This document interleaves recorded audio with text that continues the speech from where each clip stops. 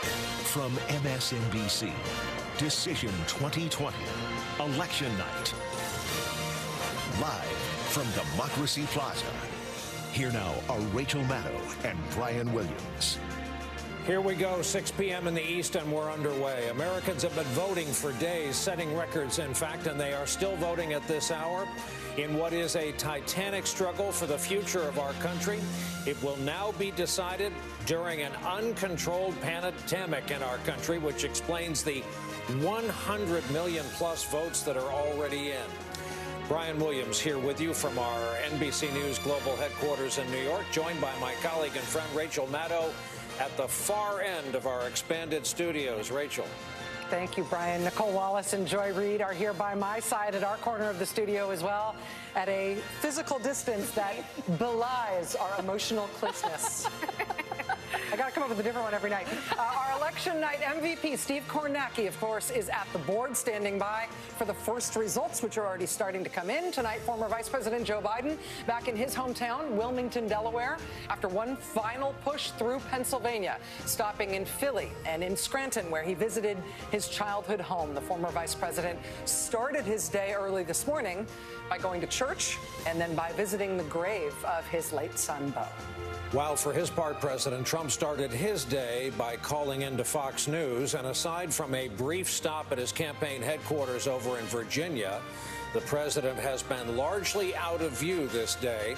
Tonight, the president is huddled at the White House behind a new non-scalable wall where he is expected to host 250 to 400 people, as one does during a pandemic, at an indoor election night party in the People's House. It is going to be a big night tonight, no matter what happens in the end. We are in for the long haul. We recognize that the long haul might not mean this evening in terms of getting results, but we will be here with you for it throughout. Let's get started now with the closest thing that we've got to a roadmap for the journey ahead.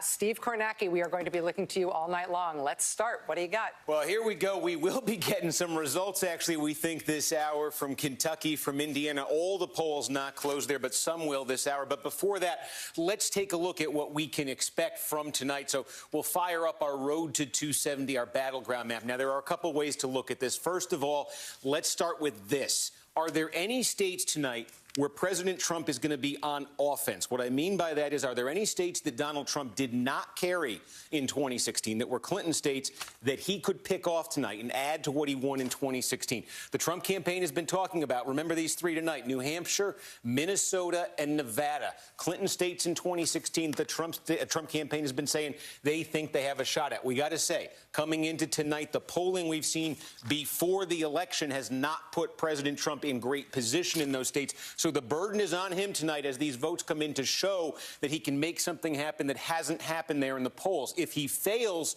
to pick off a New Hampshire, a Minnesota, or Nevada, then Biden's starting point tonight is where Hillary Clinton finished in 2016, 232 electoral votes. And then the question shifts, and it becomes, where is Joe Biden on offense? And the answer to that we already know.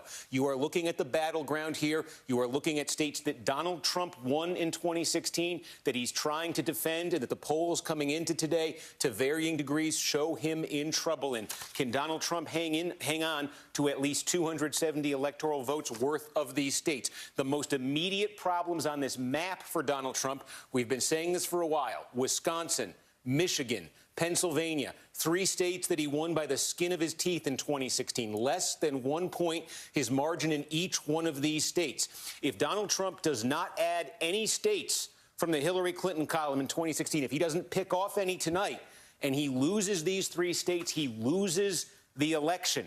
And he's in particularly tough shape, according to the polls, in Wisconsin and Michigan. If he were to lose just those two, he would be on the cusp of defeat. Trump would. That sets up the drama that we're going to see in the first few hours tonight, because this is the interesting thing about the pandemic election. As important as Wisconsin, Michigan, and Pennsylvania are to this election, It's going to take a while to get the results there because of the mail-in ballot situation. In Pennsylvania, if it's very close, it could even potentially take a couple days. What we think we are going to get a good look at, though, starting at 7 o'clock Eastern tonight, just about all of Florida, except the Panhandle. We're going to start seeing a lot of votes out of Florida. We're going to get a really good look in the first couple hours in Florida about who is winning, who is losing there. Get North Carolina in the early hours we should get a lot from. Ohio, Georgia potentially, even Texas a little bit later, 9, 10, 11 o'clock. We might get a good look at Texas. Every single one of these states, a big electoral college battleground, was won by Donald Trump in 2016 and really becomes, given what we just outlined here, the challenge he faces in the Great Lakes states, a must-win state for the president. If he does not pull off a Hail Mary pass and win Wisconsin, win Michigan, or flip any of those Hillary Clinton states, then he's got to go 5 for 5 in these states. He doesn't need one. He doesn't need some. He needs every single one of them. And then we get out west. You'd probably include Arizona in that category as well. So look at it this way. The president early on tonight in a bunch of big states is facing what may very well amount to elimination contests. He's got to win one after the other after the other. If he does pull them all off, if he runs the table in the Southeast, gets in Ohio, gets in Arizona, then the drama will shift to those Great Lakes states. Those two states there, Wisconsin and Michigan, where the polls have really put Trump in dire shape, and then to Pennsylvania, the one that even his campaign talks about as a must-win state. If Trump can sweep everything before that, that would then put Pennsylvania potentially in position to settle the election. But if Trump trips up, if he loses Florida, if he loses Georgia, Carolina, Ohio, Texas, any of these states, that effectively could be it for him. Steve Kornacki, let me ask you, following on something that we discussed this weekend when we had sort of our first election night show, and you said, when I asked you about it, paid so much attention to those other states on your map, where is Biden most confident, or where do the polls show him most likely to pick off an important Trump state? Here's the interesting thing. If you look at, if you want to compare, we talk about Nevada. The most recent poll we got out of Nevada put Joe Biden ahead by 6 points right there. And so when I said I think Trump, of those three, Nevada, Minnesota, New Hampshire, that Nevada was probably his best shot at getting a Clinton state, it's because 6 is the closest that he is in those 3 states. That's a different position than Joe Biden finds himself in basically every state we just talked about. If you look at Arizona, if you look at Texas, Florida, Georgia, North Carolina, Pennsylvania, Michigan, Ohio, Wisconsin, the only possible exception here where you see polls of Joe Biden trailing by that kind of a margin in any of these states would be Iowa, where there was one poll over the weekend, the Des Moines Register poll, that put Joe Biden down by 7 points in what previously had thought to be a bit of a toss-up state. So Biden's position in these battleground states is markedly different, at least in the polls coming into today, than Trump's is in the blue states that he's trying to pick off. That's why you don't see them in the battleground right now, and that's why I say the burden's on Trump tonight. We saw this 4 years ago. We saw states suddenly become competitive on election night that the polling running up to the election wasn't showing. The burden's on Trump to show us in New Hampshire, when you get a poll closed there relatively early tonight, to show us in Minnesota, to show us in Nevada that something's been happening there that the polling's not been picking up on, because those states look very different right now in the polling than all those other Trump-won battleground states. Steve Kornacki, thank you, my friend. It goes without saying we will be checking in with you insistently and repeatedly and unexpectedly frequently throughout the night. Thanks. Oh, we sure will. We want to go down to Miami Lakes, Florida, where Alicia Menendez is outside a polling location there. Alicia, that's one of the big prizes of the night. What have you seen there during the long day's journey into night? Well, Brian, this is a state that every 4 years is incredibly close, and this year promises to be no exception. Here is what we know for sure. 9 million Floridians as of yesterday had already cast their ballots, whether those were early votes or votes by mail. Democrats came in today with about 100,000 vote advantage. The advantage for Republicans was that they had about 150 more high propensity voters. The question, did those voters come out? Did they stay with Republicans? The other target that everyone has been talking about, these NPA voters, no party affiliation. Did they turn out, and did they break for Joe Biden as polling was indicating that they likely would? Democrats also a little concerned about Miami-Dade County, which has historically been a Democratic county, a question of whether or not Republicans have increased their margins there in part due to President Trump's overture to Hispanics in the community. I spoke with one Democratic strategist in the state. If you were looking for early indicators tonight, they said as the votes are tabulated, as you look at early vote, as you look at mail-in voting, if Joe Biden is ahead by 420,000 votes, Democrats are going to feel like they are in a good place. If that number is below 370, Democrats are going to be very worried. And anything in between those two numbers, well, everyone's holding their breath.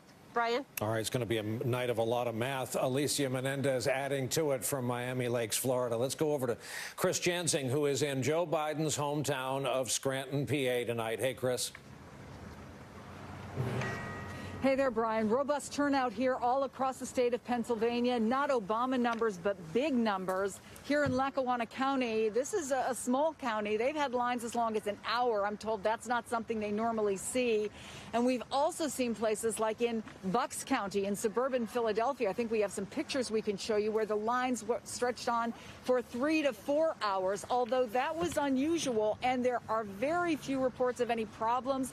Some glitches with machines, the usual stuff, but nothing that would lead you to believe what we're seeing, which is there are legions of lawyers spread out all across this state. Let me tell you about what's just happening here in Lackawanna, and to put it in perspective, only about 103,000 people voted here, but scores of lawyers have been in and out of the county election offices. Of course, today they weren't very busy, but what they're going to be watching tonight is the vote count. Of course, many of those early mail-in ballots are being processed. We've watched them being processed in Philly. I was just told, I was on the phone with the elections officials here. They say that they are going to be able to finish that processing and maybe actually get a number, figure out who's the winner in Lackawanna County here by midnight tonight. But there's something else that people are noticing, and that is the seeds of doubt that the president has sown without proof about the validity of mail-in balloting seems to be taking hold, because they're seeing a lot here and elsewhere across the state of what's called ballot spoiling. That's people who got a mail-in ballot but have decided that they're too worried that their vote's not going to be counted, that there will be questions about it, that it will be litigated. And so they're bringing them here and voting. I've actually talked to people who have done that. So finally, I would say, as a big Trump supporter is going by, Joe Biden was here.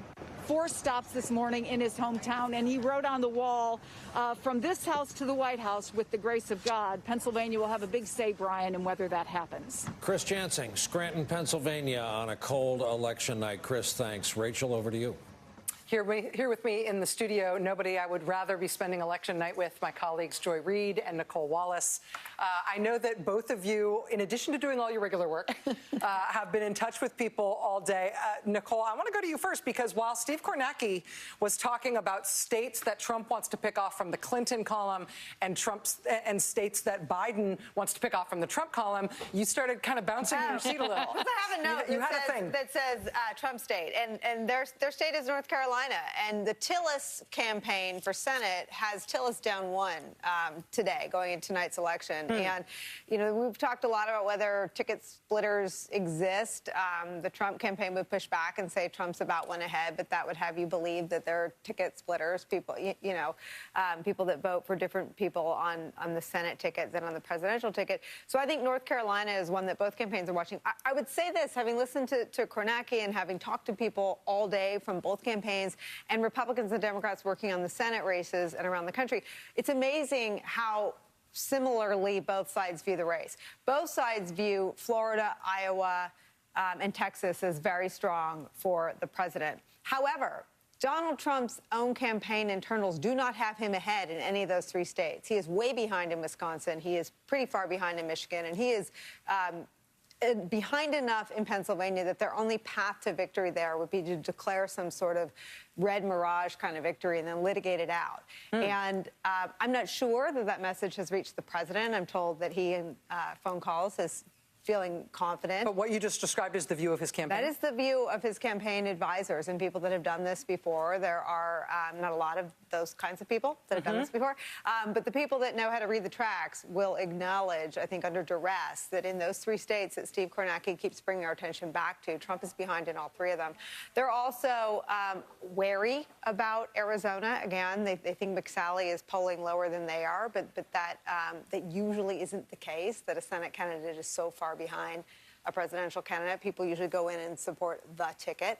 And they, along with the Biden campaign, are keeping their eye on North Carolina. Joy, what have you been hearing? So I have been hyper-focused on Florida. I wasn't going to do this, and this was not my plan this year. I was going to try to let Florida go. I'm trying to relax, release. Florida will never let you go. Right, it won't let me go. Well, it's Steve Kornacki's fault, because when I asked him, like, what state, is going to have your interest, he said Florida. I was like, darn it, okay. So I spent the entire day on the phone and texting with Florida people, both people who are watching the polls, who have people out watching the polls on the Democratic side, and also spoke with the Republican strategist who basically said that the goal tonight for the Trump campaign is to bust up the narrative by winning Florida, to sort of break up the confidence of the Biden side by shocking them all by just outright winning Florida. Because Florida, they count early, so it's possible that could happen. Here's what the numbers look like, at least as of 5 p.m. The Democrats have had about 3.93 million people vote. It's about 10.3 million, and this is Alicia Menendez was even, she at 9 million when she was out there. It's now about 10.4 million total votes. Dems have about 3.9. Republicans have about 4.0. So it's razor thin there. There have been about 2.4 million NPA voters. So it's going to come down to them. No party affiliation. No party affiliation. Okay. So in Florida has one of the largest unaffiliated populations of voters in the entire country. Lots of young voters, lots of disgruntled Republicans, just lots and lots, and it's a mix. So the way that the campaign and people on the Democratic campaign side feel is that Biden is up between 2.4 and 3% with NPA voters, meaning he has a slight advantage with NPA voters. That's what their models are telling them. The other little X factor, though, is that there is a certain percentage of Republicans who, in their models, they believe are voting for Biden. And this is what the Lincoln Project was doing. The Lincoln Project had a goal of flipping a certain percentage of Republican voters. Florida was a big target for that because Florida has a lot of seniors and a lot of people in places like the Villages, which is a senior retirement, like legendary retirement, where it's normally very, very Republican, but COVID has changed the way that seniors vote in Florida. It's shifted them slightly back toward Biden. And you have to remember that Obama-Biden won Florida. They won it by a razor-thin margin, even losing places like Duval County. At this point, it looks like Biden is tying in places where even Obama, barely lost. Wow. And more simply, they had to make some choices. The Biden campaign chose to send President Obama to Florida.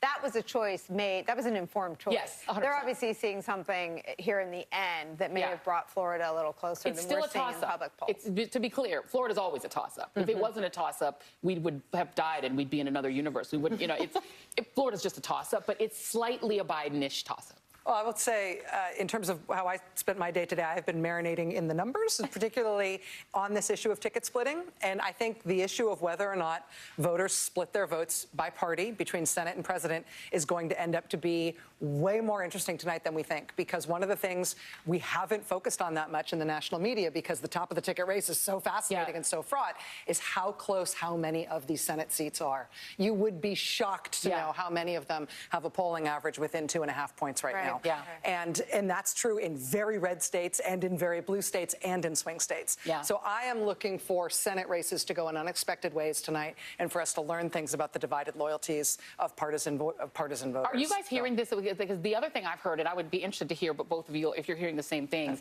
that there is some real annoyance at Cindy McCain because there is concern about Arizona and just that issue, because the idea is that there's a possibility that people might vote for McSally who are that all the McSally votes are Trump, right? But that the other vote, that the Kelly vote could be one of those ticket splitty votes, and that so they're worried now about. They're worried about that. There's a worry about Arizona. Well, I didn't hear annoyance at Cindy. I just heard that there's annoyance with Donald Trump for making John McCain, even after he died, an obsessive target, because that really hurt Trump in that state. Brian, back over to you. Ready. There's a lot we're going to have to keep our eyes on. The clock in the corner of the screen is critical. That counts us up to the start of the next hour, where we have 6 states closing. We're going to have partial vote from Indiana when we come back from this break. And we're going to talk with the dean of the South Carolina congressional delegation, man many called a kingmaker after making clear Joe Biden's pass through the South. Congressman James Clyburn is with us right after this.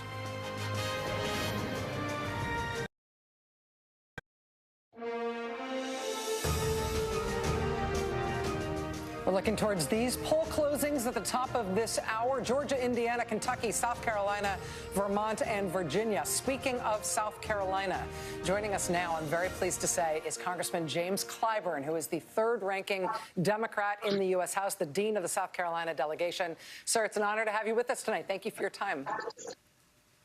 Well, thank you very much for having me. So Donald Trump won in South Carolina by about, I think it was about 15 points in 2016. South Carolina is not seen as one of the most competitive presidential races this year, but that Senate race between Jamie Harrison, who you know so well, and incumbent Republican Senator Lindsey Graham, looks like it'll be one of the most expensive Senate races in world history. You've been very confident about Jamie Harrison in the home stretch here. How do you feel tonight? I still feel very positive about Jamie. Thank you guys very much for having me. You know, Jamie has won just a great race on everybody. He is already a winner. What remains to be seen is whether or not he gets elected to the Senate. He has demonstrated how to run a campaign. Jamie came back home after working on my staff in Washington to run the South Carolina Democratic Party. And a lot of people didn't know this, but 2 years ago, the South Carolina Democrats picked up seats in the South Carolina legislature. That had not happened for a long time. It's because of the work that Jamie was doing. And so he knew exactly what was taking place in the state, and he laid a real solid foundation for his campaign, and he went out to raise the money. And he did a real good job of it. And why I'm so impressed is because this was done with a lot of young people who had been laying out of the system. And he told me when he first decided to go this route that he needed to bring young people into the party, all ethnic backgrounds, religious persuasions, and he did it. And they got to work with each other a long time before they got into this campaign. So when you ask why have they been so effective with this campaign, it's because they knew each other. They've been working together now, many of them, for 4 or 5 years. And so you didn't have the kind of stuff that goes on in campaigns with everybody jockeying for the attention of the principal or trying to get their own agendas out there. These people knew each other, they respected each other, and they have been working together famously. So Jimmy is a winner, and he's shown us the way to go going forward. Congressman James Clyburn of South Carolina, sir, we know this next half an hour is going to be fraught as we wait for the poll closings and those first results. Thank you so much for making time to us on this on this momentous night. Thank you for having me. All right, we have just actually got some of our first votes in for today, so let's go right over to Steve Kornacki. Steve. Rachel, let's take a look here. These are votes, not many, but this is Indiana. We're getting a scattering of counties here, just 4 counties here in Indiana. You see overwhelmingly Trump. This is just a very, very small amount of the vote. Indiana, a state that the president carried by nearly 20 points 4 years ago. Obviously, Vice President Mike Pence's home state. I can tell you, as the Indiana comes in a little bit this hour, and not all of the polls in Indiana are closed, but as it comes in, one place we're looking at is right here in the Indianapolis area, because this is the area area of Indiana that has been moving dramatically. This is Marion County, where Indianapolis is, and if you go one north there, where Hamilton County is, this is an area here that sort of typifies what Democrats are hoping is going to happen nationally over the course of the night. It's densely populated, fast-growing metropolitan area where already Donald Trump lost ground in 2016 from what Republicans have typically done. There's a congressional district here with an open seat race tonight. We want to see when these votes come in early tonight if we're seeing an early trend in Indiana along the lines of what Democrats say is going to happen in metro areas just like the Indianapolis metro area around the country tonight. So we don't have anything to report there. But before we get going on all these other states, maybe we'll see something in here. Maybe we'll be able to take a look at that. But again, just a scattering of counties in deeply red Indiana right now, as well in Kentucky, another state that Trump won overwhelmingly in 2016. We are starting to get a scattering of counties. Nothing surprising here in these initial reports out from, again, these are heavily Trump counties, too, basically, that are reporting here. But there you see the early votes. And as well, we mentioned exit polling. We do have some initial looks at the electorate and what might be informing the choice here, and we will get those to you shortly. Steve, thanks. Very interested in the suburbs of Indianapolis as well as northern Kentucky when that comes in. Tremaine Lee standing by in one of the big prize states of tonight, Greensboro, North Carolina. Hey, Tremaine. Hey, Brian, I'm in front of the old courthouse in Greensboro, which is in Guilford County, where later this evening, election officials will be counting the ballots. Now, the reporting of the actual tally will begin 45 minutes later than expected because of a few issues that a couple polling locations had in opening. Still, election officials tell us that they expect tonight to have 97% of the vote counted. Now, that's in stark contrast to some other states that are talking about starting tomorrow or later than that. But so far, they feel good about it. But again, they're experiencing, like so many other states, record levels of turnout. And in all of 2016, they had 4.7 million ballots cast. In early voting alone in North Carolina, they had 4.6 million. So they still feel confident, even given the sheer rush of ballots they expect to be counting. Lee, thank you for that. Greensboro, North Carolina. A break for us, I'm told. More coverage when we come right back.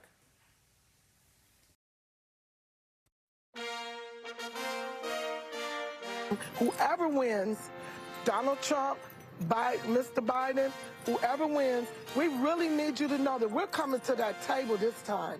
We're not just going to give you our vote. We're coming to the table. We have issues, real issues that need to be addressed. A concerned voter in Florida. It has been said that the state of Florida is anywhere between 5 and 7 of the most critical political states in our country. At least 3 of those states are along the I-4 corridor through the middle. And at the one end of that is St. Pete. That's where correspondent Kerry Sanders is for us. Kerry, I imagine it's been a busy day down there. It's been a very busy day here. St. Petersburg is in Pinellas County. And as they say, as goes Pinellas County, so goes the state. And so what we're looking at here potentially is a reflection, as we've seen in the last 40 years in Florida, that if Pinellas County chooses somebody, that turns out to be the president-elect. So we have the most immediate numbers because technology is a wonderful thing. Let's go right now and take a look at these are the most immediate numbers in Pinellas County as of 6:30 tonight. And we're looking at the Democrats at 206,000 votes, Republicans at 212,000 votes, 132,000 no-party affiliations. I'm going to do a little quick math here for you. With about 79% of registered voters in Pinellas County actually voting, that breakdown is about 44% Republicans, 45% Democrats, 36% no-party affiliation. And that is the key vote that both campaigns want, that no-party affiliation. And within that group, they narrow it down and they look at the senior vote. Brian, if they can get those 65-plus voters who have no party affiliation to break one way or the other, it's expected not only will it make the decision here in Pinellas County, but as I noted, Pinellas County then often reflects what the state will do. And this is a very, very evenly split state, as you know, where we have about the same like amount of Republicans and Democrats. And so it always comes down to those NPAs, no party affiliation, Brian. Usual caveats apply about early return numbers. Kerry Sanders in St. Petersburg, Pinellas County, Florida. Steve Kornacki at the board has something late. Hey, Steve. Well, Brian, you were just asking about the suburbs of Cincinnati. We're looking here at Kentucky. And remember, this northern part of Kentucky, this tier of counties here, this is right outside Cincinnati. And you see we are getting some vote reported there, substantial enough that actually in this very early count, Biden is ahead in Kentucky. I'm flagging this for two reasons. Number one, obviously, we're interested in these suburban areas around the country to see if there are some trends there. But number two, because I want to take folks through something that's going to be a very important dynamic as results come in, whether it's in Kentucky or any number of other states tonight. This is a very good example because this county, Kenton County right here, look, the votes you have in right now, holy cow, there's Joe Biden up 2-1 in the votes you have right now. And by the way, this is in a county that Donald Trump got 60% of the vote in 2016. Keep in mind, the vote we're looking at here right now in Kenton County, these 23,000 votes and change, this is the early vote. This is the mail-in vote. And in Kentucky and in many other states, we are expecting, and all the polls the last few weeks have been saying, that the early mail vote's going to favor Democrats. And the question's going to be that same-day vote when that gets added in. And I can show you this right here. This is the early vote. We're now waiting for this. This is the same-day vote in Kenton County. And so the question and the drama, whether it's Kenton County, Kentucky, or whether it's counties all over the country, the drama is going to be that same-day vote. Does it bring Trump back to his 2016 level when that's all reported, or have Democrats actually made gains here? But this is going to happen in some ways where the numbers move around potentially very dramatically. Keep that in mind tonight. What looks like a big early Democratic lead may not stay one when the same day comes in. Steve Kornacki, thanks. Over to Nicole Wallace. And joining us now is someone who, like me, has been white-knuckled and wringing their hands on the insides of campaigns on election night. David Plouffe and I were on opposite sides in 2008 when I was on the losing McCain campaign. Former Obama campaign manager David Plouffe. Good to have you here, my friend. Let me ask you about what both campaigns are looking at in the final days. We talked about them Sunday night. They're the tracking polls. They're the usually, often, the most accurate kinds of polls because they're very targeted. What does it say to you that both, it's my reporting that both campaigns inside tracks say about the same thing, that Joe Biden is ahead in those three states we talk about so much, Wisconsin, Michigan, and Pennsylvania? Well, you know, a campaign's number one job is to understand where the voters are, because that's how you make decisions, right? So if they're being honest about the numbers, I'm not surprised that there's a confluence there. And, Nicole, we've also had an unprecedented amount of state polling by media outlets, which is great after 2016 to really provide us more detail about what's going on there. So I think we have some sense of the vote share that we're likely to see. But the question is turnout. And as Steve Kornacki was just saying, I think in every battleground state, Texas may be about even, but in every other battleground state, I think it's incontrovertible that Joe Biden's going to enter today with a pretty significant lead. The question is, can Trump catch up? And even when we're seeing right now, you know, in Florida, Democratic, Republican, NPA, you know, if Biden gets 88 or Biden gets 12% of the Republican vote, and Trump gets 7% of the Democratic vote, and Biden narrowly wins NPAs, even if there's a 200,000 vote Republican advantage in terms of turnout, Biden's going to win. So we really have to wait and see the returns in these counties. But yeah, I think that's right. I think those three upper Midwestern states, they've been resilient. I mean, Biden has led in those pre-pandemic. You know, they've just been stable for almost a year. Oh, go ahead. I was really quick. I was going to ask you what you thought Trump had to make up in terms of same-day vote because of his mainlining a message to the whole country, and I'm not sure to whom it was intended, that the absentee vote and the mail-in ballots were rigged and fraudulent. He was going to get them all thrown out. It seems that if turnout ends up disappointing in the eyes of Republican Senate candidates and even the Trump campaign, he may have shot himself in the proverbial foot there. Well, Nicole, let's use one of our favorite terms when we're talking about Trump and his campaign, malpractice. I know where you're going here. Yeah. So, well, there's just, by the way, there's no Republican Senate candidate or House candidate or anybody running for any office maligning mail-in votes because they need the votes. Trump's out there. So basically what he's done is overloaded. There's some percentage of Republicans, I'm sure, who would have voted early by mail, but because Trump was attacking mail and decided to do it today. So he's got everything riding on needing extraordinary turnout today. I think he's going to get strong turnout, but I think to overcome some of these Biden leads, he's going to need, if not historic turnout, something more in that direction than just strong turnout. David Plouffe, always good to talk to you. We'll be calling on you early and often as the night goes on. And honestly, even if you were not paying attention to anything that has been said tonight on television, the fact that he has a Wawa cup behind him on the bookshelf tells you everything you need to know about how much Democrats are focused on Pennsylvania tonight. Very subtle, Mr. Plouffe, very subtle. So not subtle. We are coming up. We're like 18 minutes away from poll closings in a whole bunch of states, Virginia, Georgia, South Carolina, Florida, except the Panhandle. Georgia has had so much focus this year. We've got former Georgia gubernatorial candidate Stacey Abrams, a Democratic force in her own right. She's going to be joining us right around the corner. Stay with us. We choose hope over fear. Yes. We choose truth over lies. Yes. We choose science over fiction. Yes.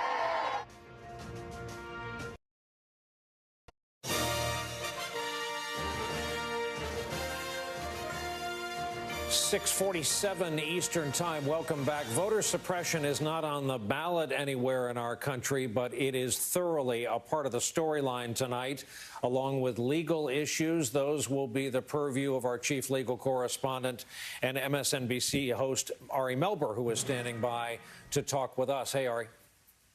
Hey, thank you very much, Brian. Lots of exciting stuff. We're tracking breaking Election Day stories here, starting with a new ruling, a federal judge ordering the Postal Service to do a sweep to ensure mail ballots are delivered on time in places like this: Pennsylvania, Florida, Georgia, Michigan, Arizona. This could be crucial because the Postal Service already missed a 4:30 p.m. deadline. The sweep for ballots is now going on at over 200 facilities. We've seen places like Central PA where only 62% of mail ballots went out on time.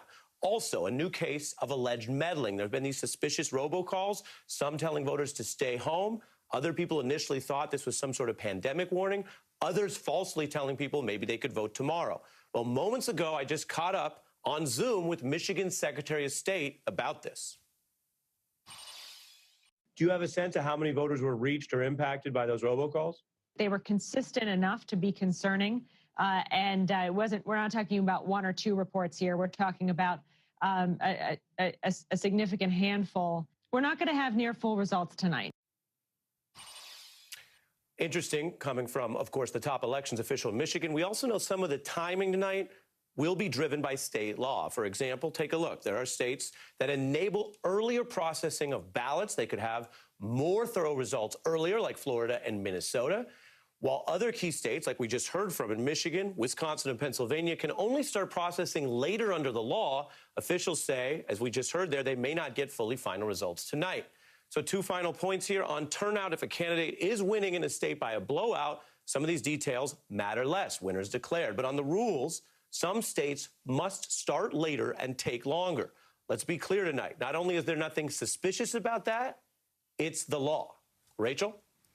Ari, thank you for that. That story about the judge ordering the Postal Service to go sweep for ballots, Postal Service essentially not doing it. Now the judge being like, well, you're going to have to come back to me and explain why you didn't do it. I mean, well, that's happening on Election Day while polls are still open. It's just incredibly, incredibly dramatic. Let's bring into the conversation now Stacey Abrams. She is the founder of Fair Fight Action and the co-founder of the Southern Economic Advancement Project. Stacey Abrams, it's a real pleasure to have you here tonight. Thank you so much. Thank you. So Ari was just talking there about states that go fast and states that go slow in terms of when we're going to get vote totals tonight. And the whole country is feeling very impatient. What should we expect about Georgia in terms of results tonight and timing? So Georgia is one of the states that allowed pre-canvassing. So they allowed processing to start earlier, October 19th. But tabulation doesn't begin until polls close. We should have some results starting to get numbers around 8 p.m., but it's going to take time. We have more than 56% of our voters, we had almost 56% turnout in early voting, so a little under 4 million voters. That's a lot of early voting and absentee balloting that has to be counted. But what I would say for Georgia voters and for voters across the country is that we want slow and accurate, not fast and wrong. And we know that Georgia is one of the states that's going to come in probably earlier than some states. But because Georgia allows you to cure absentee ballots, fix mistakes that may have been made with signatures and other issues, then we need to remember that there might be ballots that aren't immediately clear as to how they were voting. Stacey, while we're talking to you, we're seeing some images here about long lines to vote. These images happen to be from Atlanta earlier today. We have seen in recent election cycles, including the one where you were running for governor, just absolutely atrocious voting system dysfunction and people being forced to wait in unacceptably heroic lines in order to get their votes cast. How have things been along that score today and during the early voting period in Georgia? Things have been much better today. We only have a handful of precincts in a few counties that are being requested to stay open later because of slow starts today. We were able to, through Fair Fight and other organizations, to get out good information when we knew there were problems.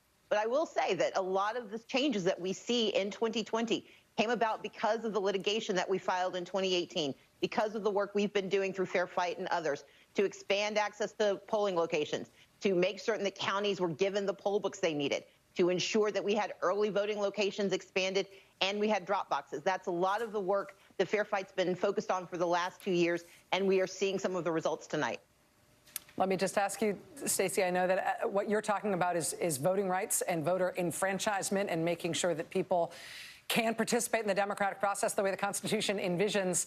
I also just want to ask you about what you are expecting tonight in terms of outcomes. You guys have in Georgia those two incredibly crucial and interesting and complex Senate races, in addition to a hard-fought presidential campaign. After all you've seen and all your experience, what do you think is going to happen at the end of the night in Georgia? Look, I don't do predictions. If I did, I'd spend my time in Las Vegas, not in politics. But I will say this. We had extraordinary turnout during early voting. We had a strong set of numbers heading into tonight. And look, I'd rather be Democrats than Republicans in Georgia tonight. I hear you. Stacey Abrams, the founder of Fair Fight Action, co-founder of the Southern Economic Advancement Project. Ms. Abrams, it is always great to have you here. Thank you so much for making time. Thank you. All right. We are, of course, approaching the top of the hour, about 7 minutes away from 7 p.m. on the East Coast. Polls are about to close in some key states, including Georgia and Virginia and South Carolina. We've got a look at the newest results coming in just ahead. Stay with us.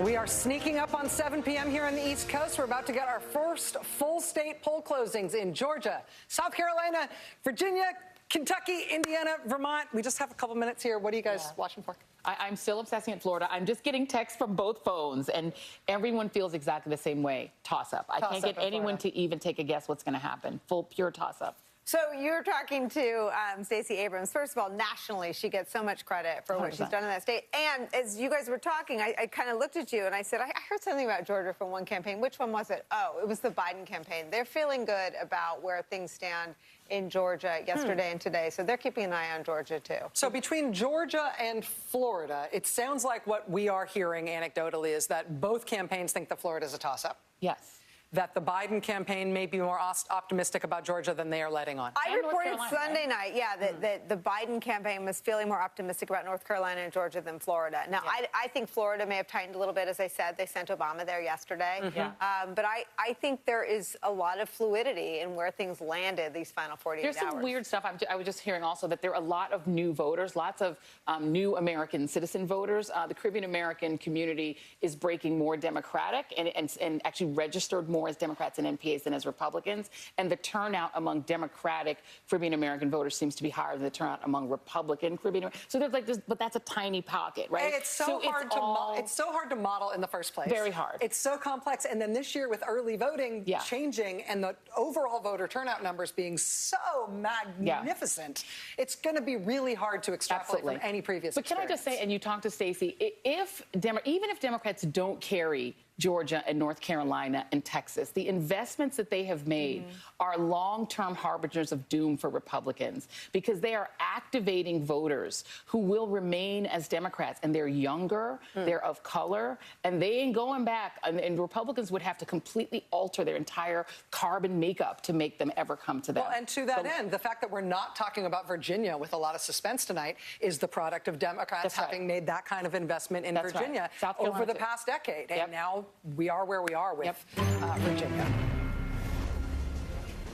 Sounded, Rachel, like you're looking for suspense tonight. That's exactly what we have to deliver people as we come up to the top of our first hour of returns.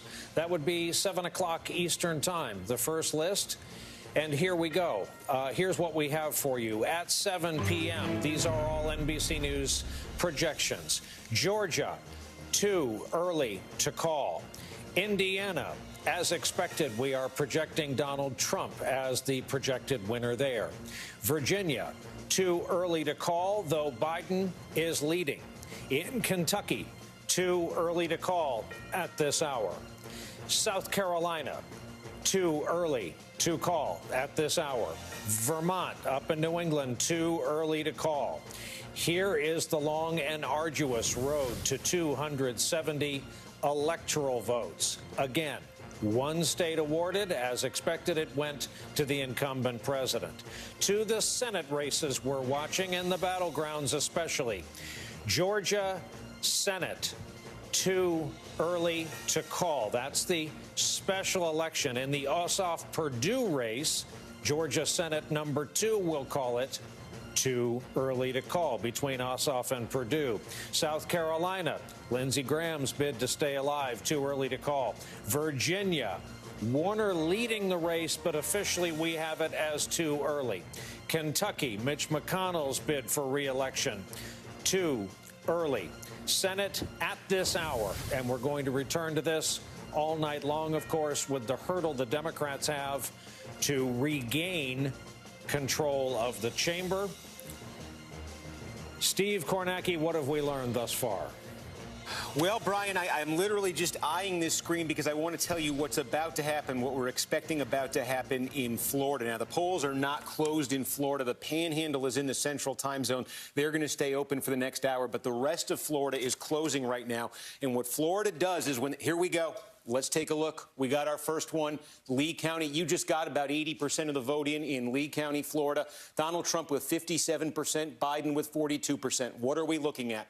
We are looking at the early vote and the vote by mail. That gets reported in all of these counties very quickly after polls close. You can expect a bunch of these to start coming in. And in fact, I want to move north because this was a county in 2016 that told us early what was happening nationally. Pasco County, Florida. This is the early and mail-in vote. Donald Trump is leading it with 56%. Joe Biden's at 43%. This county just north of Tampa, Trump won it by 22 points in 2016. This represented a massive surge to Donald Trump. It was one of the early signs along the Gulf Coast in 2016 that Trump was having a much better night than expected. Now, this is critical. You see, with the early mail-in vote, Trump is not doing as well as he did in 2016 overall. Remember, we expect the early mail-in vote in Florida and many other states to be much better for Joe Biden than the same-day vote.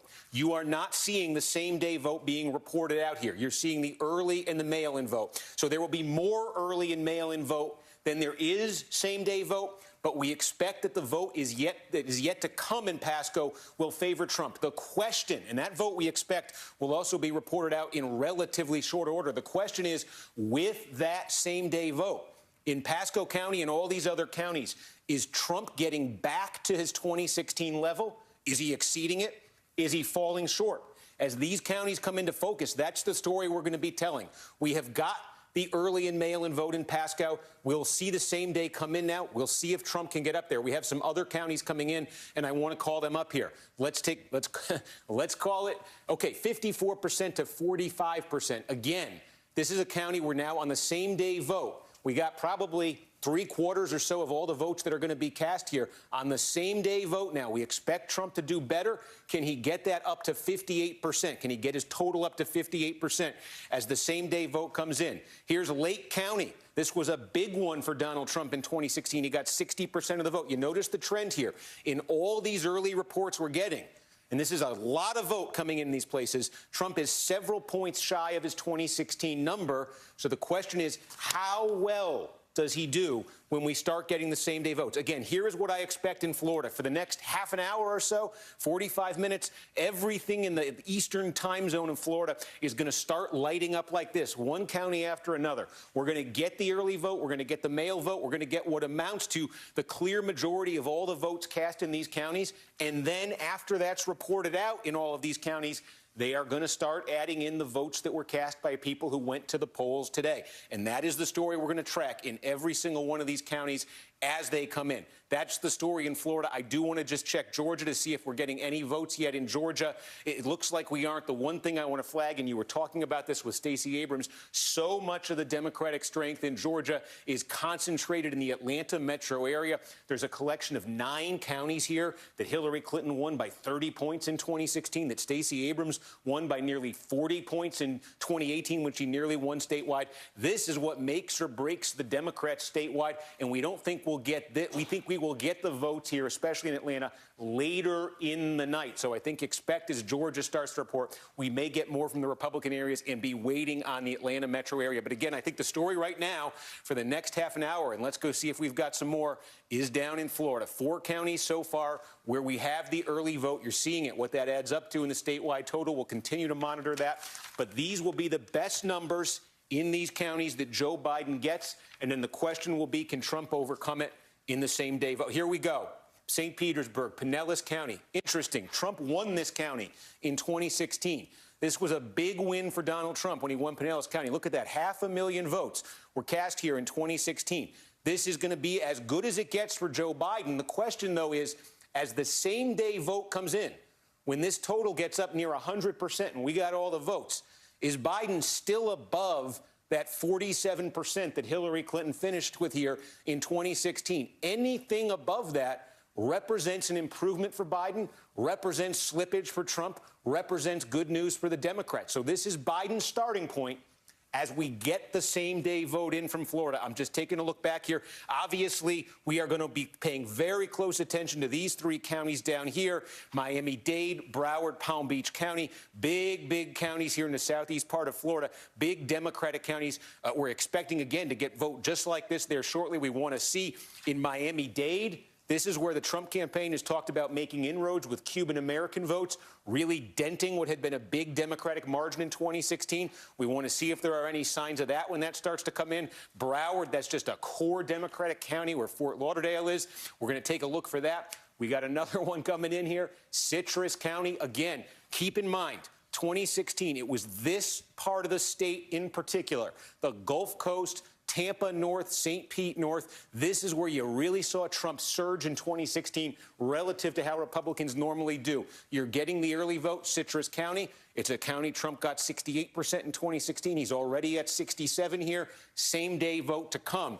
Obviously, that would be, you'd look at that county in the Trump campaign and you'd say, you like to see that number. Those are Republican areas, though. We are getting basically Republican areas reporting right now. We want to see these Democratic areas. We want to see Miami-Dade, Broward, Palm Beach, what Biden's looking like there as this vote starts to come in. Again, Gulf Coast, especially this region right here, this is where you really saw that surge. By the way, you saw this surge for Trump in 2016. One of the reasons for the surge, retirees who live here. Where are they retiring from? Often the Midwest, Wisconsin, Michigan. This was a harbinger in 2016 for what was to come later in the night when we got to those Midwest states. So that's why I'm paying such particularly close attention there. But again, I'm just looking here to see if anything else has come in. Continue to monitor this. Again, I expect in the next half hour, 45 minutes, this thing is going to be lighting up, Rachel. Well, Steve, I'm going to ask you to do something I think that's a little bit unfair for me to ask, but it's second-order math. As we have been talking about, we have been studying, we have been preparing our audience for, and as you just described, the advance voters, the absentee ballots, the mail-in ballots, the ballots that we're getting first were expected to skew Democratic. The day of votes, the people voting today, that's expected to skew Republican and toward Trump.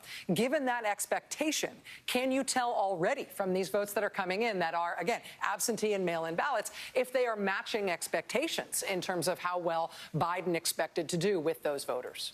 Well, again, I'm interested in this one here because this is where St. Petersburg is. And, you know, we have a little tool here I want to check. Again, this indicates we're looking here at the vote that we have yet to come here. We're looking at about 150,000 yet to come.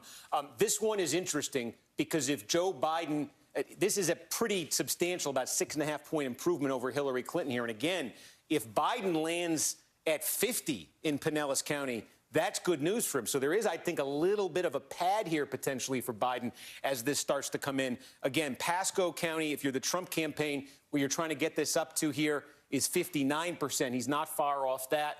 If you take a look up at Citrus County, you're looking at needing to get up 1 point there. So, you know, for the Trump campaign in like a Citrus County, that's not a bad place to be. For the Biden campaign, they might like to see what they're looking at in Pinellas County, and we're just going to continue to look here as this vote comes in. This is going to be fascinating to watch these votes race in over the next half an hour, even as we're getting more poll closings, both in the middle of this hour and at the top of the next. Brian. Steve, just yell, wave your arms, usual drill if you got stuff that we need to come to you for. Michael Steele, former chairman of the Republican Party, former lieutenant governor of the state of Maryland, these days affiliated with the Lincoln Project, standing by. And, Michael, I know you've been watching and listening, and you wanted to get on the board based on what you're seeing thus far in Florida for the sake of our viewers. The important thing that I think to note that Steve pointed out is the level of underperformance by Donald Trump relative to 2016. This is the problem when you go out and your strategy is to just work the same day vote. In other words, if Donald Trump had placed an emphasis, his campaign had placed an emphasis on some of that early vote, instead of telling voters that vote by mail was a bad thing, a lot more seniors would have probably participated. A lot more independent voters probably would have participated. So you're now beginning to see the failure of that strategy as he's got a drop off of 4 or 5% in some of these early vote counties. So the question now becomes, how do you make that up same day? And typically across a statewide race, you're looking at maybe, I think Donald Brazil can tell you from 2000, you know, they were lucky if they got a 3% makeup in terms of closing the gap between where their opponent was and where their campaign was. The reality of it is it's going to be hard to make up these larger gaps of 45 to 55 from the last time, or 55 to 59 this time. It's just a problem because you didn't do the full stretch of the campaign, and you're now seeing it play out in the numbers. Michael, we appreciate you being an engaged viewer from home. Keep us honest with what you're seeing throughout the night. Steve Kornacki, who clearly needs more electronics on his belt. Steve, I notice a couple more counties have lit up.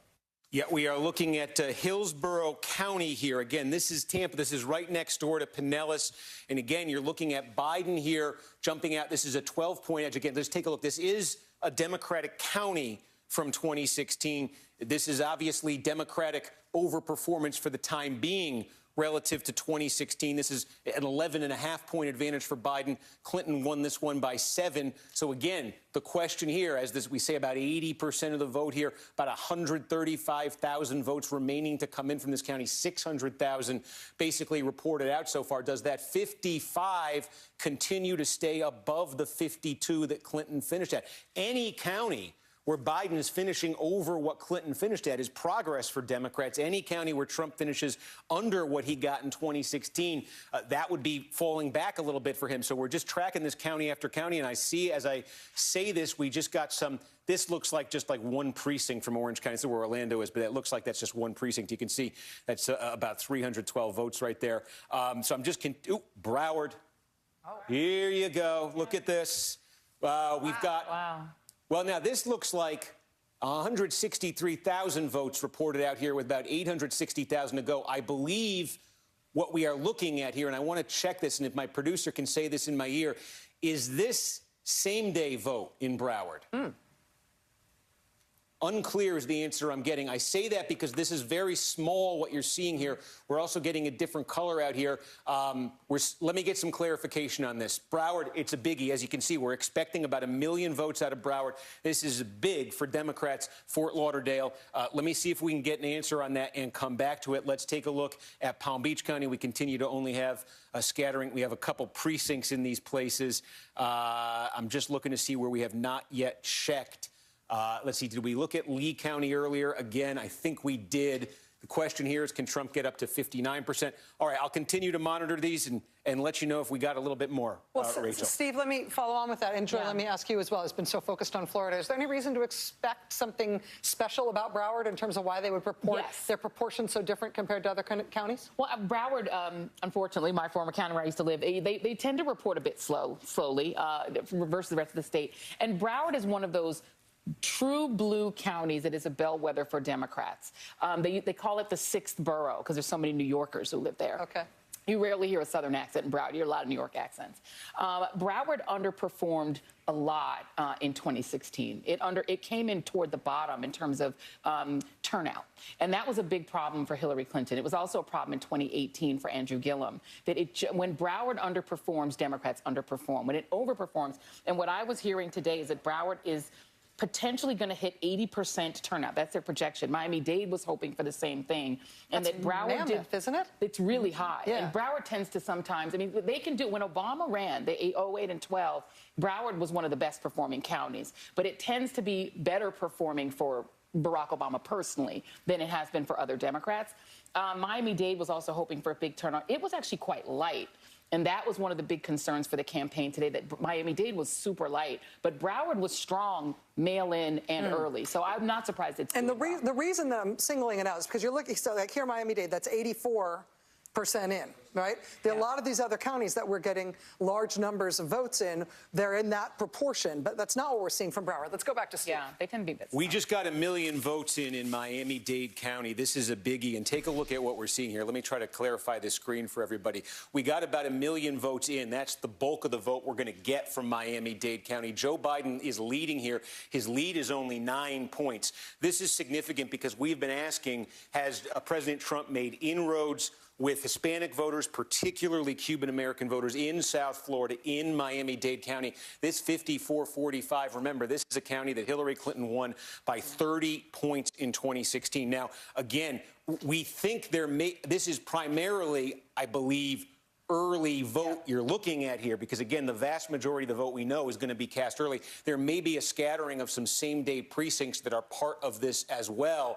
But, again, I think this is, we were looking, was the Miami-Dade number for Biden going to be lower substantially than the Hillary Clinton number? There is still room here, and I want to get clear on what's to come in Miami-Dade. There's still room for this to grow a bit, but my preliminary look at this is there have been inroads that Donald Trump has made with Cuban-American voters, very likely, in Miami-Dade County. Again, this is an enormous county. They've just reported out 1 million votes, and Donald Trump right now, it looks like he is running above his 2016 number. You could just take a look at the statewide total right now that is starting to take shape. I'm just going to go north to Broward and see if we got any more. I asked about Palm Beach. We're still waiting on that. Did we get any more out of Orange County? All right, I'll keep looking at these and stop talking to myself, but that's the big update. The big update in Miami-Dade, that's huge, well, and right? I mean, that's... We were talking in the break that what I've been hearing anecdotally is that there are issues with the mail-in vote in Miami-Dade, because it's unusually low. It's not just low, meaning disappointing for Democrats. It's low.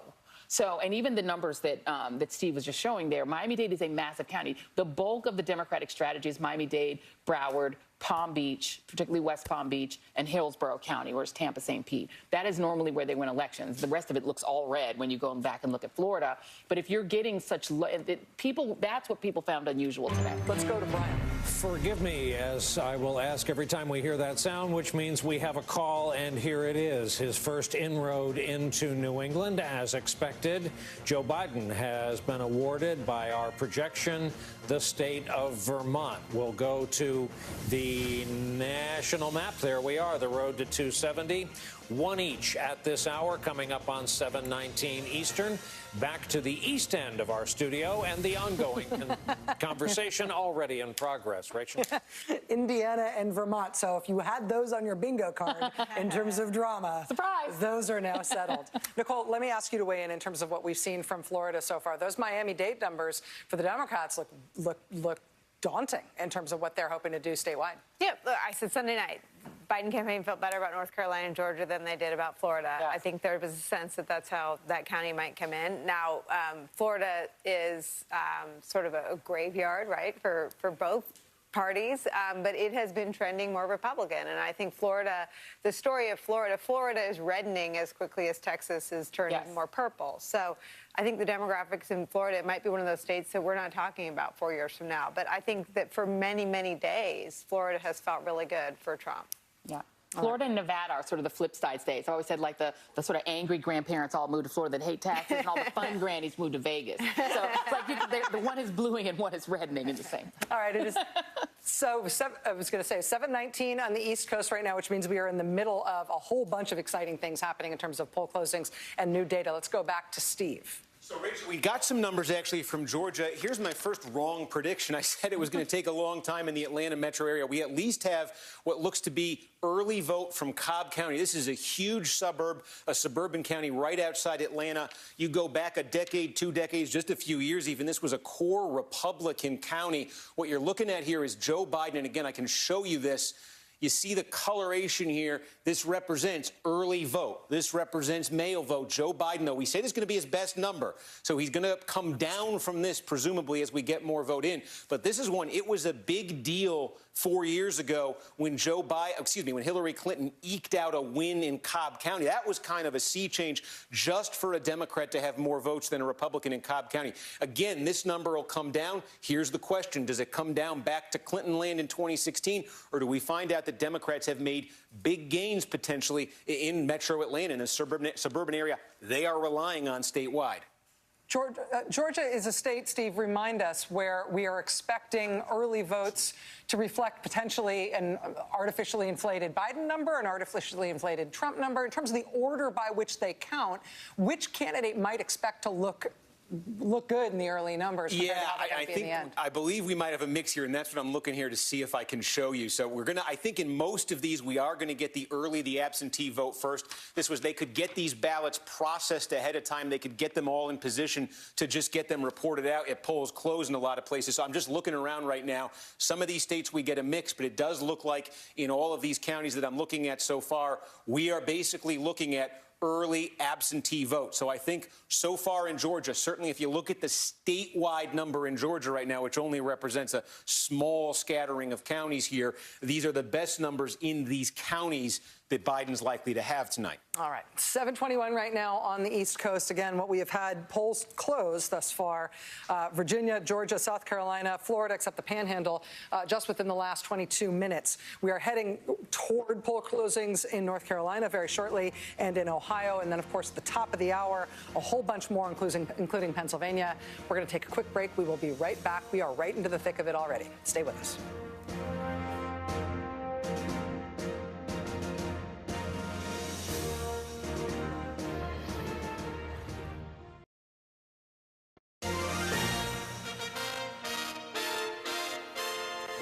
Closing 7:30 Eastern time, expected in North Carolina and in Ohio and in West Virginia. As we await those poll closing just moments away, we are watching the Florida map light up like a slot machine as Steve Kornacki pings from county to county, watching that vote come in fast. Steve, what are we learning? Yeah, Rachel, I mean, first of all, we keep going county to county. Let's zoom out here and take a look at the big picture here. Probably about half the vote in Florida.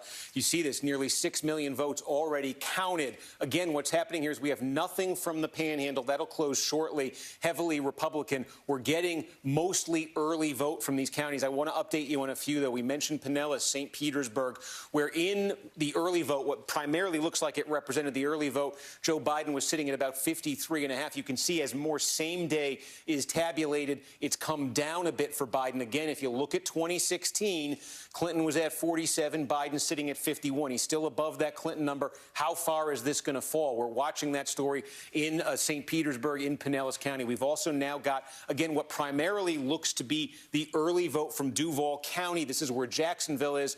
And again, this is one that Donald Trump won narrowly, where Biden right now is over that Clinton number, where Trump right now is under his number. Let's see what happens as more vote comes in there. Another biggie, Volusia County, same deal here. You're looking at a 55-42 Trump County. Can Trump get the number back up to 2016 levels? I mean, this is the big picture that's just emerging here. As you can see, Trump in so many places needs to pick up 3, 4, 5 points or something, 2, 3, 4, 5 points to get up to his 2016 level. One other biggie. I forgot to show you this one. Sumter.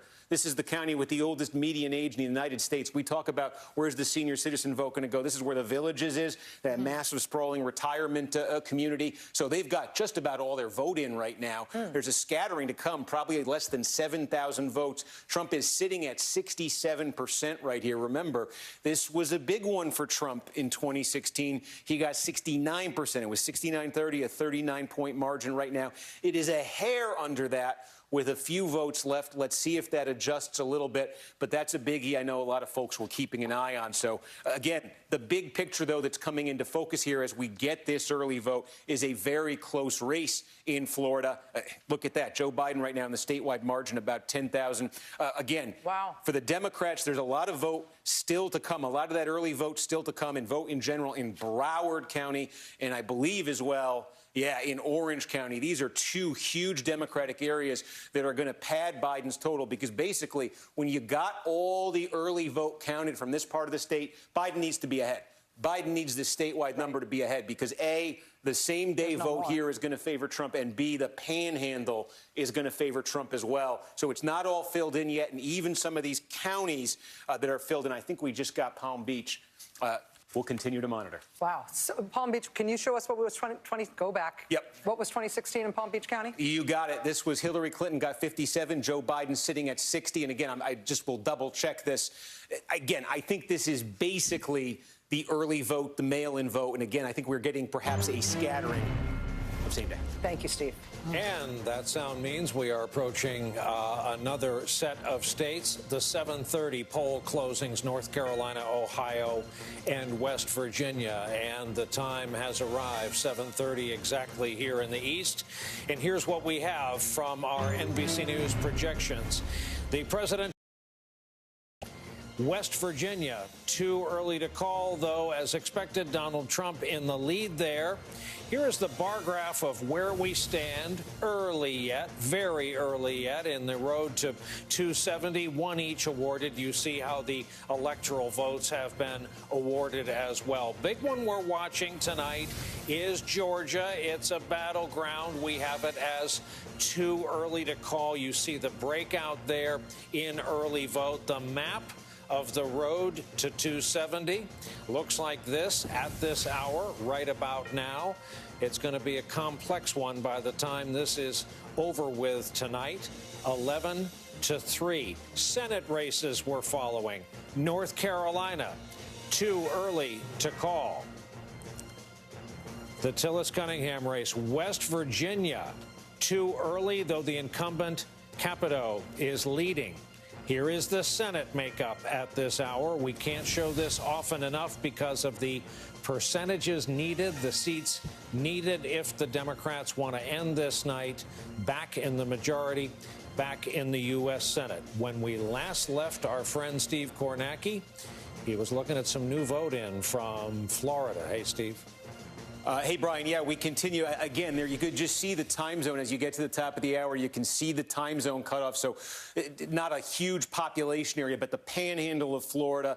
We're about to start. Everything that just happened here for the last hour is about to happen here. Again, what we're looking at here, though, this is a good moment to kind of freeze and take in the whole picture again before you start getting the panhandle, because it's not complete, but we're getting close to a complete look at roughly what that early vote, mail vote looks like in the eastern time zone portion of Florida. All the stories you've seen for the last month about record-shattering turnout, is it favoring Democrats, is it favoring Republicans? You're primarily seeing those ballots opened and counted and processed right now and reported out. And again, when all of these are complete with the early, if you're Joe Biden, you need to be ahead. And I believe if we froze things and just tallied up all the early and mail-in vote, he would be, because there's a ton of vote to come in early from Broward, where he's going to get a huge number. There's a ton from Orange. Obviously, I think we have like one precinct reporting. This is where Orlando is. Also the same in Tallahassee. So you've got some big, gigantic Democratic areas that have not spit out these. And there it is. Biden just took the lead.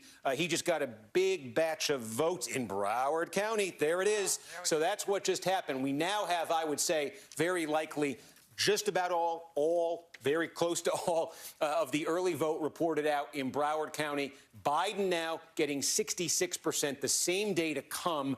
What that did statewide, you see, that's a huge effect there. Put him ahead statewide. He could get some smaller bounces still when we get what just happened there. That will happen in Orange County probably any minute. That will happen in Leon County probably any minute. But again, Biden wants to get ahead in the early vote here to withstand what's coming on the same day and to withstand what's coming in the panhandle. These are not entirely analogous situations, but I think it's worth reminding folks, we think that in 2016, Hillary Clinton very roughly won the early vote portion of the balloting in Florida by 6, and Donald Trump won the same day very roughly here by 12 points, and that translated into a Trump victory of 1 point statewide. Now, the sort of balance of ballots here is going to be different this time around, but it's just a reminder that you can have those splits between the same day and the early, and they can make a big difference. So, again, waiting on a couple big Democratic areas. There are some core, smaller Republican counties still to come in with their early vote. But when all the early and same day is in there, Biden wants to have a pad because he's going to need it. Steve, I want to bring into the conversation somebody who has seen Florida politics up close and intensely because he's been in the middle of it. Former Congressman Carlos Curbelo is with us tonight, and we're lucky to have him. Sir, let me just ask for your take on this. You're watching these Florida numbers come in. We're all doing complex math in our heads in terms of how we extrapolate from previous races in the middle of a pandemic with different voting patterns, with different projections in terms of overall turnout. What do you see when you look at these numbers tonight out of Florida? Rachel, what we're observing here tonight in Florida is what Steve Kornacki, Chuck Todd, and others have been following.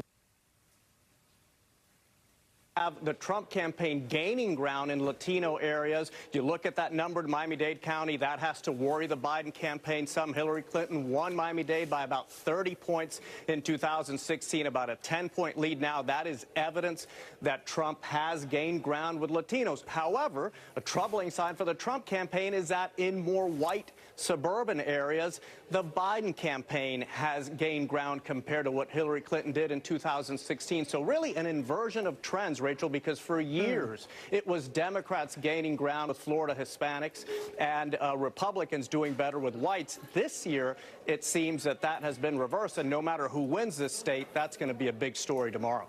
Yeah, we're looking at about 2/3 of the vote in Florida. It's very close right now statewide. Biden ahead by a little. But we do still, Carlos, expect those panhandle counties when they come in at the top of the hour, when they have their poll closing, we do expect those to still be heavily Republican counties, don't we? That's right. Votes outstanding from the panhandle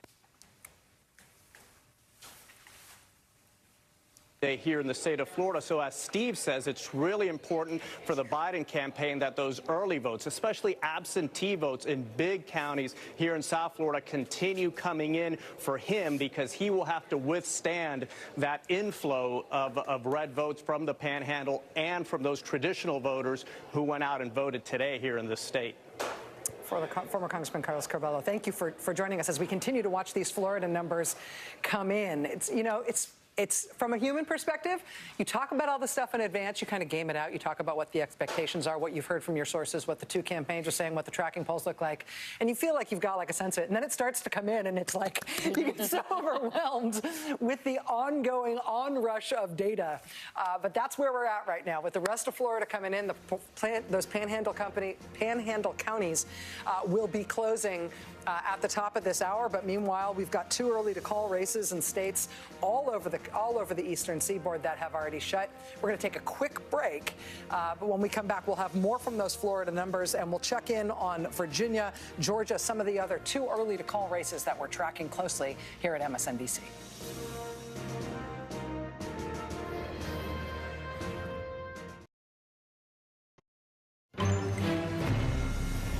Welcome back. 7:41 Eastern Time as we look at the view from our backyard. I am told that in the last couple of minutes, because a commercial break rolled, depending on where you live in the country, not the fault of any human, though humans may be harmed as a result, that you missed two calls that we made at 7:30. Not so much calls as estimates.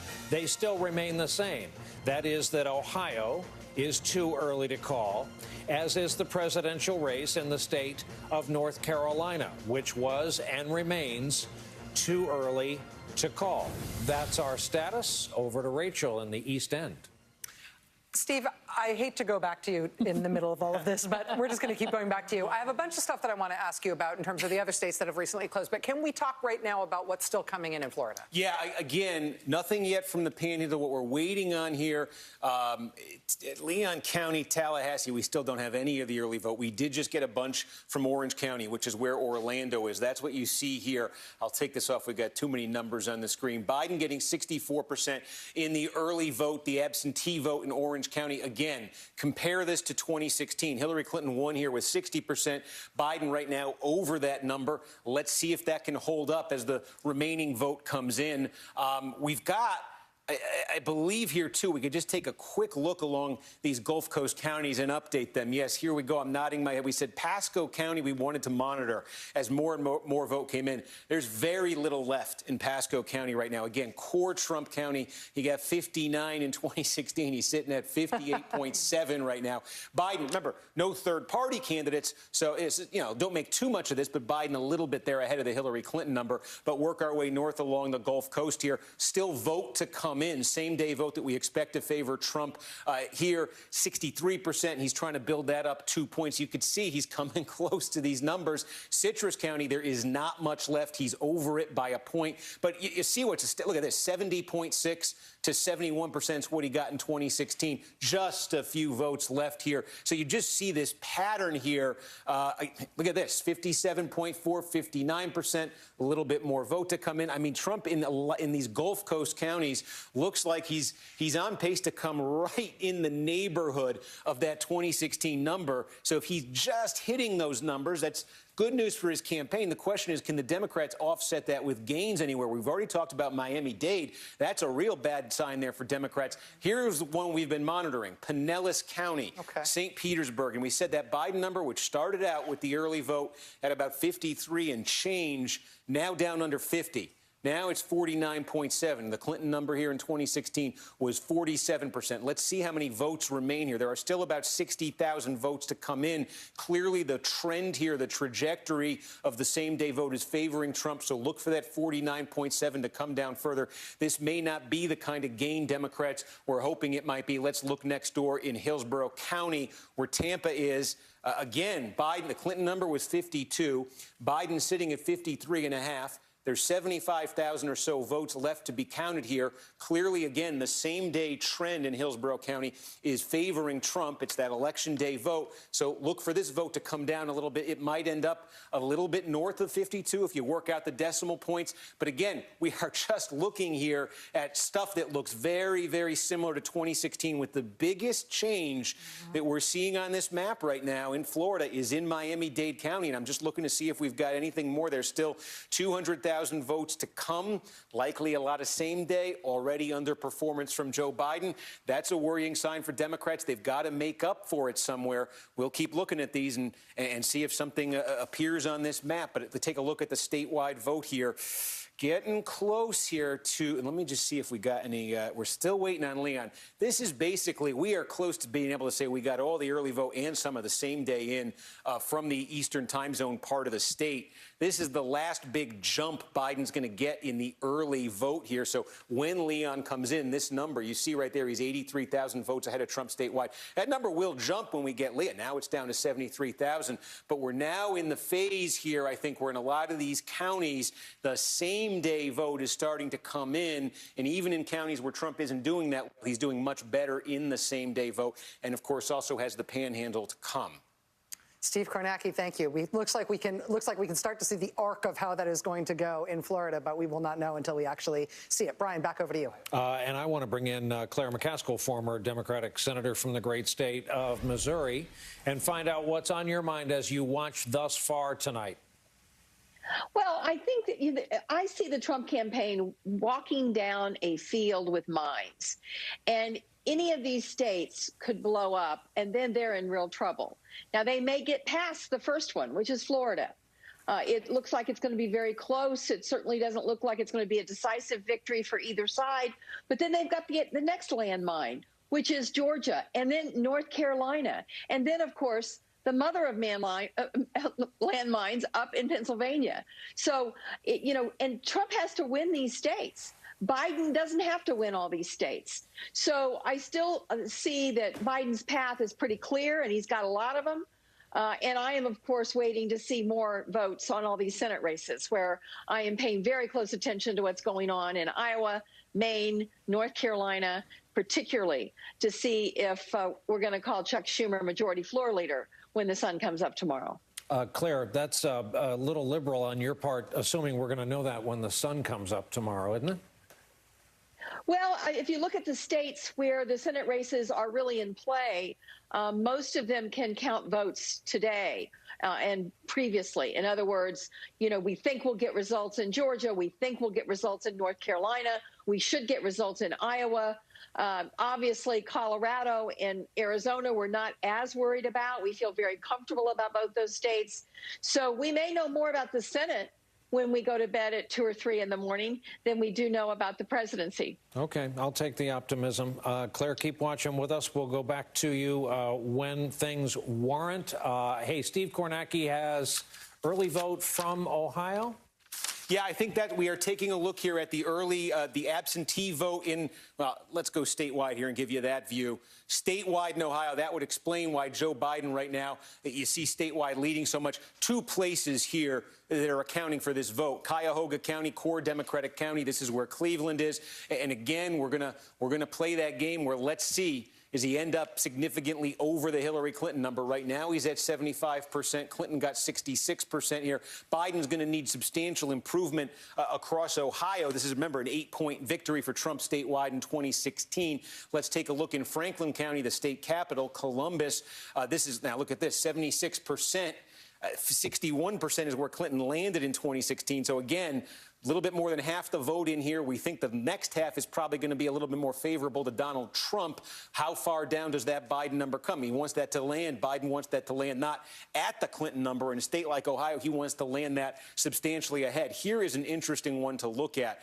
Outside of Columbus, this is a traditionally Republican sort of bedroom community suburban area here. This is the early vote here in Delaware County. This is a big one. Biden leading it 54-45 in the early vote. Again, Trump won this by 17 points in 2016. That was bad for a Republican. This is one of those areas, traditionally deeply Republican, suburban, exurban area where Democrats think they can make gains, think they have made gains in the Trump era. So this will be an interesting one to watch as the same day comes in. Biden right now significantly over that Clinton number. We again expect Trump to make up ground here as the rest of the vote comes in. But does this number land substantially above 2016 right there? I'm just seeing Zanesville. We might, okay, no, we're only getting a couple votes right there. I just want to, is this Mahoning? We got, okay, here we go.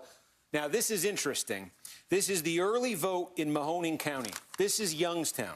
This had one of the biggest, most dramatic swings we saw anywhere on the map in 2016 to Donald Trump. Yes, I know he lost the county to Hillary Clinton. He lost it by 3. 4 years earlier, Barack Obama had won this same county by nearly 30 points. This typified when we talked about that blue-collar Midwest surge to Donald Trump in 2016. This is the capital of it, Mahoning County, getting within 3 points there for Donald Trump. Joe Biden sitting at 62% in the early vote here. So let's see. Does that come down? Does that finish above Clinton? Is Biden able to reassert himself in some way, reassert that traditional Democratic advantage? He's certainly not going to get to where Barack Obama was in 2012, but could he finish substantially north of Clinton did in Mahoning County? That would be a big signal because Mahoning County is the kind of county where Trump was really just making leaps and bounds in 2016 past what we've seen from Republicans before. So, again, that's the statewide picture, a scattering heavily slanted to those Democratic areas in terms of the vote that's been reported so far. So don't read anything into that statewide number. And I'm just going to check back in Florida here one more time. Look at that. You see that advantage Biden had all but depleted right now. I don't think we still don't have Leon County in, still don't have the Panhandle. But again, and I'm just going to look to see if we've got any more a little more Miami-Dade. And you can see as we inch our way up to 100% of the vote in Miami-Dade, the Biden share, which was 54.5% the last time we checked, is down to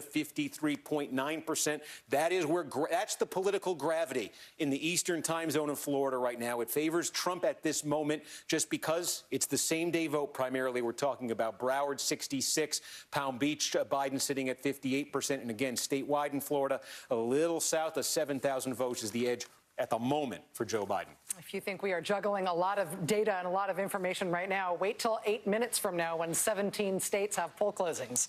We're going to take a quick break and get organized before that happens. We'll be right back. Stay with us.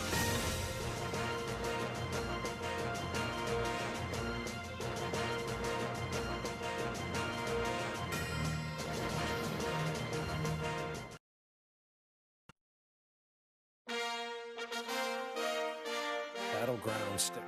We are closing in on 8 p.m. Eastern, whereupon we will have poll closings in Alabama, Connecticut, Delaware, D.C., Florida, the Western Panhandle counties, Illinois, Maine, Maryland, Massachusetts, Mississippi, Missouri, New Hampshire, New Jersey, Oklahoma, Pennsylvania, Rhode Island, Tennessee. Busy night. Right now, we are still watching vote come in Florida. Steve Kornacki, can I also ask you for an update on Georgia? Georgia has been closed for a little while. We expect a bit of a slow count in Georgia, but what do we have there? Yeah, I mean, it's not going to be like Florida where we're suddenly getting, oh, here we go.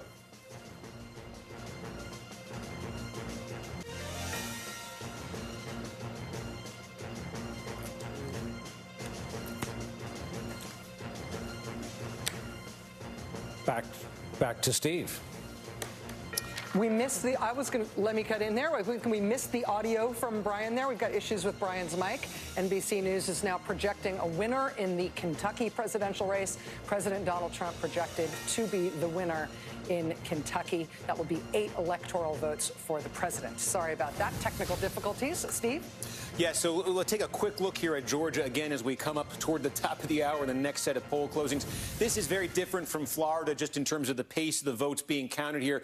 You can see you got, about 425,000 counted here. But I just want to, circle it. We said at the start of the night the Atlanta metro area we thought would lag. We do have a substantial share of the vote, although a lot still outstanding, but a substantial share of the vote in Cobb County.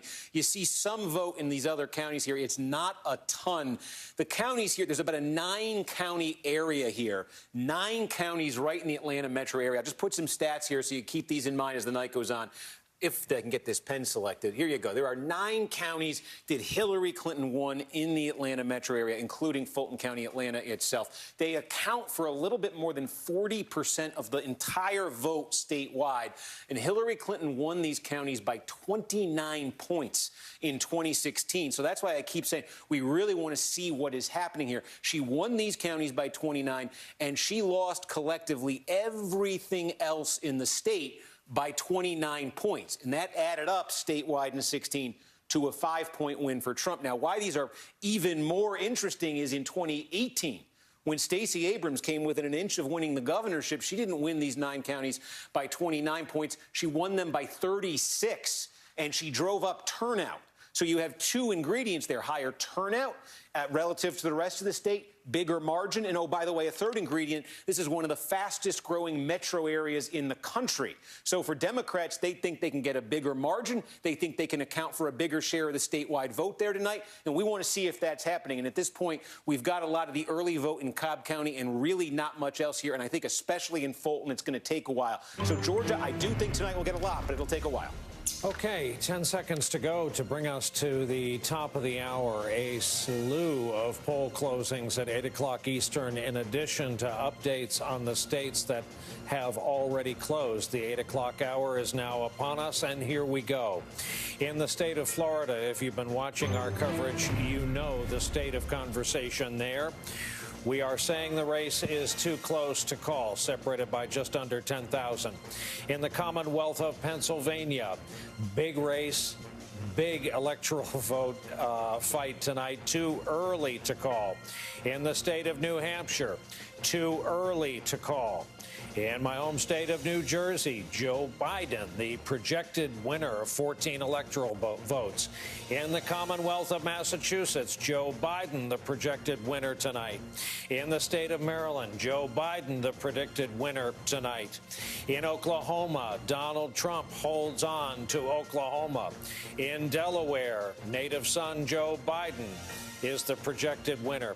In D.C., where you can vote without representation in Congress, Joe Biden, the projected winner of the District of Columbia. In Illinois, too early to call is our call. In Tennessee, too early to call, though a lead by Donald Trump. In Missouri, too early to call. In Alabama, too early to call. Nutmeg State of Connecticut, too early to call, though we note a lead on the part of Joe Biden. Mississippi, too early to call. Maine, too early to call. Rhode Island, too early to call, though again we note a lead at this hour on the part of Joe Biden. Ohio, of the battlegrounds, remains too early. Georgia remains too early for us to call. North Carolina remains too early to call. Here is the long and winding road to 270. The colored-in states are the states we have projected, the states we have awarded. Let's check in on some Senate races. First for us this hour. In Alabama, Jones-Tuberville race, too early to call. In Maine, a widely watched race, complicated by the state system and some third-party candidates. It is for us too early to call. Here's the number the Democrats need to gain control of the Senate. Steve Kornacki, we were talking to you. Well, we got Ohio. Let's take a look here at Ohio. We got a lot more of the vote coming in now in Ohio. Again, this is going to be more Democratic favorable vote here, although a couple places we want to look at. Remember, Biden needs to make up not just ground from 2016, because this is a state that Hillary Clinton lost by 8. He needs to make up substantial ground. We mentioned earlier Delaware County. You know, this is just outside Columbus, traditionally core Republican territory. We're now at a point where there's a little over 30,000 votes left to be counted here. The bulk of the votes are now counted in Delaware County, and Joe Biden continues to lead here. It's 54 to 45. It's at the point here where even if Trump is truly cleaning up in these final votes, there's going to be significant improvement here for Joe Biden in this county from Hillary Clinton in 2016. And again, you go back a little further in time, a 23-point margin there. So 23 for the Republicans in 2012. 17 was Trump's number here in 2016. And again, Biden is sitting almost 10 points ahead with only 30,000 or so votes to come here. That is the type of area I think we've been talking about for 4 years, where you talk about a lot of college degrees, white-collar professionals, suburban, bedroom community, whatever you want to say. That's the kind of area, and you're looking at, I think, now enough vote to say there's been some progress there for Democrats. Let's also take a look at Lucas County, where Toledo is. This is one of these, again, this is a core Democratic county in Ohio, city of Toledo, that area. The question here was how much is the margin going to be for Biden? Again, in 2016, there was the Clinton margin. It was solid. It was 18 points. But here was the 2012 margin. It was 32 points.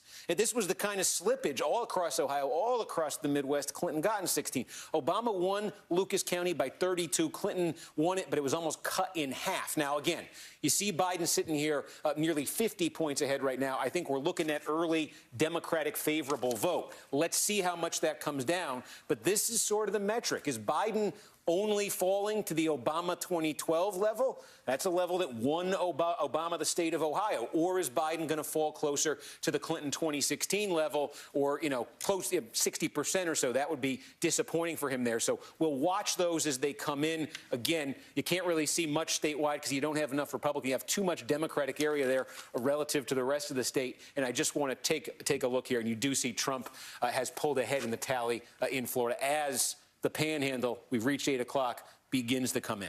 Steve, before you get away from Florida there, in terms of the Democratic counties in Florida, are we now seeing them get close to their vote total? Yeah, let's go through the biggies here. Miami-Dade, we've been monitoring. Biden sitting, again, this is, you know, Hispanic vote, Cuban-American vote. This is where the Dems are running 10 points under where Clinton got in 2016. Let's go north to Brow. Oh, boy, yeah. 99. Here we go. We're almost all in. That's good for the Democrats, but keep in mind, this was a 36-point margin for Hillary Clinton. You're seeing 33 here for Joe Biden. Let's go one north to Palm Beach. Biden actually running here for now little bit over Clinton, but you got more vote here same day. Expect that to be a little more favorable to Trump. Let's take a look in Orlando. You're getting close there to all the vote, or close to all the vote. There's Biden sitting only a point above the Clinton number. Let's go over to the Gulf Coast and see Hillsborough.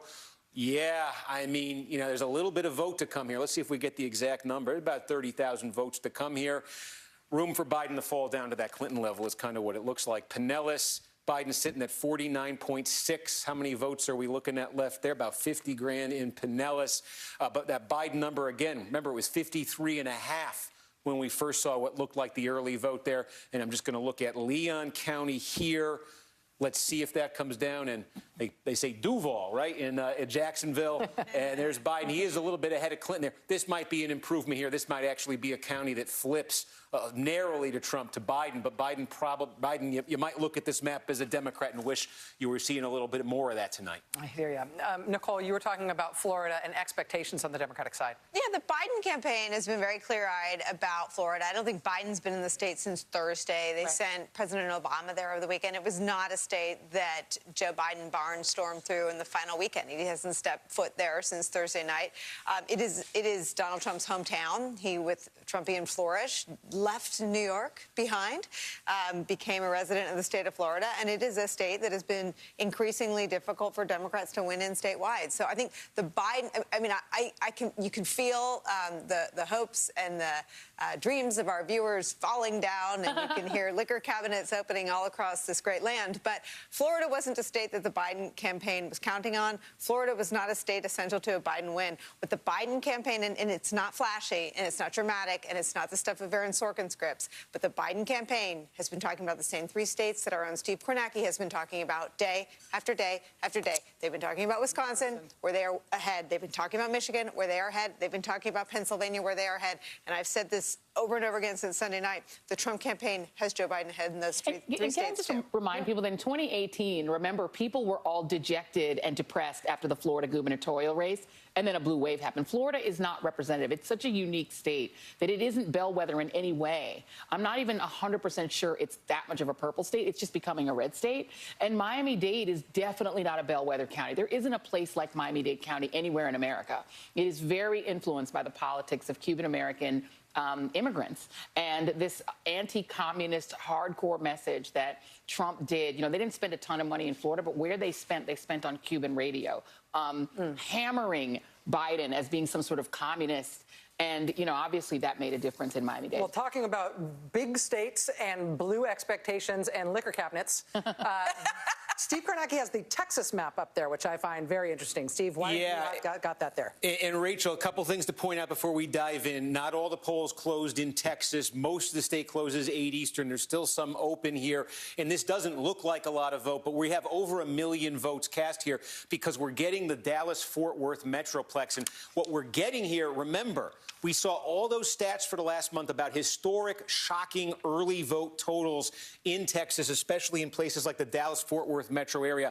I want to show you 2 counties here where we're getting what looks to be the early vote. Dallas County here, Biden, again, this is the lion's share of the vote we're going to get. 800,000 of the basically million votes or so that are going to come out of here. We just got the report on. Biden's leading these by 33 points. This is a county that Clinton won by 26 in 2016. This is a county 4 years earlier. Look at this trend.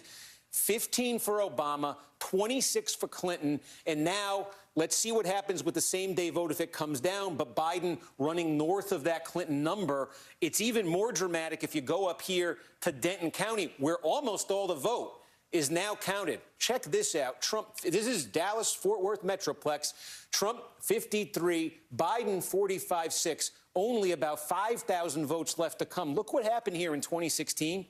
Donald Trump won this county by 21 points in 2016. Look at the longer-term trend. Mitt Romney won this county by 32 points in 2012. When Democrats said they think coming into tonight they have a shot to take Texas, they are talking about the area we are living in right now, living in on this show at least. The Dallas-Fort Worth area. They're talking about the Houston area. They're talking about the Austin area, the San Antonio area. They're talking about metro areas where those kinds of shifts, 2012, 2016, even to the 2018 Senate race when Beto O'Rourke came within 3 points of winning statewide. There have been massive shifts to Democrats, and the Democrats say those shifts have gotten bigger since Donald Trump became president. And looking at Denton County right there, that's a very interesting sign. Denton County, I'm just looking, in the Senate race, where Beto O'Rourke lost 3 points statewide a couple years ago, the margin here was 8. It's sitting at 7.3 right now. So Democrats right now with 5,000 are a little south of that. We're Harris County. Here we go. Houston. We got the early vote in Houston. In the Houston area, Joe Biden, 56. Donald Trump, 43. This is 1.4 million votes. There's only a couple 100,000 left now. You see the Biden advantage right here. Again, this is the early vote. The early vote in Texas is going to be the lion's share of all votes. What did this look like in 2016? Hillary Clinton won it by 12 points. What did Harris County look like in 2018? This was a 4-point margin. Oh, that's the Houston metro area. I apologize for that. But this, and then if you go back to 2012, I think you got something. You can see the trend. We have a projection, and that is a Trump victory as expected in the state of Tennessee with its 11 electoral votes. That is our NBC News projection when all the votes are counted. Steve, back to you, back to the state of Texas. Yeah, so, I mean, again, what we're seeing here in Texas, and this is going to start to light up, this is a lot like Florida in that we're going to get the early vote here. I think the early vote in a lot of these counties is going to be 80-85% of all the vote that comes in. We're not going to get all the state this hour because there is some mountain time zone here. But the question is going to become, and I think the answer to this might be a little less clear in Texas than it was in Florida. The question is going to become, how much does this erode as the same day comes in Texas? So, again, we're talking about Harris County here. Houston, it's a little bit more than a 13-point advantage for Biden in the early vote. That's a little bit north of where Hillary Clinton landed in 2016. Now we're getting Williamson County. I want to take a look at this. We just got almost all of Williamson County. Wow. Here you go. This is the suburbs of Austin. Wow. And there you go. Hillary Clinton got 42% here in 2016 with only a scattering of votes left. Biden is good. Looks like he's going to win this county, and that's about a 10-point improvement. This is exactly between Denton, what I showed you a minute ago, Williamson. I don't know yet about Harris, but this, and I think Dallas too, this is what Democrats are talking about. They got very close here in 2018 in that Senate race because of counties like this. So anywhere they need a little improvement there, anywhere they're getting improvement puts them closer. Of course, the question is going to be in Texas, not just how the rest of these metro areas fill in. Just there are a lot of rural, small counties here that add up for Republicans. And there's going to be a question there, is Trump driving up the turnout there? Is Trump driving up even more support there? So we're going to monitor this in 2 phases. The Democrats hit levels they haven't hit before in these metro areas. Then do they withstand the sort of rural onslaught from the Trump vote in this state? But early, just off the bat here in Texas, a lot of those, certainly in Williamson, that's a number Democrats wanted to see. Let's get some professional advice on looking at those Texas numbers. I'd like, if we could, to bring into the conversation Michael Steele, former RNC chairman, and David Plouffe, former Obama campaign manager.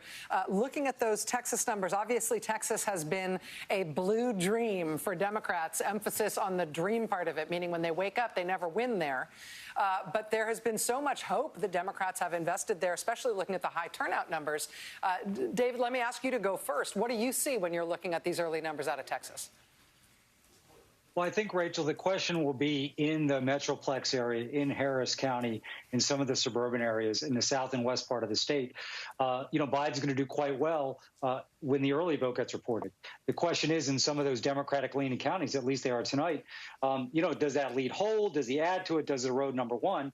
And then overall turnout, does Trump just blow out turnout in the smaller rural parts of the state that offset some of these gains? But everything I'm seeing would suggest that what we thought heading in today is that Texas is going to be close. And what we're seeing in Florida is Trump overperforming in Miami-Dade. Now, I haven't gone precinct by precinct. I'm eager to do that. And the question is, that could be unique to Florida. And some of the gains we're seeing in Ohio, in some of the Florida counties, certainly in Texas counties, like in the Dallas-Fort Worth area, would suggest that when we get into the Philadelphia suburbs, the Madison suburbs, certainly Macomb County, some of those trends may continue. So Texas looks like it could be quite close. But again, it's a fascinating night because we get all this vote dumped early in some states, that is going to be Democratic leaning, and other states that'll be Republican leaning. So I think patience has to be the key word tonight. Michael Steele, I'm going to ask you to be patient just for a second, because I think I've got to go to Brian for an important call in a Senate race. Brian? We indeed can project that when the U.S. Senate goes back in session, Mitch McConnell will either be majority or minority leader. In any event, the voters in the state of Kentucky have awarded him a 7th term in office. At age 78, Mitch McConnell has pushed back the challenge from Amy McGrath. Right now, a pretty healthy lead. He is our projected winner in the state of Kentucky, already awarded to Donald Trump. Rachel, forgive me, back to your conversation. No, very good. It's good to know. That Senate race has been interesting because Democrats, I think, motivated both by enthusiasm for Amy McGrath, but a lot by a lack of enthusiasm for Mitch McConnell and a desire to try to give him a hard time at home.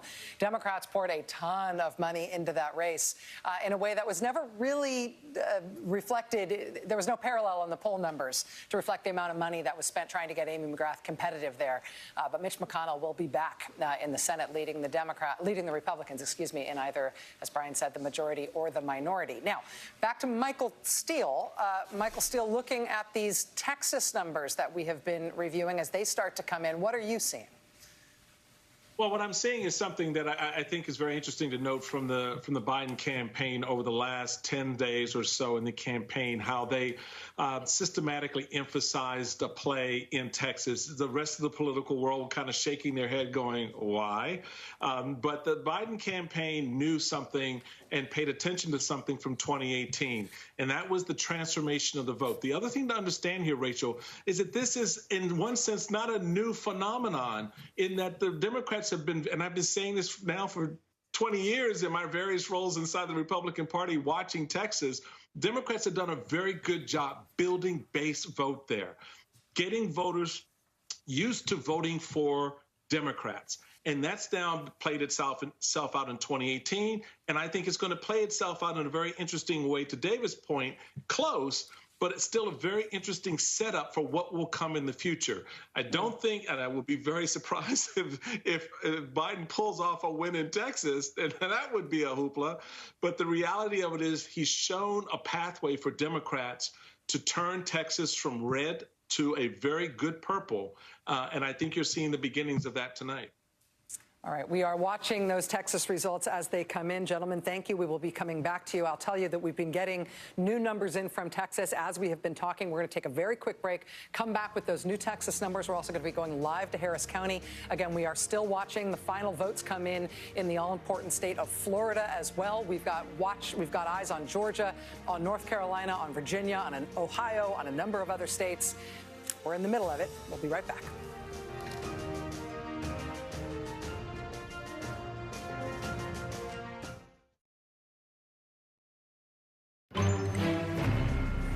At 8:23 Eastern Time, we come back from a break with two calls. The state of West Virginia, as expected, has been awarded to Donald Trump with its 5 electoral votes. And then the land of steady habits, as they call it, the nutmeg state of Connecticut, 7 electoral votes in the Joe Biden column. We'll show you where that leads us as the states color in on the road to 270 with awarded electoral votes thus far. While we were in that last commercial break, the colors started exploding off the map of North Carolina, which leads us back to Steve Kornacki. Steve?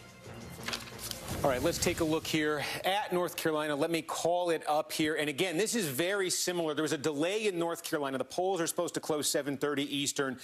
Some polls around the state were left open. That means under North Carolina law, they are all delayed. So we're just starting to get results. But boy, they had a bunch teed up. We've got about 3.5 million votes here that have now been reported out very rapidly. Very important to talk about the sequence of these votes. This is a lot like Florida. We're getting the early vote. We're getting the mail-in vote.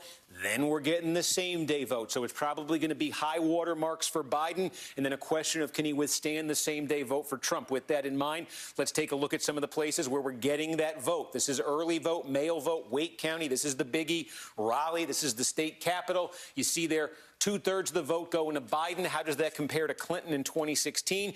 Let's see if it holds with the same day coming in. But this is an area where Democrats wanted to drive up turnout and squeeze more votes out. Keep an eye on this as the rest of North Carolina comes in. Another biggie for Democrats, Mecklenburg County, where Charlotte is. Biden right now running 6 points over that Clinton number. Again, some votes to come here. How many? About 100,000 to come. Can he stay over that 63% mark? This was a state, remember, where the margin overall for Trump statewide in 2016 in Carolina was 3.5 points. But basically, that's it for the Democrats. Raleigh, Greensboro, Winston-Salem, Asheville, Charlotte, Fayetteville here. Let's take a look, compare this 60% with the early vote. How was this in 2016? It's a little bit north of there. So these are the core Democratic areas. There are still some Republican areas to fill in. Also, up here, these are a lot of heavily black rural counties here. This was an area in 2016 where Democrats didn't get the turnout level they were hoping for. We're not seeing a lot early here. Let's watch these counties fill in and see what happens. But I think the key for Democrats here is, can they drive up more sort of in the triangle here in these other core Democratic cities? Can they get more black turnout? And I'm just going to check next door. Okay, this is a core Republican county. This reminds me a lot of, if you remember when I was looking at Delaware County in Ohio, this reminds me a bit of it, but we don't have much to show right there right now. So again, the name of the game for Democrats right now for Biden is to drive up his statewide lead as much as he can. I expect as more of this early vote comes in, you see it's in from so many of these cities. It's not in from a lot of these more rural Republican places. So that might be, Trump will cut into that a bit, and then the same day's coming. And it's like Florida. Can Biden withstand it? He is right now farther ahead than he got in Florida in the early vote, at least at this moment. Steve, will you show us again before you get out of North Carolina there? Yep, sorry. going back in. Will you show us how much we've got in Charlotte? Yeah. Here we go. So give you the raw numbers here. 84% in. You got about 500,000 votes that are counted so far. Okay. And you got a little bit less than 100,000 to come. So, it's the question, Biden getting nearly 70% of the early vote. We expect that'll be lower. Question is how much lower? If he's fighting Trump to a draw, then he's going to win this county by about 200,000 votes. He'll get about a 200,000 vote plurality. If he actually wins, by a substantial margin on Election Day, he can add to that statewide. So let's see what the trend is as it develops in Carolina. Okay, Joy and Nicole, before all the numbers started washing over us. Oh, look, this is Mecklenburg County, what we were just talking about in North Carolina. This is ballots being delivered. These are live shots of what is happening here in terms of the mechanics of this election as we are starting to see that vote come in North Carolina. Before we started to see these numbers coming in, we were talking about the Biden campaign and the Trump campaign and their expectations, both of them seeing Florida as a toss-up, the Biden campaign being less confident about it, but them being more confident in North Carolina and in Georgia. We are now seeing strong numbers for Biden in North Carolina. Well, and let's not forget, North Carolina has acted like a swing state before. Barack Obama won North Carolina by about 14,000 votes in 2008. He only lost it by about 90,000 votes. It currently has a Democratic governor who won by a hair in 2016 when Trump was winning that state as a presidential candidate. So it has swing state properties. It's where Moral Mondays began. There's been a lot of activism. Bishop William Barber and others have really pushed that state. And the big issue there, healthcare has been for years. I will also say that in terms of partisan politics in North Carolina, they have been on the Republican side at the vanguard of procedural radicalism in North Carolina. That is where we saw the state legislature there, for example, really pioneer these very radical anti-democratic, both anti-capital D-Democratic and anti-small D-Democratic means, like disempowering the governor once he was elected as a Democrat, taking things away from him that had previously been the powers of the governor. The North Carolina Republican Party has been profoundly radicalized. It's sort of in the same way that Wisconsin Republicans have within the last decade. And I think that has really sharpened politics as it's become a bit of a swing state at the presidential level. So you guys are going to get sick of me saying this. If I were on the Biden campaign, I would keep my eye on North Carolina, but I would be obsessively watching Wisconsin, Michigan, and Pennsylvania. That's the whole ball game.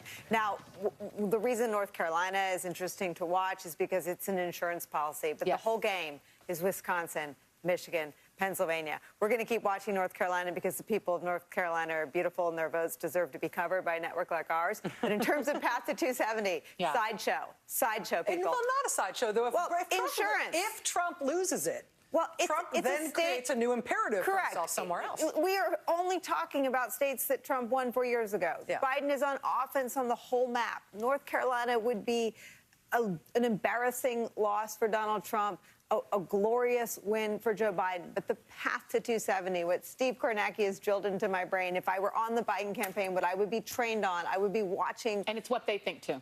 It's what they think, too. And I would be watching those 3 states. Yeah. Back to Brian. Okay, coming up on 8:30. It isn't much in terms of new news. Another state on the map. You see it along the Mississippi River. But here we are. We've just passed the 8:30 mark. And in Arkansas, here is all we have to tell you. Our projection is that as of now, it is too early to call between Biden and Trump in Arkansas. Back to the East End and our conversation ongoing. Let's bring into the conversation now our friend Chris Hayes, who has been watching these things alongside us.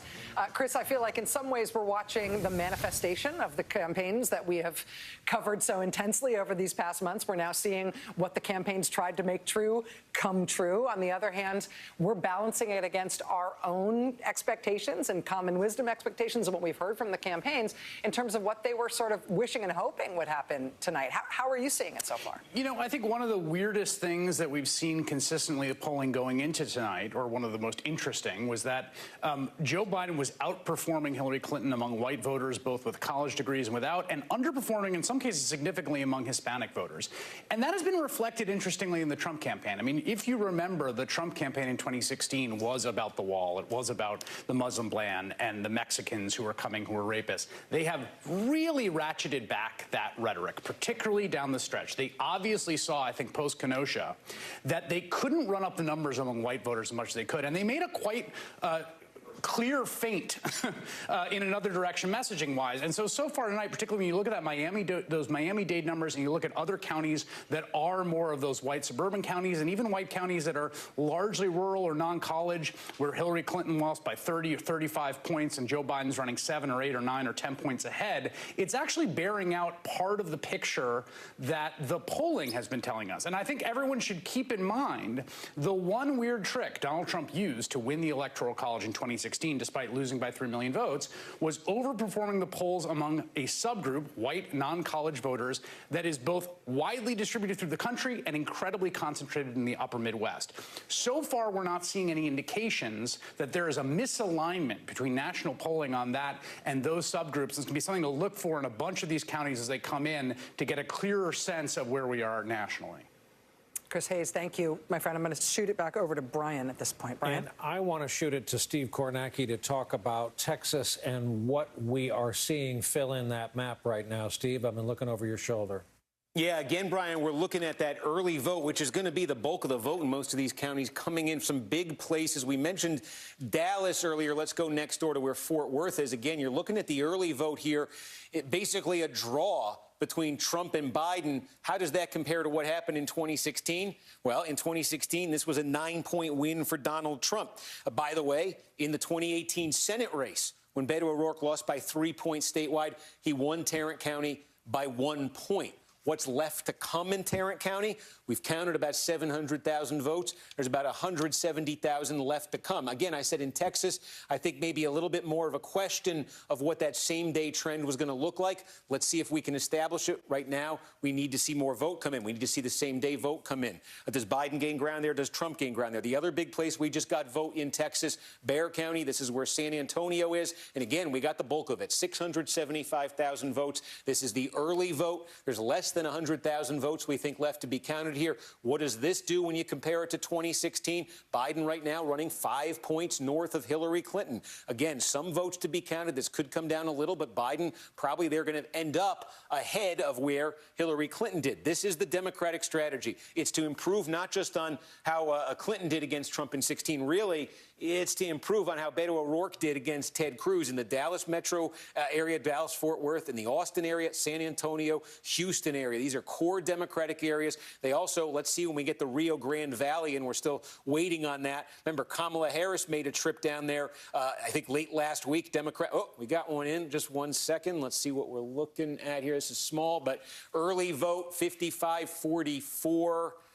Yeah, let's see. Let's see what the same-day vote did down there when it comes in. That is under for Biden. Small county, but in that Rio Grande Valley we said we wanted to look at. We'll keep looking at these. All right, Steve, thanks. We want to go to correspondent and native Texan Garrett Haake. He's out in Houston. Garrett, first of all, explain to our viewers just how big an area and population we're talking about compared to the rest of the U.S. when we talk about Harris County, where we know the early vote has been a record setter. Yeah, look, Harris County is going to have more total voters in it than does the entire state of Nevada, and they've got something like 6 electoral votes to their name. It is the driver of Texas politics, especially for Democrats if you're trying to win at a statewide level. And looking at the numbers that have been reported early so far, it's not clear that Biden's going to have the margins that he needs here. This is a place that Beto O'Rourke won by 200,000 votes or so in 2018. Biden is up right now, but he's only up by about 189,000. There's probably 200,000 or so votes outstanding. That's how many were cast today, plus mail ballots that'll continue to come in. But Biden, if he wants to not lose by 3 like O'Rourke did, needs to expand upon those margins here in Harris County. Harris County Dems had been hoping that they might get up to like 1.7, maybe 1.8 million votes total cast here, and it looks like they're going to fall short of that. Just like in so many of these other places, you got to build that big firewall with these early votes, and in counties like Harris and Dallas and some of the other places that Steve has been mentioning, and then wait for the 200 other counties to kind of roll in with big Republican returns. And right now, just looking at this early vote, again, this is the early and mail-in vote reported in Harris County, I'm not sure that Biden has built a tall enough firewall here. All right, Garrett Haake, you stay on it. Keep an eye on it for us. Claire McCaskill in Missouri has been shifting her focus to the east, to North Carolina, on both the presidential and senatorial fronts. Claire? Yeah, the numbers coming in North Carolina are very good for the Democrats. And, nobody I love more than Nicole. But I've got to say, my phone started blowing up when there was some comment made about North Carolina being a sideshow. To the Senate, it is the Senate. To all these Democratic senators, winning that Senate seat is absolutely essential to dethroning Mitch McConnell from his perch. So North Carolina is catching people's attention, and I'm hearing from folks in Ohio that the numbers there look better than they expected in some counties. So I think we thought we were going to be talking Florida and Georgia a lot. It may be that we end up talking a lot more about North Carolina and Ohio. Nicole Wallace, your name was invoked. Yes. See, White House staffers always invoke the ire of Senate candidates, and I didn't intend to do that. I would just add to North Carolina that the Tillis internals had Tillis down 1 tonight. So I do have some reporting on that. It is in line with what you're reporting. And look, my only point is that when you're on a campaign and when you're a presidential campaign staffer, you are singularly focused on the path to 270. And North Carolina would be a glorious win for Joe Biden, as would Arizona. And they're still keeping an eye on Arizona. But we shouldn't pull our viewers into dramas that aren't necessary for Joe Biden to get to 270. That was my only point. For Joe Biden to get to 270, the strategic plan, the travel schedule, the surrogate schedule, the advertising dollars, the phone banking, the GOTV programming was always designed for the I guess, the path of least resistance to 270. And that was always Wisconsin, Michigan, and Pennsylvania. North Carolina is incredibly important to Joe Biden and Kamala Harris. They still feel good about it, I've heard in the last 30 minutes. They're also keeping an eye on Arizona. They're keeping an eye on Ohio. But I think not so much you, but we have a tendency sometimes, because of the timing of states closing, to take our viewers on these journeys that aren't central to Joe Biden's path to 270. That was my only point. No offense meant to anyone in North Carolina. Well, the senators are very excited about both Arizona and North Carolina for obvious reasons. Those are 2 of the 4 Senate seats they must pick up. Yeah, I mean, the Senate races, at some point we should talk tonight about how the Senate races are unfolding thus far. We did have some drama around the Mitch McConnell seat because he did have a Democratic challenger in his home state. But the question is whether he's going to be majority leader in the Senate or minority leader. He has held on to his Senate seat, but will the Republicans hold on to control? Now, if Joe Biden wins the presidency, the Democrats need to pick up 3 seats tonight, and then Vice President Harris is going to spend a lot of time in the United States Senate. But if Donald Trump wins tonight, the Democrats are going to have to pick up 4. And the last time they picked up before in a single night was in 2008, which was a big, big, big blue Obama wave. And so getting to 4 for the Democrats is going to be a lot harder than getting to 3. And so the fates of the presidency and the Senate are absolutely intertwined. Right, but you just said 2008, the year that Obama-Biden won North Carolina, That's right? And let's keep in mind again, Tom Tillis has done himself a lot. Tom Tillis kind of stayed under the radar and sort of stayed away, and he wasn't really as Trumpy as a lot of them. And then he decided to wade on out and act like he couldn't pronounce Kamala Harris's name. Yep. And he had to go out there and go big and racist, and he put a big spotlight on himself. There is a spotlight on this race because, again, he's in a state where the governor's already a Democrat. So Democrats have already proven that they could win statewide in North Carolina the same year Trump won. They've already won it. And again, when Obama lost North Carolina in 2012, it was by 90,000 votes. Barely lost it. So the reality is Tillis is one of the most endangered senators out there. And I'm not so sure that North Carolina isn't more in play than Florida in a lot of fundamental ways. But again, it will be interesting to see whether or not Cal Cunningham, the Democrat running against Tom Tillis, whether his fate is inextricably tied to Joe Biden and Kamala Harris's fate in North Carolina, or whether there may be some divergence between those two seats. That dynamic in these states, some of them are swing states, some of them not, where the Senate races do appear to be unhitched from the presidential race, I think is going to make for some real drama and some really interesting end-of-the-night discussions in terms of where the fate of the Senate is. But before we get too far down that path, it looks like something else is happening in Florida. Steve Kornacki, do you want to walk us through what you've just received in Florida? Because statewide, they're at 91% now. Yeah, we are looking at, you can see here in Florida right now, Trump's margin is sitting at 232,000 votes. There have been a lot of developments here since the last time we checked in. What's left to come here? Miami-Dade still has about 130,000 votes left. Interestingly, it looks like in the same-day vote that we've been looking at, Biden actually holding his own, I would say, in the same day. Remember, he had dipped under 54% overall. He's now hit 54. It may not, that suggests maybe as more same-day comes in, he may not fall farther than that, but he's already fallen far from where Hillary Clinton was. There's more vote to come in Tampa. Looks like about 30,000 left in the Tampa area. I'm just looking to see here. The same-day trend there is favoring Trump. More vote. Here we go. We got about 50,000 still in Pinellas. Biden under 50%. Duval still has about 45,000 left. Biden, that will be a bright spot on this map for him. That is better than Hillary Clinton did in 2016. We're just looking at Orange County, where Orlando is. Biden, take a look at this. You can see basically at where Hillary Clinton was, a touch over where Hillary Clinton finished in 2016. If we just hit this button here, I want to take a look where the remaining vote is. We can size these. The bigger the bubbles here, the more remaining vote there is here. So you can see there is a little bit up here in the Panhandle Republican. As I said, Tampa, we just took a look at Hillsborough and Pinellas. It doesn't look like the trend of the vote that's remaining there is going to be that favorable to Biden, nor is that the case in Duval. In fact, and in Miami-Dade, as I said, Biden might be holding his own, but it doesn't look like he's making big gains. The other big one that's left there is Palm Beach, and we could just see 66,000 to come right there. Again, Biden's margin's fallen a little bit as more same day has come in. The one question mark I'm being told in Florida is we want to make sure, and I think you'll see about 912,000 votes right now have been counted in Broward. Our estimate, less than 500 remaining. We are just checking to make sure all the precincts are accounted for here. There is a possibility there might be a little bit more in Broward. But otherwise, no, you look at this and that gap, I'll put it up again statewide, north of 230,000 votes. At this point, Trump's that is bigger than Trump's margin was in Florida in 2016. He leads by 2.2 points here. Let's see if there's anything more from Broward. Otherwise, it's what I showed you.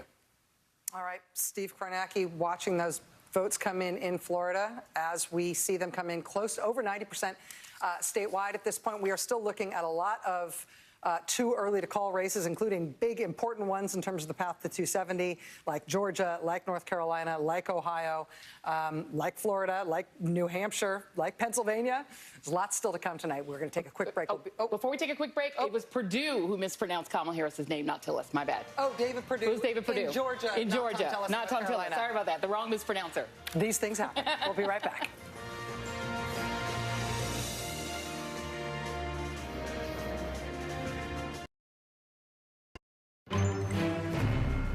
Welcome back. We are inside of 15 minutes to some major poll closings, but we want to check in on North Carolina. We still have it too early to call. We could not be watching it more closely. Also, the state of Georgia, we still have it as too early to call, as Steve Kornacki can back us up at the big board. Steve?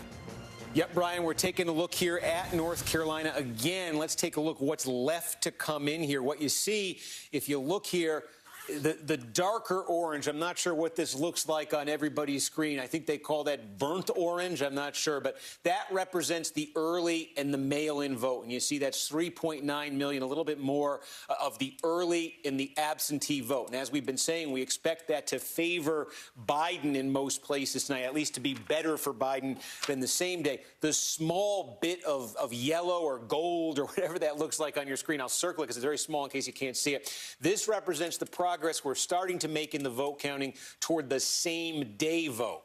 And about 1.8 million left to be counted here. Now, these are not necessarily going to be exact in terms of the split. Sometimes in the counts in these counties, there's same day vote that get mixed in with the mail and vice versa. But roughly, we think we're going to start getting a lot of same day vote here, about 1.8 million votes to come in. There are still, as you can see, some counties left that have not reported anything yet. They're going to report their early votes. So that number can grow just a little bit still, too. But basically, Biden right now with the votes that have been counted, which is the early vote, the mail vote, and everything that's colored in right now, Biden leading statewide 52-47.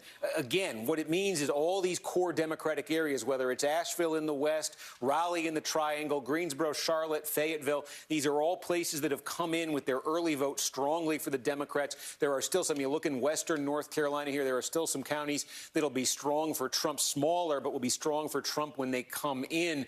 But the name of the game here for Biden is, if we get to a point here where this is all filled in primarily early vote, he wants to be ahead then because we expect the same deal favor Trump. Hey, Steve, forgive me. We are awarding the state of Arkansas, as expected, to Donald Trump. 6 electoral votes. That's where the vote is coming down as of this hour. And this is what this state does now to the map. You see red filling in the center of the country. Arkansas now completes that 3-state swing. You see the blue coming up in the Northeast. We're back at it. Steve? And that was North Carolina, Brian, and I'm just looking here at Georgia, see if we can give you an update in Georgia. Again, we expected that Donald Trump would jump out into the lead here. He certainly has. This is double digits at this point with what's been counted in Georgia. We're waiting to see. I'll just give you a sense of this. The Atlanta metro area, I think we got absentee vote that's been counted here. Again, we say that'll be very favorable to Biden. This county will be very favorable to Biden. What's to come here, you're looking at about 467,000 votes still to come. And it's this entire area here that will make things, in DeKalb, there's not much that's been reported yet. Gwinnett, again, I think you're looking at early vote here. Biden up by 28. This is one of those counties. Clinton, it's been moving and moving and moving in the Democrats' direction. We're talking about this in metro areas all over the place tonight. Clinton won it by 6 in the early vote, Biden by 28. Let's see how much that snaps back. But for the Democrats, I think you're seeing a dynamic here where they're going to need something massive out of the Atlanta metro area, because if you just go to kind of rural Georgia, let's go to North Georgia here. These are small counties, but these were, just numbers-wise, the percentage of the vote, Trump's best in 2016. They are there for him again in big numbers, and these add up around the state. Rural Georgia, strongly for Trump. They add up, and eventually they can overwhelm for Democrats what they get out of the metro area. So that's why it's going to be so important for Democrats to drive up the numbers there in Atlanta metro, because there's no slippage we're really seeing for Trump so far, at least, in those rural areas. I want to look both at Georgia and North Carolina in terms of the presidential race, as we have been, but let's also look at those two states in terms of the Senate races. Between those two states, unusually, there are 3 Senate races between them. Let's talk about the Georgia Senate first, if we can. This is the regular Georgia Senate race. Incumbent Republican Senator David Perdue. At this point, we've got just over a quarter of the vote in. Democratic challenger Jon Ossoff, there you see, with about 42% of the vote. This is too early to call right now in terms of NBC News projections. Then there is a second Senate race in Georgia, which is a special election.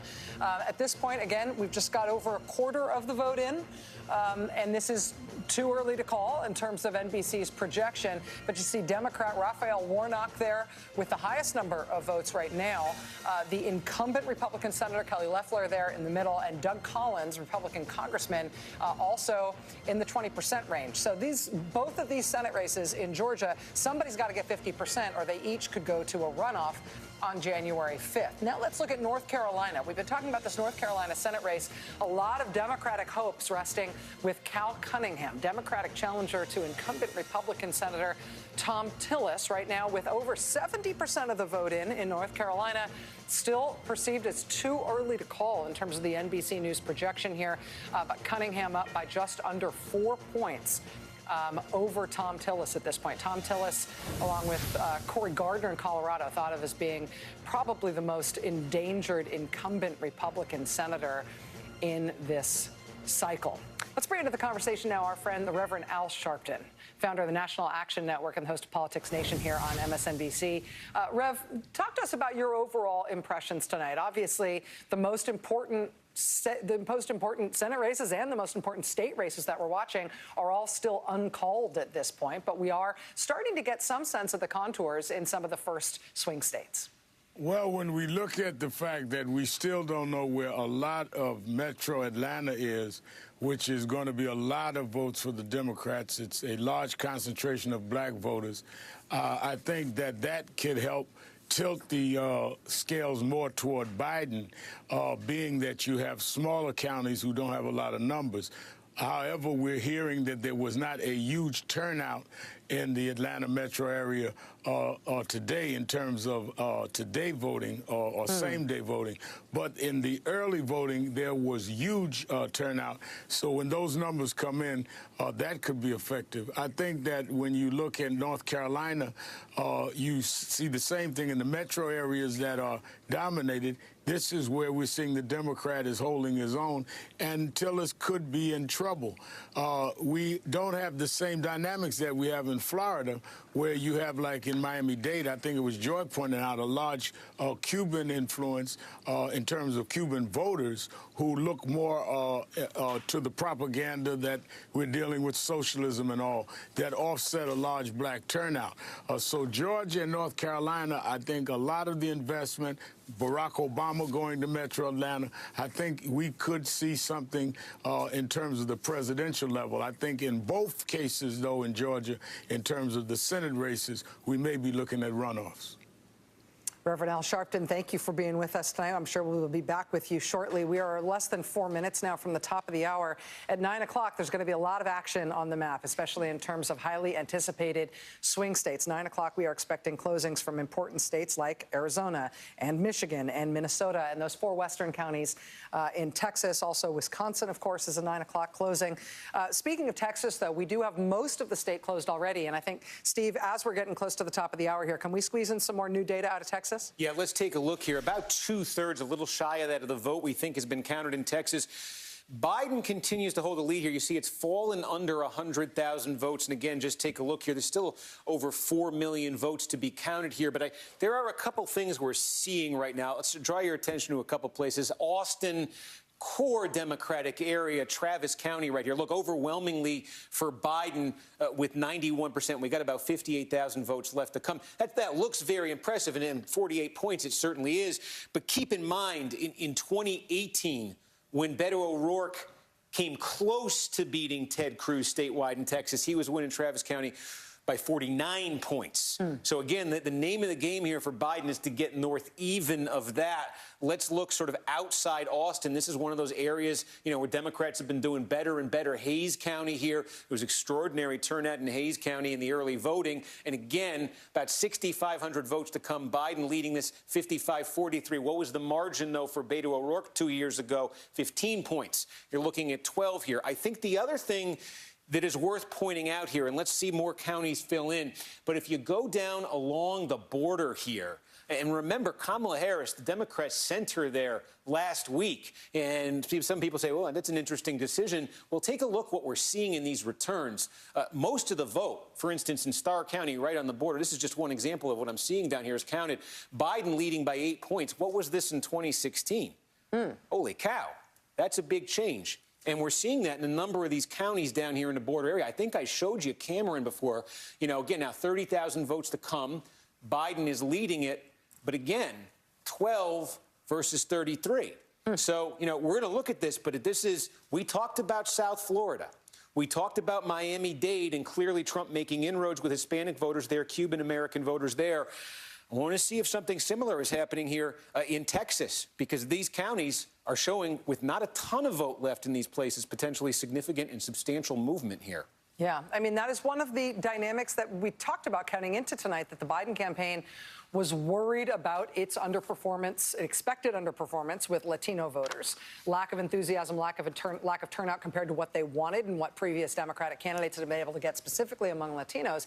In some states, the contrary, the other side of that coin was that Biden seemed to be doing better than previous Democratic candidates, especially Hillary Clinton, when it came to older voters and older white voters. Well, in a state like Texas, which has been majority-minority for nearly a decade now, which has such an incredibly young population, the two sides of that coin aren't going to land with equal weight, right? So Biden sliding with Latinos is going to have a huge impact in those counties like, for example, in the Rio Grande Valley. We're coming right up on those 9 o'clock poll closings. Lots and lots and lots of states about to close.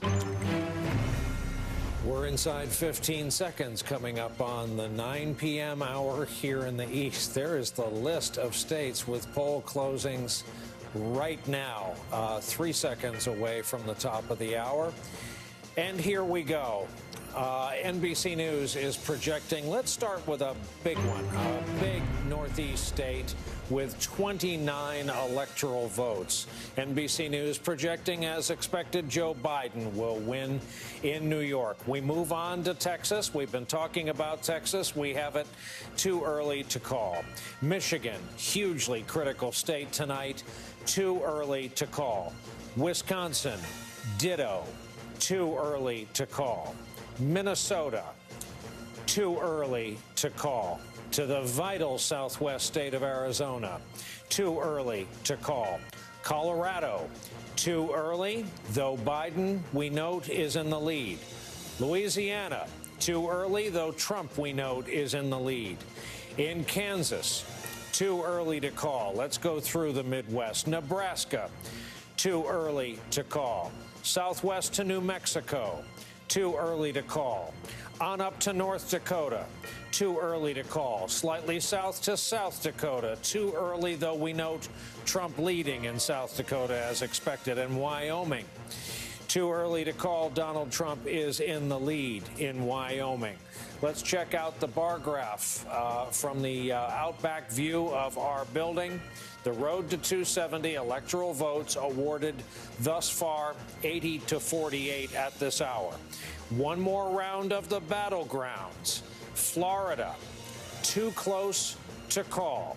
Pennsylvania, too early to call in the 9 o'clock hour. Ohio, too early to call. Georgia, too early to call. North Carolina, too early to call. And in New Hampshire, again, too early to call with its 4 electoral votes. Let's look at the color map of the states awarded thus far. Are you picking up a trend here at all? Let's also review some of the major Senate races people have been watching and following for months now. John Cornyn is heading back to the U.S. Senate from the state of Texas. In Arizona, the McSally-Kelly race, too early to call. In Colorado, talk about a closely watched race. Cory Gardner, John Hickenlooper, too early to call. And in Michigan, the Senate race, too early to call. That's going to do our review with the seats Democrats need in the Senate. Steve Kornacki, what have you been looking at in the intervening moments? Ooh. Steve's in Ohio. Hey. Am I on? Oh.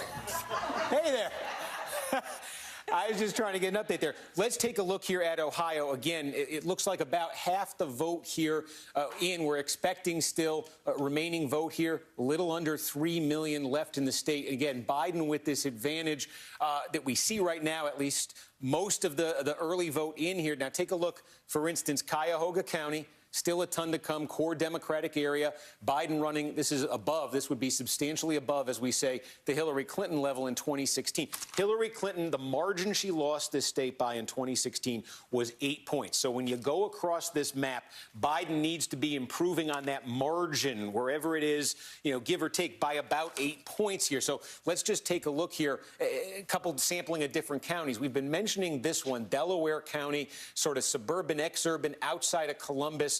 I don't think they've counted many more since the last time we checked in here, but just a reminder, this looking like substantial progress for Joe Biden. A 17-point loss for Hillary Clinton. Here's Joe Biden leading it by nearly 9. That could come down as more votes are counted, but it's not going to come down to a 17-point Trump victory here. Take a look here in Franklin County, the state capital, Columbus. Again, a little bit more than half the vote in. This was 27 points.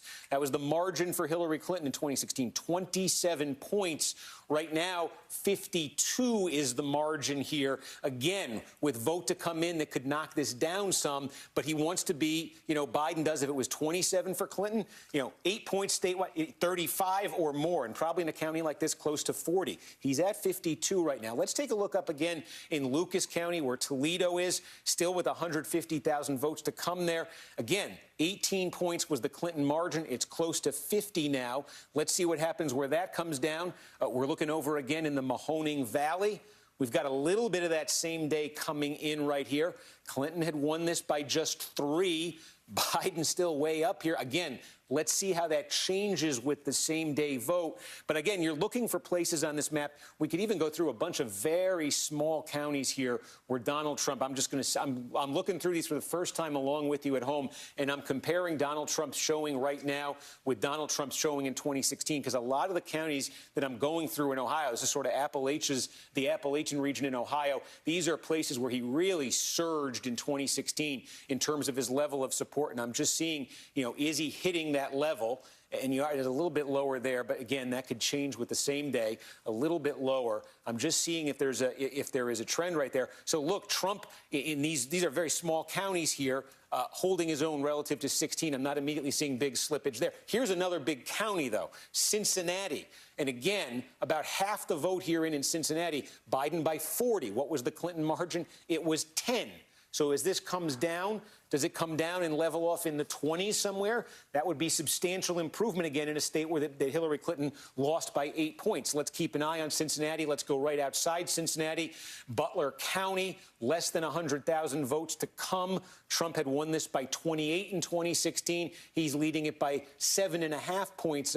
He's leading it by 8.5 points right now. Again, let's see where that lands here. 28, can Biden shave 8 to 10 points off that right there? So you are seeing, at least right now, and this is, we have to caveat this by saying we want to see as this vote comes in, is there a late trend to Trump here? But we are seeing in a lot of these places a substantial Biden improvement from 2016. I think it's clear he's going to do better in this state than Hillary Clinton did in 2016. The question right now is these votes come in, and again, let's just refresh here and look at statewide. Will he do 8 points better statewide, enough to carry it? Well, I was going to say, this is what the Biden campaign will tell you is they added a trip to Ohio. Oh, yeah. They made a last-minute change to their schedule to go campaign there. And what they would say, I think, is that to be doing well with these voters have a lot in common with the kinds of suburban voters that they were targeting with their closing messages about the soul of the country, their speeches that they build as big speeches. This is the kind of state where I think they would look to expand their appeal to the same kinds of voters they're counting on in states like Wisconsin and Michigan and Pennsylvania. So this is a state that I think they were cautiously optimistic of, and a state that seemed to move in their direction in something they saw in their internal polls, so much so that they added a stop to the state, I think near Cleveland, for Joe Biden himself. So this is a state that I think our friend Tim Alberta from Politico is reporting on the kinds of voters that would make up these gaps that Steve is talking about in the last 30, 40 minutes, would be of great interest, and there would be sort of a through line between the issues that would have turned them toward Biden in these closing days. Well, it's funny that this is the reason that a lot, particularly of older black voters, wanted Biden to be the nominee. He is the kind of candidate who could do the best with white working class voters that a Democrat could possibly do, which is not that great, but better, obviously, than Hillary Clinton. And, Obama was able to win there. So, I mean, he's got a white working class sensibility, but he's also appealing to what we're calling the wine moms. And it is interesting that if the story... We're calling them the wine moms? They're called the wine moms. I missed this. Have you missed this? These are the moms who, these are college-educated white women who voted in huge numbers in 2018, who flipped the House back to the Democrats, and who are still mad. Like, they haven't expended all of their energy and anger. They're also the women that Trump is calling out to when he's bellowing about suburban women, like me, want me.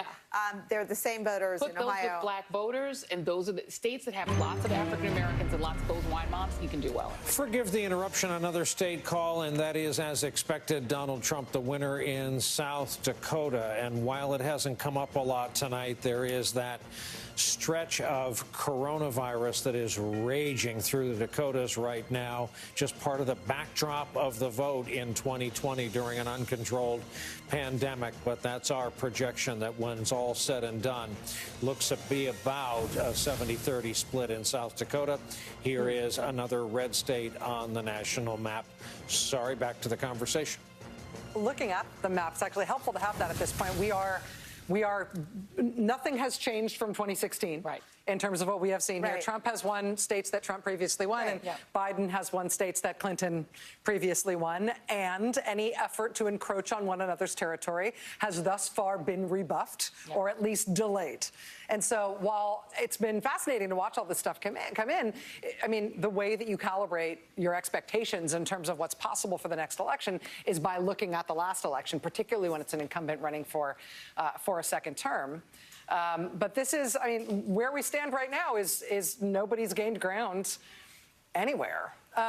Steve, in terms of what you're looking at right now, we've been talking about Ohio. We've been talking over here a lot about Pennsylvania. We haven't heard a lot from you in terms of what's in Pennsylvania thus far. Is there anything in Pennsylvania that is worth talking about yet? Yeah, not much, but I just want to give you a sense of how confusing Pennsylvania is going to be. I mean, you see red in Pittsburgh right now. What you're seeing here, this is same-day vote, basically, in Pittsburgh. And that's why Donald Trump, remember, he was going to win the same-day vote big. There's a little bit of mail vote that's mixed in there. But this is basically one of those places where the mail is expected to come in. This is Pittsburgh. I mean, this is what a normal sort of Democratic margin would look like in Pittsburgh. So, you see Trump at 69. You got to remember there is a ton of mail in a place like Pittsburgh. Take a look at Philadelphia, where, again, it looks like what they've actually released here early in Philadelphia. There are some places in Pennsylvania that are going to do this.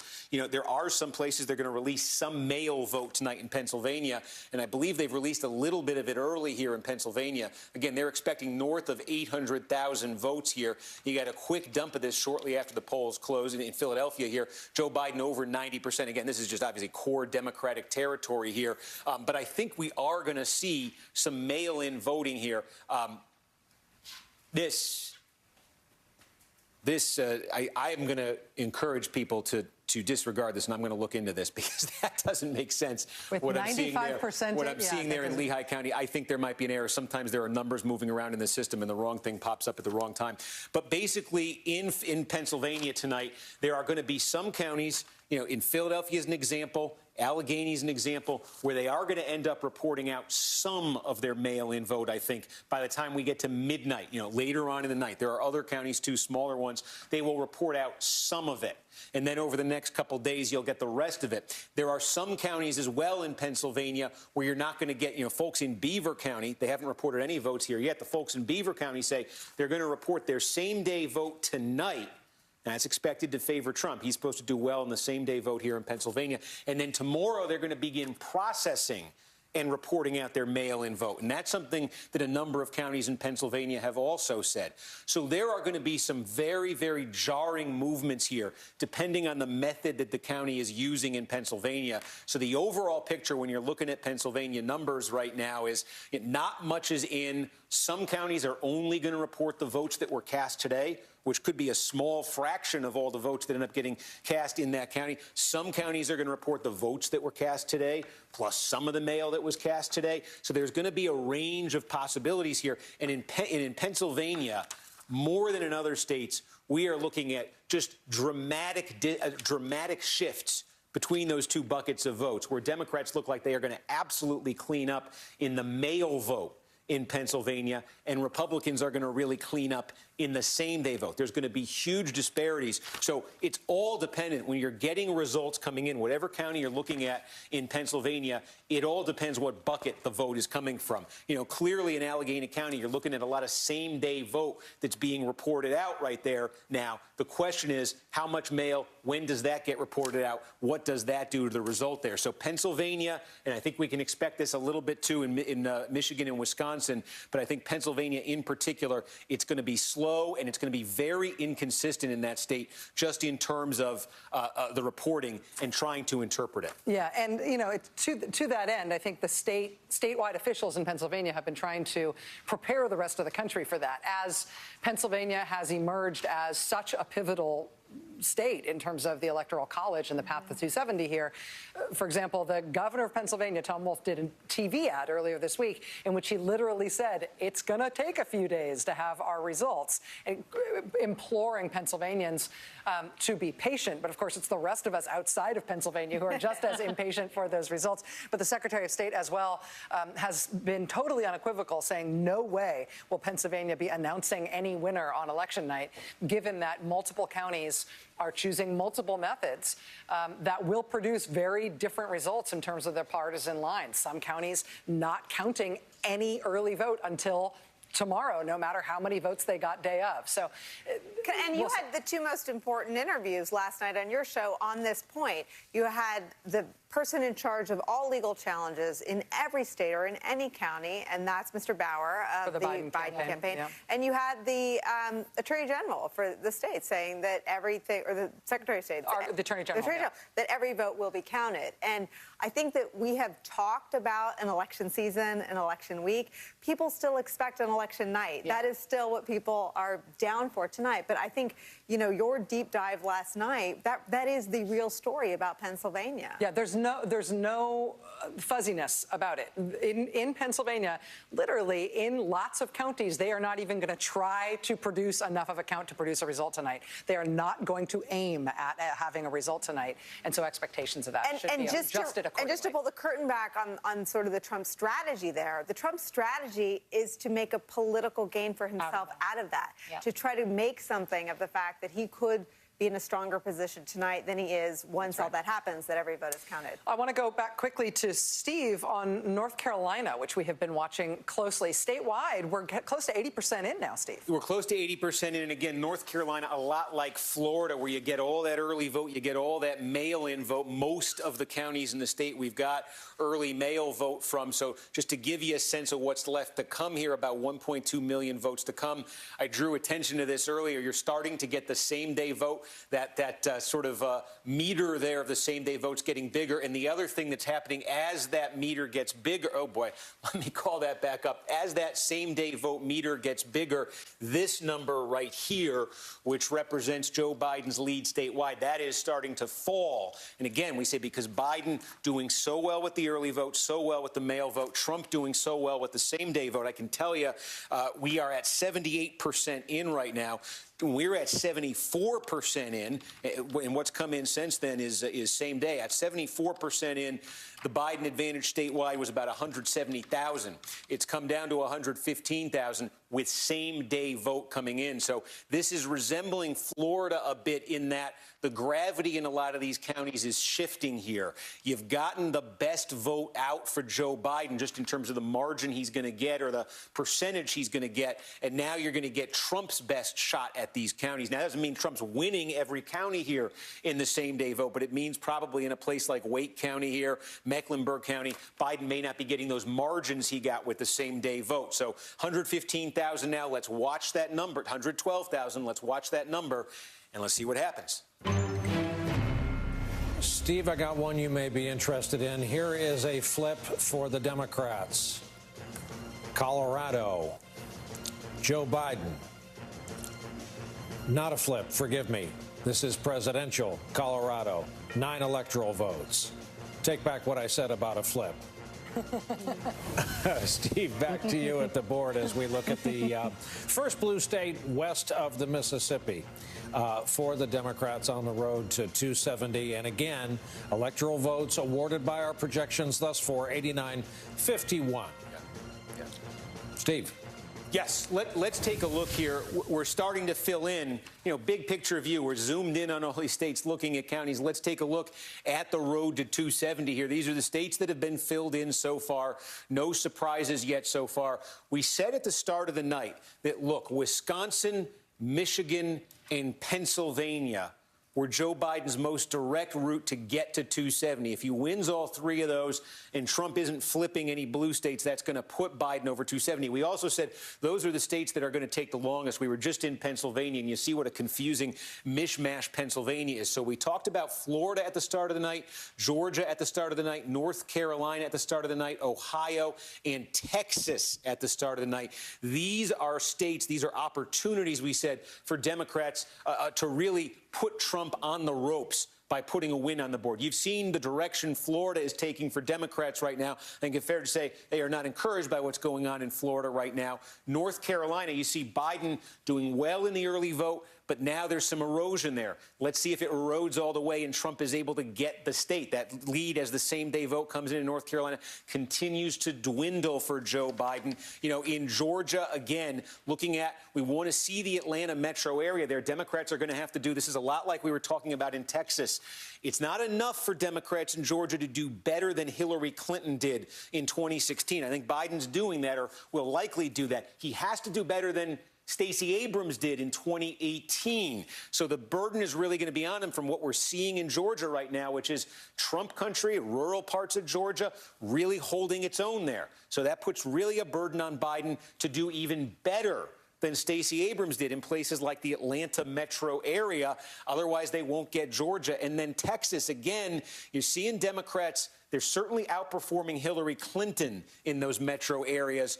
But are they outperforming Beto O'Rourke? I'm seeing it in a couple counties, but it's not a consistent pattern. I'm seeing them fall short by a couple points. And then again, down by the border there, substantial slippage, not always talking about huge counties there population-wise, but I think you're looking at some substantial Democratic slippage there. In a state, again, every vote, they are scrapping for every vote to try to get over the hump there. So those four states, Democrats to varying degrees, fair to say they have their challenges at this hour. And that leaves, I'm trying to go into Ohio to look at the result. I started accidentally playing with the road to 270 board. Let's just take a look at Ohio then, because this becomes crucial here. Biden's lead in terms of did Democrats get one of those first five. Biden's lead now sitting close to 150,000, a little bit under 150,000 statewide, with about 60% of the vote in. Now, in some of these counties in Ohio right now, you're looking primarily at early vote. Some of them you're looking more at same-day vote. It's not a totally consistent pattern. So I can tell you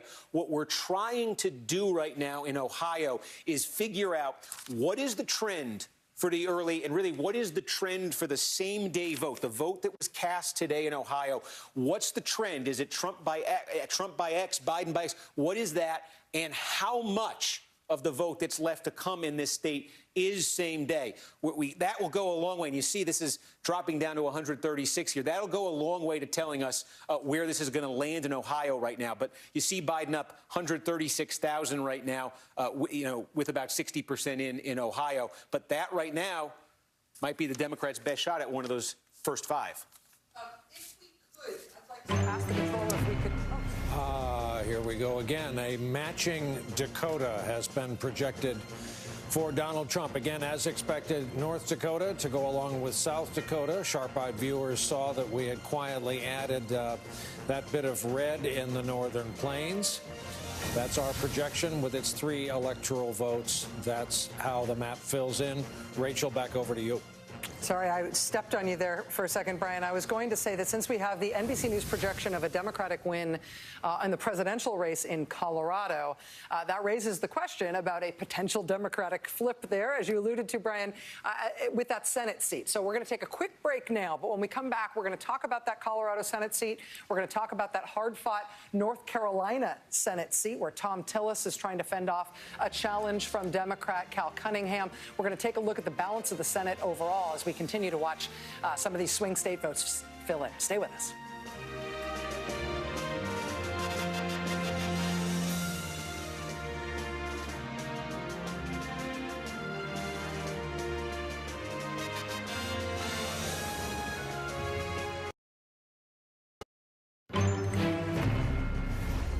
My friend Rachel alluded to this before the break. This is the Alabama call. Donald Trump has, that's all unchanged, Republican status. But let's go to Senate Colorado. Sorry, here is the map of electoral votes and states awarded thus far. A lot of this is loaded into our computer, so try as we might, we can't avoid it. This was the race we were alluding to. I knew we were on the cusp of a call. That, indeed, is a flip for the Democrats in the Senate. John Hickenlooper over Cory Gardner. For the Republicans, John Cornyn is returning to the Senate from Texas. In Alabama, this widely watched Senate race too early to call. In Arizona, the Mark Kelly-Martha McSally race too early to call. Kansas Senate, additionally, too early to call. Let's go up to the state of Maine. Talk about widely watched, too early to call. Let's go out to Michigan. Too early to call between James and Peters. Arkansas, Tom Cotton's going back to the U.S. Senate. In fact, we have a list of incumbents that are going right back to the U.S. Senate, starting with Chris Coons, Democratic side, Delaware. Ed Mackey up in Massachusetts. Turns out his biggest challenge was a Democrat named Kennedy. New Hampshire, Shaheen's going back to the Senate. New Jersey, Cory Booker's going back to the Senate. Oklahoma, Senator Inhofe going back to the Senate. Mike Rounds is going back from South Dakota. And Tennessee Senate seat will remain in Republican hands with Bill Hagerty, the projected winner tonight. At this hour, U.S. Senate makeup, this is a lot. 40 Dems, 37 Republicans. Net gain of 1 for the Democrats. That's the Hickenlooper victory in Colorado. Cory Gardner was about as heavily targeted as any Republican incumbent going into this cycle. Rachel and colleagues, over to you. Thank you, Brian. While we're talking about the Senate, I actually want to go to our friends Lawrence O'Donnell and former U.S. Senator Claire McCaskill, who have been paying particular attention to the Senate races tonight. Lawrence, let me start with you. I know that you've been watching Senate races in preparation for tonight, in the weeks leading up to this. What have you been watching for tonight most closely? And let me also get your reflection on that first Democratic flip that was just called. John Hickenlooper taking Republican Cory Gardner's seat out in Colorado. Well, that first one, John Hickenlooper, was by far the surest bet that the Democrats had going into this. They expected this. It was a recruitment issue. It was a matter of convincing John Hickenlooper to run for Senate after he started off running for president last year. Once they convinced him to do that, they were pretty confident about it. The next 3 that they're looking for to get that magic 4 number are Arizona, North Carolina, and Maine. North Carolina it looks like something we might be able to call later tonight. Who knows? Maine is going to be tricky, even though it's an East Coast state. There are 4 candidates running. They are using ranked choice voting, which means when you go in to vote, you vote for your first choice and your second choice. And there's a candidate up there, Lisa Savage, who is running against Susan Collins, and Sarah Gideon, who is the leading Democrat running against Susan Collins. They've kind of teamed up. Lisa Savage is the preferred number 2 choice for people who are voting for the Democrat. And when you combine Lisa Savage's number in the last poll with Sarah Gideon's number in the last poll, you get to 51% of the vote. So it might take us a while to get the second choice sorted out on those ballots in Maine if no one crosses the 50% mark at the first count of these votes. And once we get through that, we, of course, will be keeping an eye on other East Coast Senate races. The 2 in Georgia are big. South Carolina is still something we're going to be watching. But the John Hickenlooper win was the necessary first one that all the Democrats expected to pick up. Before I go to Claire McCaskill on this same question, I do believe we've got a call that Brian has. No net change. This was expected. Donald Trump hangs on to the state of South Carolina. 9 electoral votes, back to you and your conversation in the studio. Rachel. Well, speaking of the Senate, the drama in South Carolina was not expected to be that presidential race. It was expected potentially in sort of among Democrats' biggest blue dreams tonight, the idea of potentially knocking off incumbent Republican Senator Lindsey Graham with that Democratic candidate, Jamie Harrison, who has performed so well and attracted so many accolades for the way he's run that campaign in South Carolina, not to mention a lot of dollars. Claire, this Harrison-Graham race we're obviously keeping an eye on. Graham has been ahead in the polls there, and it is red state South Carolina. And NBC News has just called South Carolina for Donald Trump in terms of the presidential race. But what are you watching in terms of these Senate races, in terms of a potential flip for the Democrats, and where Democrats have their best hopes now? Well, I've been talking to people, and it looks like that North Carolina is going to be a real nail-biter. It's going to be very tough as these numbers come in from same-day voting. Cal Cunningham's lead seems to be shrinking, as Steve Kornacki has pointed out. You start out with a big lead with the early vote, and then the same-day voting makes it a little tougher. I do think we're going to start looking towards Iowa to see. There has been polling all over the place in that race. One candidate up 4, the next day the other candidate up 4, all with high-quality polls. So Iowa may end up being that, and a potential runoff in Georgia may actually be the races that will tell the tale about control of the Senate. Wow. It is. I mean, I will point out that there is a little bit of media bias in favor of there being Georgia runoffs being potentially determinative, just because everybody's looking forward to spending Christmas and New Year's in Georgia in our respective recreational vehicles, as we were previously discussing. We will all have them. We will all move to Georgia, and we will all become weird, very close friends. If that has to happen. In Georgia, the presidential race is still playing out tonight. Steve is keeping an eye on the Georgia presidential numbers as they are coming in. How much of the statewide vote do we have right now in Georgia? Yeah, you see about 40% here. Donald Trump's advantage here, 15 points in the statewide tally. That adds up to 325,000 votes. Again, though, we've been talking about these are the counties here. These are the counties that Democrats depend on. They kind of make or break them. You have some vote being reported out here, but here's a way of looking at Georgia right now. Where is the remaining vote? The bigger the bubble, you see bubble after bubble after bubble. This is...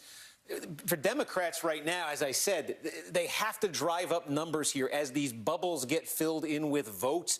They have to drive up numbers in these counties north of where Stacey Abrams got in 2016. Again, these counties right here collectively, when you added all the vote in them together, in 2016, when Hillary Clinton lost the state, she won these counties by 29. When Stacey Abrams lost by a whisker in 2018, she won these counties by 36. And I think just what you're seeing in the rest of Georgia tonight, and again, I could take you through just so many small counties here, small rural counties. You just see the ocean of red here, whether it's North Georgia, anywhere here. I could take you through them individually, but you'd see Trump is holding his own relative to 2016, improving in some places as well. So it means that as we get the vote here, and there's disproportionately the missing vote is coming from the Atlanta metro area, Biden's going to need something higher, maybe substantially higher than Stacey Abrams got out of these counties.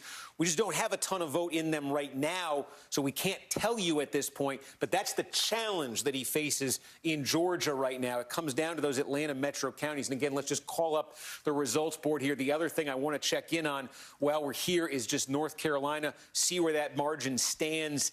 84,000. One thing that's not accounted for in North Carolina, Biden leading by 84,000. There's a big county here just to the east of Charlotte, and we can call that up, Union County here. We're not reporting, we're not seeing really any vote from Union County. Just give you a sense of what the importance of this one to Republicans in 2016. Trump won this by 30,000 votes. So anything on that order right away, when you get the vote from Union, could substantially cut into that. And again, the other thing that Biden's up against here is that even in the blue counties now, in a lot of cases, as the same-day vote is coming in, it's either not as Biden, as pro-Biden, as that early vote was, or in some cases, Trump perhaps winning the same-day vote even as he loses the county. So the votes that come in, and there you go, down to 84,000 here. So, again, the votes continue. The margin there continues to shrink. There are some opportunities here for Biden to still add some votes, certainly Raleigh, Durham, that area. So let's see. It's a close one in North Carolina, but Biden's going to need to get a lot of votes out of those remaining Democratic areas. Steve, this is a little bit of me going out on a limb, but would you mind looking at Wisconsin presidential to see if we've got any Wisconsin vote in yet? Let's take a look up in Wisconsin. We do. We have a little bit here, and I'm just seeing, the state capital, this is the capital of Wisconsin. This is the capital of Democratic politics in Wisconsin. You see Biden with what's been reported here so far, not surprisingly ahead. Again, this is what you would expect, 71-23 Hillary Clinton. This is a key one here, Brown County, Green Bay. Again, just a few votes in here. You can't really tell anything from this, but this was a place that Donald Trump did very well in 2016. Mitt Romney, it was basically almost a tie between Romney and Obama. This is one of those counties where Green Bay is, where Donald Trump surged, got a double-digit margin in 2016. Again, very, very few votes in there right now. And we're just seeing Milwaukee. I'm just going to see if we have Milwaukee County, if we have much. Again, very little.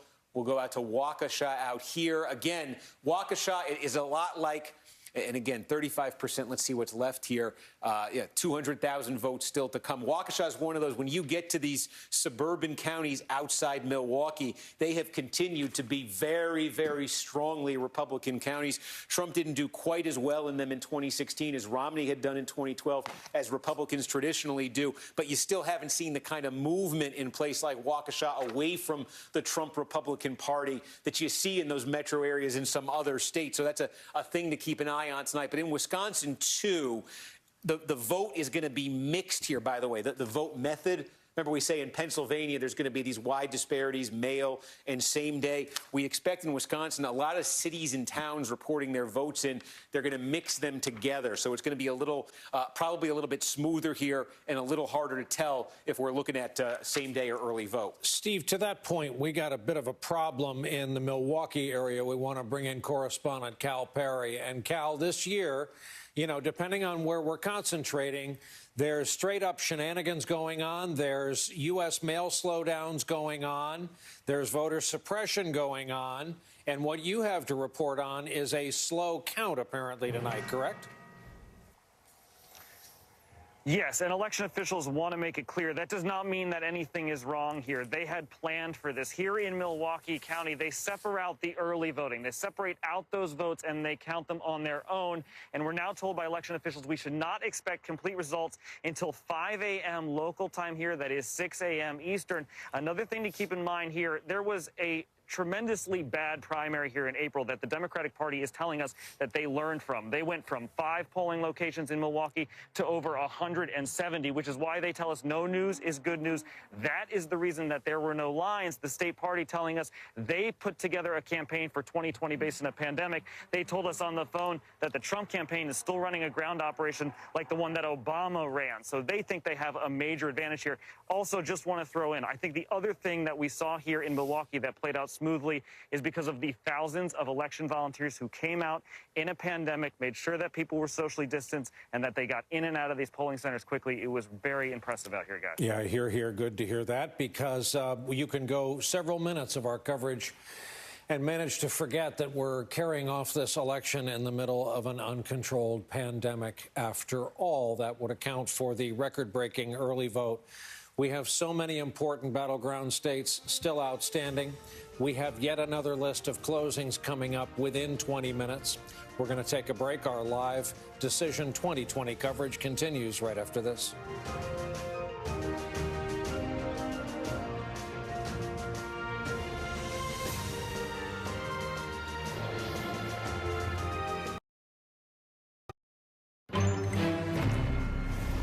Just to reassure folks in New England, we're watching. Too early to call. We have it for New Hampshire, and it's 4 electoral votes. Simply too early to call. Speaking of which, Steve Kornacki's at the board, continuing to go over the state of Ohio. Steve? Yeah, Brian, let's take a look here at the latest, and you can see Joe Biden's advantage here. It's continued to dwindle now, a fraction of a point in Ohio, and we've got some vote in from every county in the state right now. The difference there, you can see it. It might be a little fine print, 13,000 votes. Joe Biden has the lead right now in the tally over Trump. Again, what we're trying to get a sense from here, and we're looking, our decision desk is trying to get a sense here of completed counties, have enough completed counties to establish here that difference between the early vote and the same-day vote, because this is a thing I think we are seeing in a lot of different states right now. Wide gaps here. I think we talked about this in the run-up to the election. Democrats much more of a propensity to vote by mail where they had the option. Early voting, you know, Democrats in particular were running up big numbers there. Republicans coming out and voting today. So we're trying to establish what exactly the difference there is in Ohio between the vote that was cast same day and the vote that was cast early, and then exactly how much of the vote that's remaining is same day. You can see, obviously, Cleveland, Columbus, Cincinnati, also Toledo, places where Joe Biden's doing well right now, big population centers. You got a lot of outstanding vote right there. But again, the question here is how much of that vote is going to be the most pro-Biden of the types of vote that you have there. And I'm just looking around to see, you know, Mahoning County we continue to look at. This is where Youngstown is. This is where Donald Trump got a big swing in 2016. And I think what you see here is, if you remember, Biden was over 60% when we checked in a little while ago. It's fallen under 60 as the same day vote. You see there's a little bit there. More will come in that is expected to favor Trump. How dramatically does that favor Trump? How much does that get him back in here? That's the question in a place like Mahoning. But it really varies by county in Ohio right now. You know, some have a lot more the same day, some have a lot more the mail. So that's what we're trying to sort out here. But again, 13,000, that's Biden's advantage. And we'll just check in and see where the number is in North Carolina right now. It's sitting at about 80,000 in North Carolina. Steve Kornacki, thank you. We're going to bring into the conversation our colleague Mike Memoli, who covers the Biden campaign for us. Mike Memoli, this Biden campaign is not prone to a lot of mood swings. They went 0 for 3 in the first 3 Democratic primaries, not turning in particularly stunning finishes in New Hampshire, Nevada, or Iowa. My sense is they're keeping their eye on the prize, which for them was always Wisconsin, Michigan, and Pennsylvania. What do you hear that they're looking at this hour? Yeah, Nicole, this is a campaign that from the very beginning has always been playing the long game. Now, for anybody who was looking to Florida to provide some early good news, a quick result that would trend in Biden's direction, that's not happening. The Biden campaign, outside Democratic sources, are conceding that that state is trending in the wrong direction. The problem, of course, is in Miami-Dade County. They see it as a unique problem of Cuban-American vote for President Trump is too strong for Biden to carry the statewide vote. The good news that they see in Florida, though, is they like the indications of the suburban vote.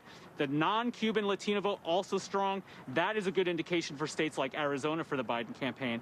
They also like what they're seeing in Ohio, a state that a lot of us thought was going to be out of reach for the Biden campaign. They still see positive indications in the suburban vote, in the Cincinnati area especially. They're outperforming both Hillary Clinton and Barack Obama in those counties. And so for the Biden campaign, they've always said Florida was going to be close. They say obviously it is, but they've also said we didn't need to win Florida. They have multiple paths. And the one that Biden focused himself most on in these closing days of the campaign, the blue wall path, still for Team Biden is the surest path to 270 electoral votes. Can I ask you a question, Mike? Can we ask about Philadelphia? So I'm getting texts, just about concerns about suppression tactics in places like Philadelphia, in some of these, urban parts of these, important states, specifically targeting African-American voters. How is the campaign feeling regarding election protection efforts in places like Philly? And do they think that these kind of suppression tactics there and in places like Wisconsin are going to impact the result? Well, the issue that's of particular concern of Pennsylvania is that the early vote there was not as strong as we saw in a number of these other states. Most of the Midwest especially was 50% or more of the early vote compared to 4 years ago. Pennsylvania was the outlier. And so when you have concern about voter suppression, it's an acute concern for Pennsylvania. But the Biden campaign feels that they actually were pleasantly surprised in what they were seeing in terms of same-day turnout. Also, in terms of the lack of suppression tactics, by and large, they didn't see as much concern as they were expecting, but clearly they have their allies working closely to make sure that they were getting their voters to the polls at the very end.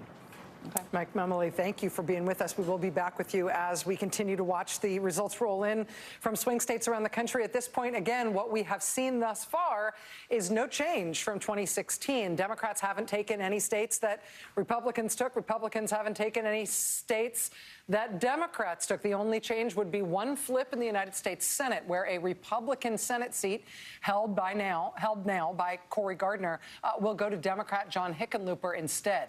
That Senate flip is the one change we have seen since 2016. Other than that, we're looking at static results from the last 4 years, which just feels remarkable given what has happened over the last 4 years. Let's bring into the conversation now Robert Gibbs, Obama administration and Obama campaign veteran. Robert, what are you seeing tonight? What do you think is important? Well, look, I think some of the numbers that you're seeing out of Ohio are a bit of a surprise. And I think if you're the Biden campaign, you like how that bodes for a lot of those upper Midwestern states. Suburban strength there could mean good news in places in Pennsylvania as well as Michigan.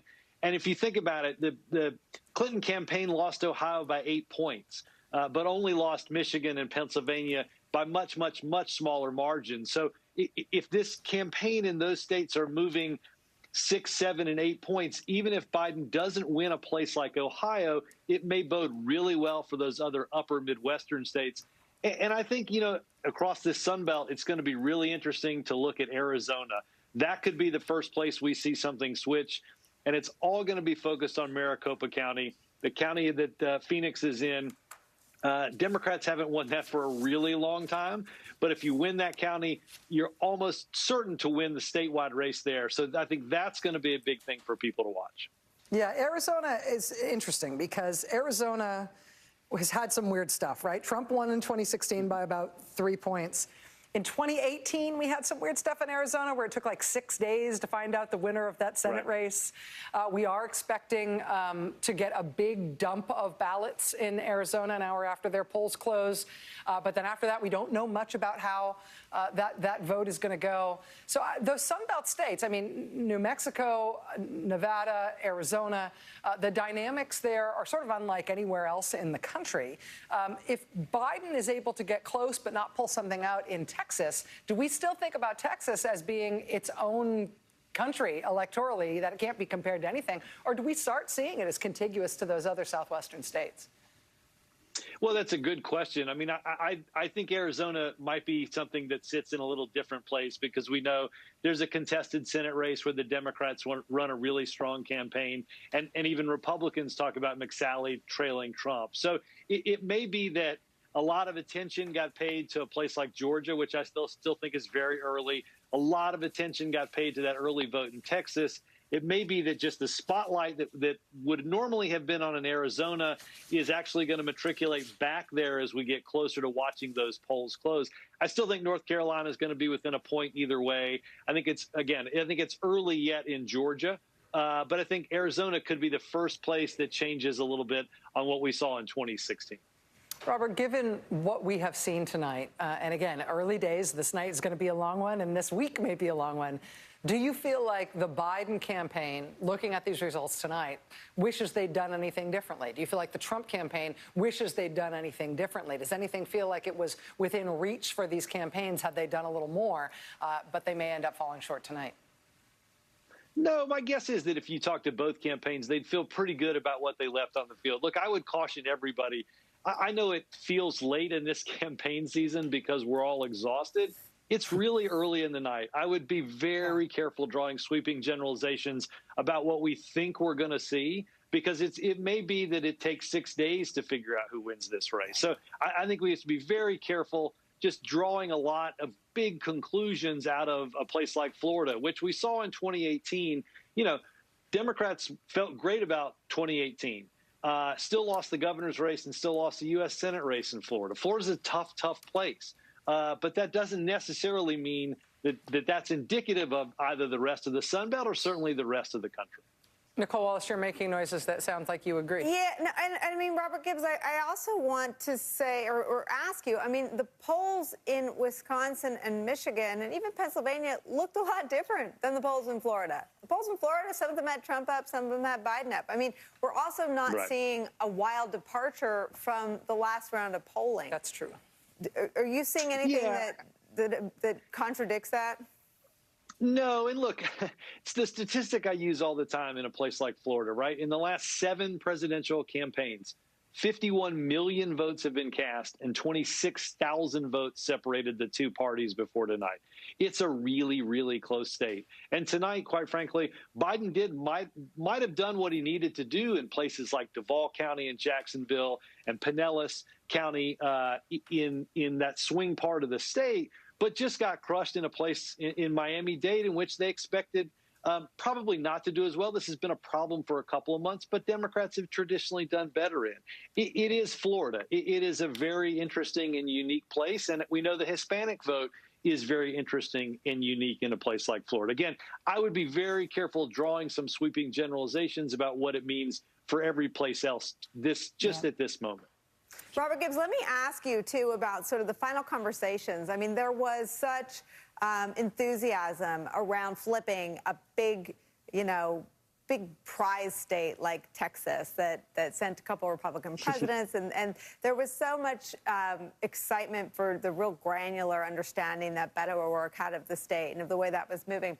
But do you think some of that may have given the expectations game? And again, I don't think the Biden campaign is guilty of any of this, but just some of the conversationalizing around this final week pulled away from, which I think was always their path to 270, those 3 states, Wisconsin, Michigan, and Pennsylvania. What do you think just about the psychological impact of we talk about people being exhausted. People are exhausted by the pandemic. People are exhausted by the economic despair that has ensued. People feel despair, and people were looking for something dramatic. People were talking landslides. I mean, you don't need a landslide to win. You need to get to 270. Exactly. I mean, look, I do think the expectation of maybe this will be all over at 9:30, Florida will be a big Biden win, and Florida's not a Biden win, and then all of a sudden everybody goes into being depressed because they think we've reverted to 2016 all over again. We've barely seen anything out of the upper Midwestern states. So again, I think a place like Texas, I mean, if I would have told you at any point in the last 4 years that Texas would be a state we'd be having a serious discussion about in a presidential campaign year, Democrats would be drinking champagne. And maybe now they're not, because we may lose that state by 2 points. Again, I think you're absolutely right. The expectation of, or maybe the hope of, this early knockout has made everybody feel like, oh gosh, maybe things are really, really gone awry. And I just, again, it's at this point 4 years ago, I hadn't even gotten the tequila out. So it's early. No, but I think that's so important, Robert Gibbs. I mean, because I think if you look at social media and you look at sort of the conversation, and again, I don't want to lump the Biden campaign into this because they are not guilty of that. They have always sort of been the tortoise in this, not the hare, putting one foot in front of the other. But I just think that's an important note. Robert Gibbs, thank you for being with us tonight. We will be back with you, with or without tequila, over the course of this evening. We are closing in on 10 p.m. Eastern time, where we're expecting poll closings in the great state of Iowa and in Montana and in Nevada and in Utah. Iowa and Nevada, of course, have closely watched, Iowa and Montana have closely watched Senate races in addition to their presidential status. Lots coming up. I'm glad you mentioned those closely watched races, and we may not have a whole lot of developing news here at the top of this next hour, exactly to Robert Gibbs' point. It's early at 10 p.m. in the East, but those are the states closing at this hour, and so in we go. In Iowa, too early to call. In Nevada, too early to call. In Utah, too early to call. In Montana, too early to call. Let's go back through some battlegrounds. In Florida, too close to call. We have it as a slight Trump lead. In Texas, too early to call. Pennsylvania, too early to call. Let's get comfortable here. In Ohio, while we're at it, too early to call. Michigan, too early to call. Georgia, too early to call. North Carolina, too early to call. Arizona, too early to call. Wisconsin, you figuring out a trend here? Too early to call. Minnesota, too early to call.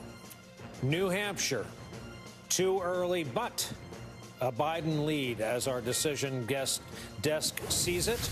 Here's the map to 270. This is how the colors lay out across the country. You see the outlier, Colorado. On the Senate side, of course, that was a flip on the Democrats. Let's talk about Senate races. Having just closed, this is a big one. You see how much whopping vote is in there. Obviously, too early to call. The Greenfield-Ernst race. And in Montana, Bullock-Daines, too early to call. The Democrats need 3 seats to gain control. Steve Kornacki, do you have any numbers on turnout tonight? Well, we're looking at numbers across the board significantly higher than 2016. We're also just trying to look I'm looking as you come to me here at North Carolina, and I think you can see, let me get this off the screen so there's a little more clarity here. We've been watching this Joe Biden lead in North Carolina, and I think if you've been keeping a close eye, it's been dwindling, and it continues to dwindle. It's now under 6,000 votes in North Carolina. We think about 85% of the vote is counted. What is to come here?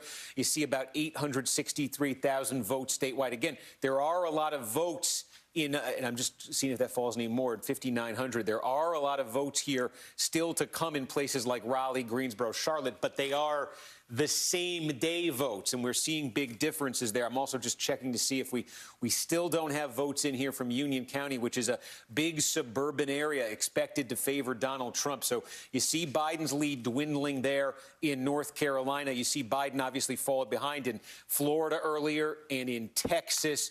In Georgia, again, Biden is going to need, we got more than half in here, continuing to be a 13-point gap, is going to need monster numbers here from the Atlanta metro area. That brings us, of those 5 states we highlighted at the beginning of the night, that brings us to Ohio, and there you go. You can now see that Donald Trump has taken the lead in Ohio, 130,000 votes. Let me just take a look here at what's left. A little under 2 million.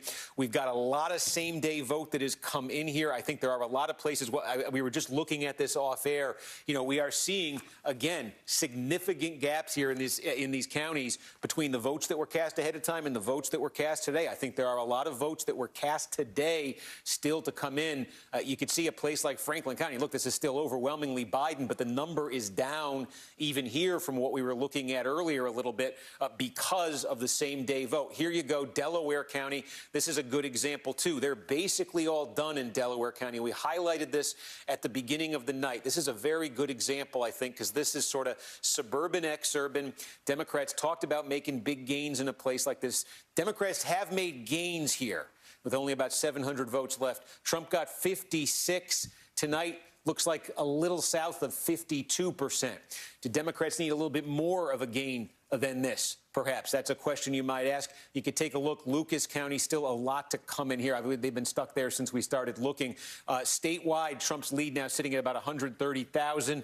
If you look where the remaining vote is, I think we will see Cleveland, Columbus, a little bit less Cincinnati. Let's just check in on Cuyahoga County here. Again, 300,000 votes there. There still are opportunities on this map for Joe Biden. We've still been checking in with Mahoning. That Biden advantage in Mahoning now down to 13 points as more of the same-day vote comes in Mahoning County. So you see Trump's numbers moving up in a lot of places in Ohio with same-day vote. And I just want to zoom out because I think it is a good time to check in on this. We said at the start of the night that there were 5 early opportunities here for Joe Biden in Florida, Georgia, North Carolina, Texas, and Ohio.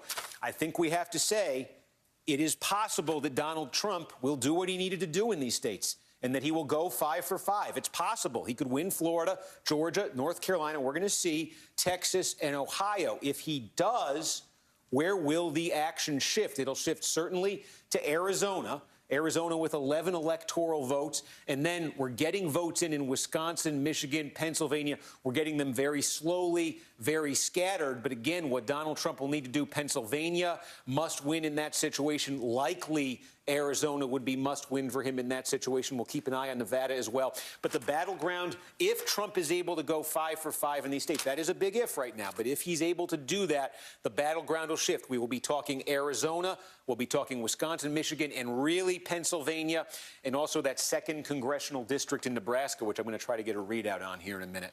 Steve, before you go to the 2nd congressional district in Nebraska, can we go to Wisconsin and see if what we've got in terms of Wisconsin vote thus far? You got it. Let's take a look here. Back to live election. And there's Ohio. Let's make our way up to Wisconsin. This is going to take 1 second. Here we go. And again, about 30% of the vote is in Wisconsin right now. Let's see if we got more in Brown County. We're sitting on the same number in Brown County. Here we got a little, okay, this is an interesting, and again, in Wisconsin, we're expecting these votes to be mixed. You know, these wide swings we're talking about seeing anywhere. We're talking about a lot of mixes probably coming in. Sorry, what's that? My producer just, can I tell you, let me put a pause on this because we just got the votes from Maricopa County, Arizona. Oh. And this is a big thing in Arizona. When they report them out, they report a ton of them out. Here we go. We got over 2 million votes in Arizona. Okay. Biden leading here. It's about 3/4 of the vote in Maricopa County. Maricopa County is like 60% of the population for the entire state of Arizona. It's the Phoenix metro area. It's a giant suburb. Joe Biden leading this 54-45. Now, this was what you're looking at here are the early votes that were cast up until this weekend. These are going to come in Arizona. We're going to come in sort of 3 buckets of votes over the next few hours and maybe into tomorrow. The first things you're going to see here, they're going to be giant batches of votes like we're looking at right here in Maricopa County, almost 1.5 million votes. These are all, they've been doing early voting for a long time, mail voting for a long time, the last couple of weeks in Arizona. Everything that was cast up until about this weekend is what you're looking at right now. Okay, in the next batch, you're going to get same-day votes that were cast today. And in the third batch, you're going to get the latest arriving mail-in votes. There are going to be kind of 3 waves of votes here. This has been expected to be the best wave for Democrats. So, again, it's part of that story we're seeing in state after state. This likely to be Biden's high watermark in Maricopa and in Arizona. And, again, as Maricopa goes, often so goes Arizona. And then the question is going to be these subsequent waves. What does that do? But you're looking at this is often the ball game in Arizona. You got about 3/4 of it right there. All right, let's stick with this Arizona news because this is a very big deal. As you say, Steve, this is the population center in Arizona. We've got Vaughn Hilliard right now in Chandler, Arizona, which is just south of Phoenix. Vaughn, we want to give this to you in terms of what you're seeing on the ground, what you're hearing from people in Arizona now that we've got this first big dump of votes there.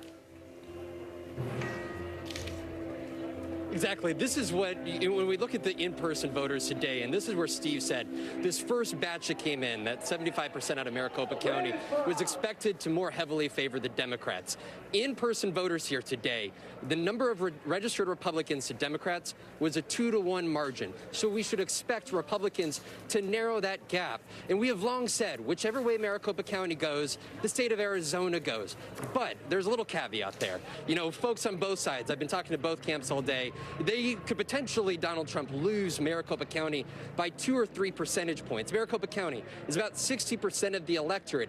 If Donald Trump is able to juice his turnout in support in the rural parts of the state. You'll recall last week, he went up to this town of Bullhead City, Mojave County, a place that he won by 55 percentage points. And those are the numbers I think that we will continue to be waiting to see. Ultimately, how many supporters of his own that did not vote in 2016 showed showed up to the polls to support him now. The one other number that I think that we were looking at is Pima County there, which is the second largest county. That's sort of been the Democratic bastion of Arizona for a long time, around the greater Tucson area.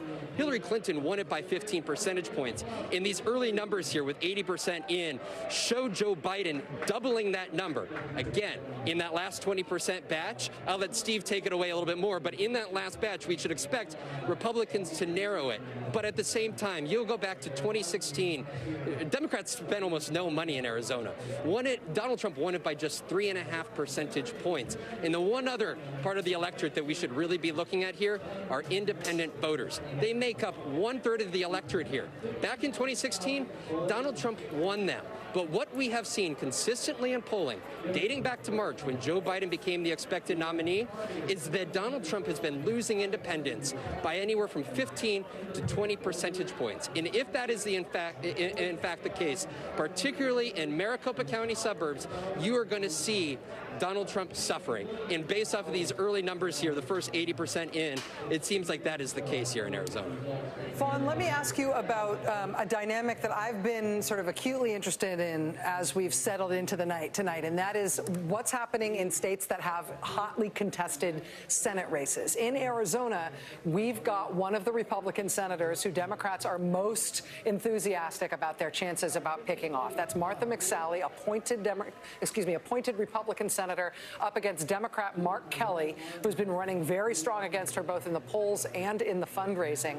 We've seen a sort of divergence between McSally's expected fate and Trump's expected fate. Has that played a role? Has there been sort of an upstream effect from that Senate race where Democrats think they're going to do so well in terms of making it a little bit of a tougher road for Trump in Arizona?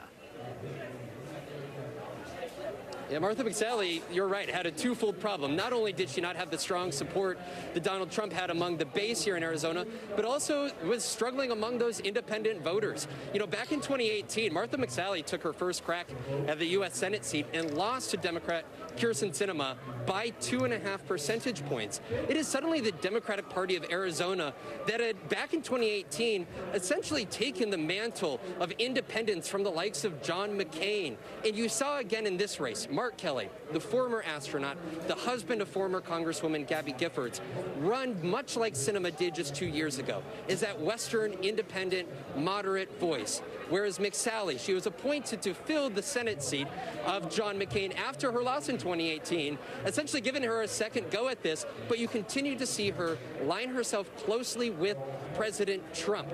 Just last week, you saw her take the stage, and the president, in quite a demeaning way, essentially said, Martha, you only have 1 minute. Nobody wants to hear this. Why? Because you saw her numbers below where his numbers were at. And based off of some of these early numbers, it appears that Donald Trump is outperforming her in the state. And there is the chance that tonight, not only could Arizona pick a Democrat for the White House, but also hand its second U.S. Senate seat to Democrats in just 2 years.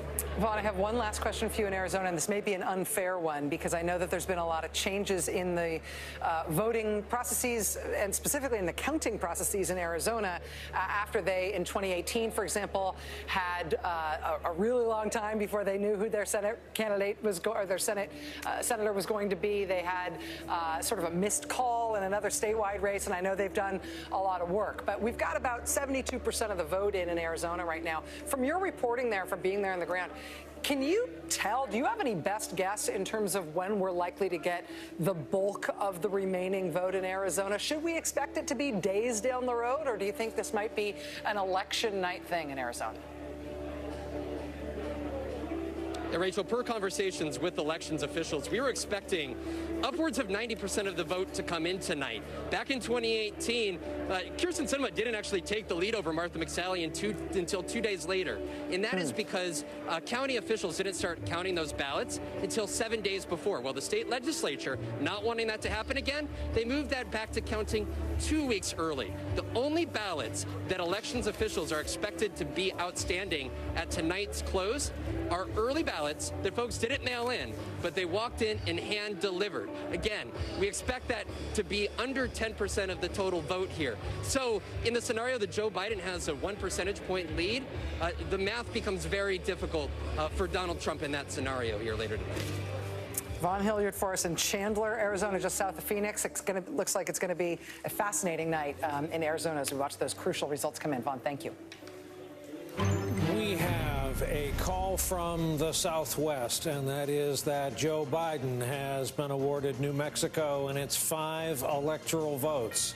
Thanks to Vaughn and his good reporting, we've been talking about the Southwest since this puts another blue square on the map west of the Mississippi. Nicole Wallace, where do you put states like Arizona right about now? So Arizona is one of the states that the Trump campaign was most concerned about. From their coalition, it was a state that when Bill Stepien took over from the troubled fellow, I can't remember his name right now, of Lincoln ad fame, Brad Parscale. Brad Parscale. When Bill Stepien took over and he temporarily halted all the advertising and did sort of a deep dive into the polling and looked at where Trump was in states that he'd won 4 years ago, Arizona was the state that Bill Stepien was most concerned about. The diagnosis from the new regime at the Trump campaign was that 4 years of attacking John McCain, both while he was alive and after he was dead, had really hurt Trump there. So this is a state that has felt very soft to a normally hubristic Trump team since the beginning. I'd say this is also a state that the very sort of humble and low-key and expectation-managing Biden campaign, this is the one outside of those 3 Midwestern states that they've had their sights on, probably for similar reasons, as well as the reasons that Rachel keeps talking about, that very competitive Democratic race. Martha McSally's polls have her down today 3 or 4 points, and I think Trump felt that he had sort of pulled to a dead heat there.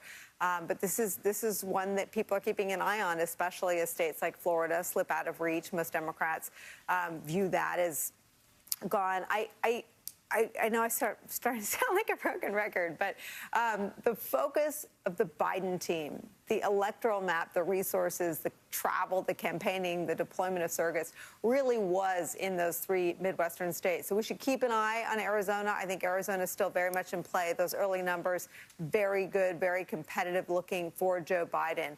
But in terms of must win, it is still, I'm still in the last 20 minutes hearing that the focus is on those 3 Midwestern states. Let's go back to Brian. I believe we've got a characterization change. Yeah, these are important.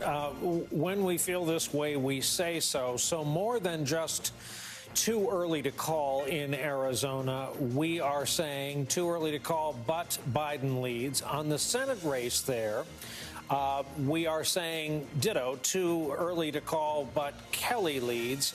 And this is North Carolina, too close to call. 15 electoral votes. That is our determination at 10:18 Eastern Time. And Steve Kornacki, I am betting you can bear this out. Too close to call in North Carolina.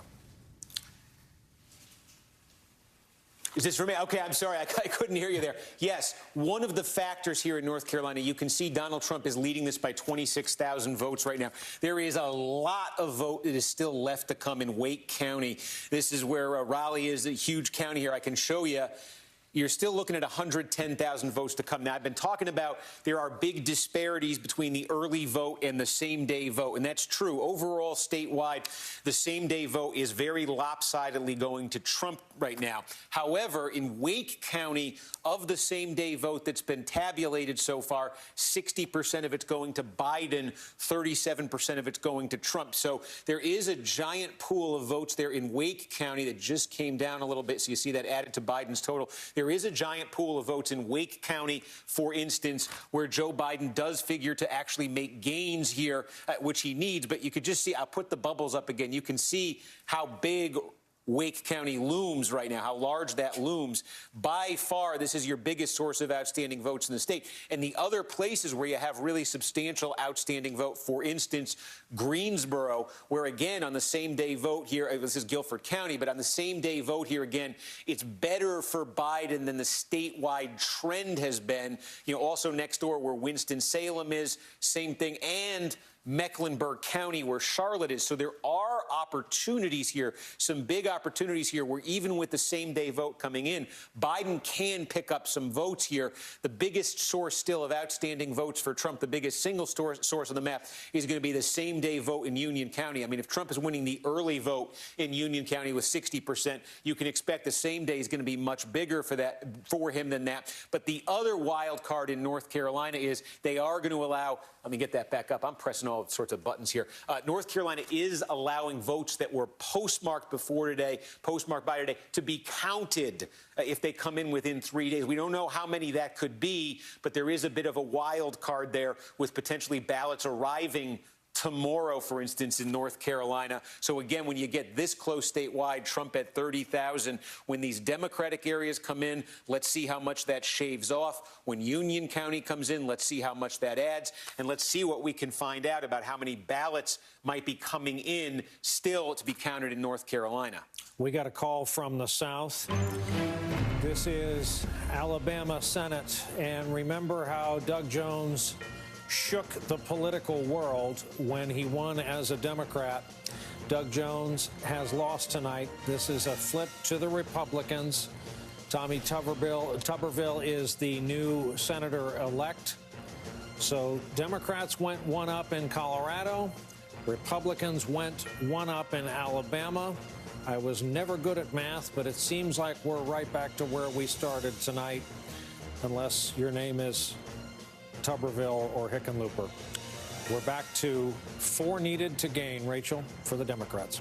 Let's talk about what's going on in Arizona. Brian, you've just changed the characterization in terms of NBC News' projection in Arizona. In both of those states, NBC News is now, in that state, in both of the closely watched races in Arizona, NBC News is now projecting a lead for Joe Biden in the presidential race in Arizona and a lead for Democrat Mark Kelly in the Senate race. Can we talk a little bit about that Senate race in Arizona? I will foreshadow, or I will cheat and tell you that after this, I would also like to talk a little bit about how that North Carolina Senate race is going, given the too close to call designation now in the North Carolina presidential. But let's start here in Arizona in terms of why the Democrats are characterized as leading in both the Senate and presidential races here. Steve?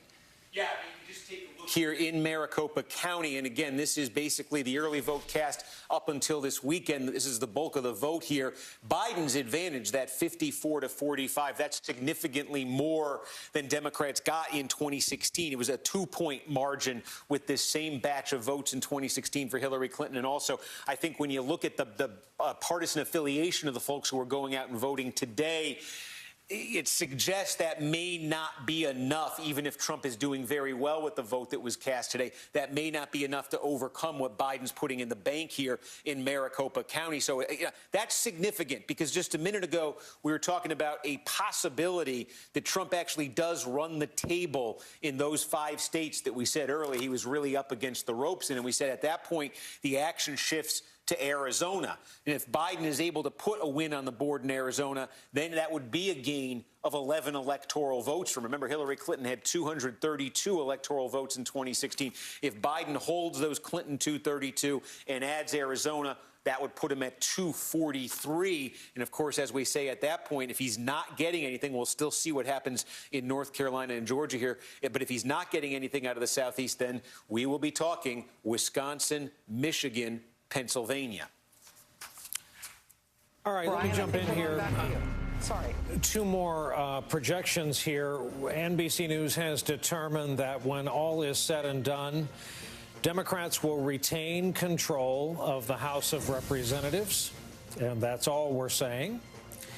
And in the state of Louisiana, we have prepared to make a call when all the votes are counted. As expected, Donald Trump, the projected winner in the state of Louisiana. And as I've been speaking, we have just added Kansas, as expected, in the Trump column. Let's go to the map and see where the colors work out. Rachel, back over to you. Steve, we're looking at Senate races and presidential races sort of tracking one another in closely fought states. We were just talking about that situation in Arizona, where both Biden and Mark Kelly are portrayed now as in the lead by NBC News' calculations in Arizona. Let's look back at North Carolina. We've got too close to call. It was too early to call. Now it's too close to call in North Carolina. What's happening with Cal Cunningham and Tom Tillis in the Senate race there? Let's call that up. And you see, again, the numbers a little different here, but 48-4, 47-3, a bit of a larger advantage there for Tillis, about 60,000 votes. Again, I'll toggle between them, and you'll see here, keep an eye on the map here. This is the presidential, and this is the Senate race. Again, Trump's lead in the presidential, 39,000. Tillis's lead in the Senate race, 58,000 over Cal Cunningham. And I think you've talked about this. 2016 was the first time in American history that every Senate race that year on the ballot matched up in any given state with how the presidential race went. There wasn't a single state in the 2016 presidential election that went for a candidate of one party in the presidential race and a candidate of the other party in the Senate race. That's how closely these things have aligned. It's very interesting to see these numbers in North Carolina tonight. You know, Tillis running a little bit ahead of Trump. In fact, Tillis in the polling had been running behind Trump.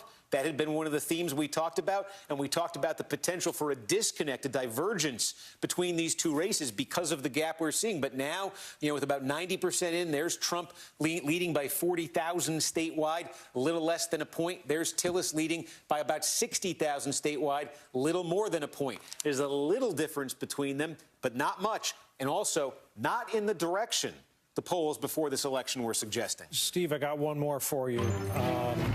We have another call, and this is another New England state, and that is New Hampshire. And it's for electoral votes awarded to Joe Biden. We believe when all the votes are counted, differentiated by about 22,000 votes right now. Let's take a look at the map and see where this leaves us as we look nationally. Again, two different trends of blue, southwest, northeast, red from the Mississippi Valley to the Atlantic seaboard, all the way up through the Middle Plains. Rachel?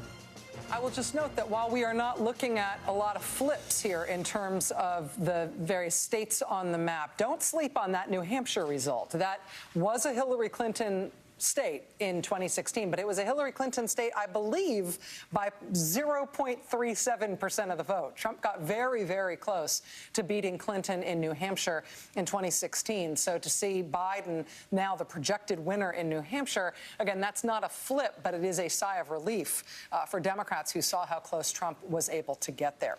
Again, one of the states we are watching very, very closely, Nicole Wallace might be watching, you might say intently, is the state of Wisconsin, where it is too early to call at this point. And we are watching closely, particularly alongside Michigan and Pennsylvania, these other crucial states. As you see right now, just over a third of the vote in Wisconsin, very close between them.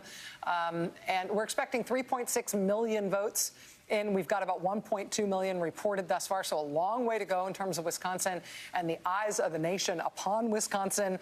Once again, our friend Charlie Sykes is in Wisconsin for us tonight, watching these results and helping us make sense of them. Charlie, when you look at what we've seen thus far out of Wisconsin, what do you think? Well, first of all, everybody take a deep breath. This election is not going to be decided by the SEC. It's going to be decided by the Big Ten. And we haven't gotten all the results here yet. So I'm looking at the Wisconsin numbers, and if there are 3.6 million votes, that is very bad news for Donald Trump, because he won here 4 years ago by getting fewer votes than Mitt Romney got against Barack Obama when he lost by 7 points. And so far, I'm looking at some of the numbers. He's underperforming what he did 4 years ago in crucial Waukesha County. I live in Ozaukee County, which is one of the Milwaukee suburbs. Donald Trump is winning by only 8 percentage points. So he is certainly not adding to his margins in crucial Republican areas. And as you look at those numbers, remember this: we won't get the final numbers from heavily Democratic Milwaukee County until 5 a.m. tomorrow. And that is going to be the decisive number.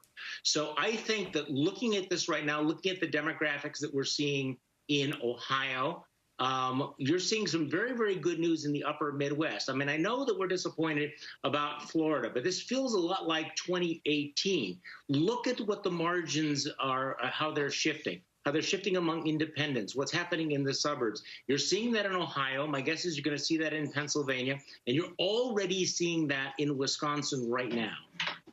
Charlie, let me ask you about one other Wisconsin dynamic, which has loomed so large over the past 4 years. I feel like it has overshadowed our ability to think rationally about Wisconsin. And that is that when Trump won in 2016, and as you said, he won by less than a point, he had never led in a single poll in Wisconsin, not a single public poll, not one. And then he went ahead and won the state. Is Wisconsin polling, which shows Biden broadly ahead heading into tonight's results, is Wisconsin polling any better in 2020 than it was in 2016? Well, I think so. The Marquette University law poll, which is considered the gold standard, has Biden up by, I think, 4 or 5 points. It's going to be close. It's going to be single digits. But I think that they have adjusted to the mistakes they made 4 years ago. But the key thing in Wisconsin right now is the question of, will voters in, say, Milwaukee County, will African-American voters turn out in Wisconsin? Because famously 4 years ago, Hillary Clinton got 40,000 fewer votes than Barack Obama got just in Milwaukee County. If she had matched Barack Obama's total in Milwaukee County, she would have won the state because Trump won by only about 23,000 votes. Now, the other big variable is whether there's a big hidden rural, non-college educated white vote coming from northern and western women. And I'm not seeing any indications of that. Trump seems to be holding his own outstate. But the question is, will Democrats turn out? The indication that I have is there's big numbers out of Madison, which is Dane County, and big numbers out of Milwaukee.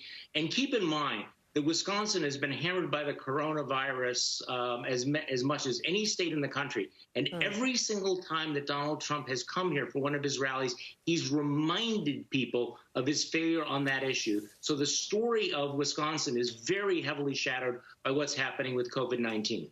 Charlie, my colleagues here in the studio are eager to ask you more Wisconsin questions. I'm going to hold them back for a second because I think we've got a quick call we've got to do before we rejoin this discussion. We do. This is not a flip or a surprise, but we have awarded the state of Utah and its 6 electoral votes to the Trump column. We'll convert over to the national colorized map and see that this extends past Colorado now, the block of red that starts in the middle of the country. Rachel, back to you.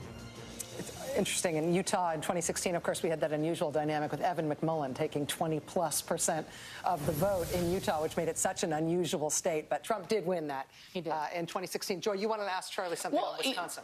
I did. Well, in terms of a lot of the angst and anxiety that people are feeling about the result tonight. And I think a lot of it was skewed by Florida. I think you're absolutely right. It feels like 2018 again.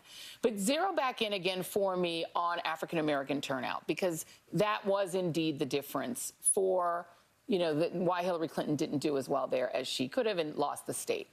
What is that looking like? What is the state of any sort of disenfranchisement activity? We know that is a thing that happens a lot in Wisconsin. How open, how accessible has the vote been, and how much turnout have you seen? Well, we won't know until we get the final results tomorrow morning. But I'm not hearing a lot of complaints about it right now, mainly because Democrats really, over the last 4 years, have really gotten their act together again. Remember that Supreme Court election that we had during the coronavirus, where people had to stand in line during the height of it? And there was a rather surprising result in that election. And I think that's the model that's been used here. So, I'm old enough to remember when Republicans absolutely dominated the get out the vote efforts and the early vote efforts here in Wisconsin. I remember that very well. I think that script has been flipped here. But again, the numbers you're seeing out of Wisconsin do not represent all of Milwaukee County. And frankly, that's going to be where the African-American vote is concentrated. Milwaukee County, Racine County, and Kenosha County. And I would be very surprised if you did not see a substantial increase from 4 years ago. And if Donald Trump cannot add to his margins outstate, and if he is losing votes in the crucial Milwaukee suburbs, places like Waukesha County, then I think it's going to be very difficult for him to win the state of Wisconsin. Charlie, because it's Donald Trump, we know where he's ailing politically because he cries out to them and he cries out to suburban women exactly in the parts of the state that you're talking about. Have you seen anything come in Ohio or anywhere else that signals to you the kind of result in some of those counties? Oh, absolutely. And also in North Carolina. Now, whether or not Joe Biden wins in Ohio or North Carolina, I think that if you see the same kinds of trends there where Trump's margins have been cut, if you see that in places like Michigan and Wisconsin, you know what the results are going to be. I mean, the margins in Pennsylvania and Michigan and Wisconsin are like this, right? So if, in fact, look, if you're looking at Ohio, Trump won by 8 points last time. He may win by 1 point this time. If you see that kind of shift in those demographic groups in Wisconsin, Michigan, and Pennsylvania, Donald Trump is going to be in a lot of trouble. It's because the reality is that here in Wisconsin, we're not that much different than Ohio, Pennsylvania, and Michigan demographically. Well, I guess that's what everyone's worried about, right? If you see Ohio go in one direction. But I guess one other question I have is the kind of Republicans, like the Paul Ryan Republican, are the kind of Republicans that can hold their own in a Wisconsin nice kind of state. I mean, just talk about, Wisconsin can land differently. That Wisconsin, Michigan, Pennsylvania slice of it is terrain that the Trump campaign saw as slightly more hostile to the Trump trajectory. The Trump 2020 persona is not as winning in their own view as Trump 2016.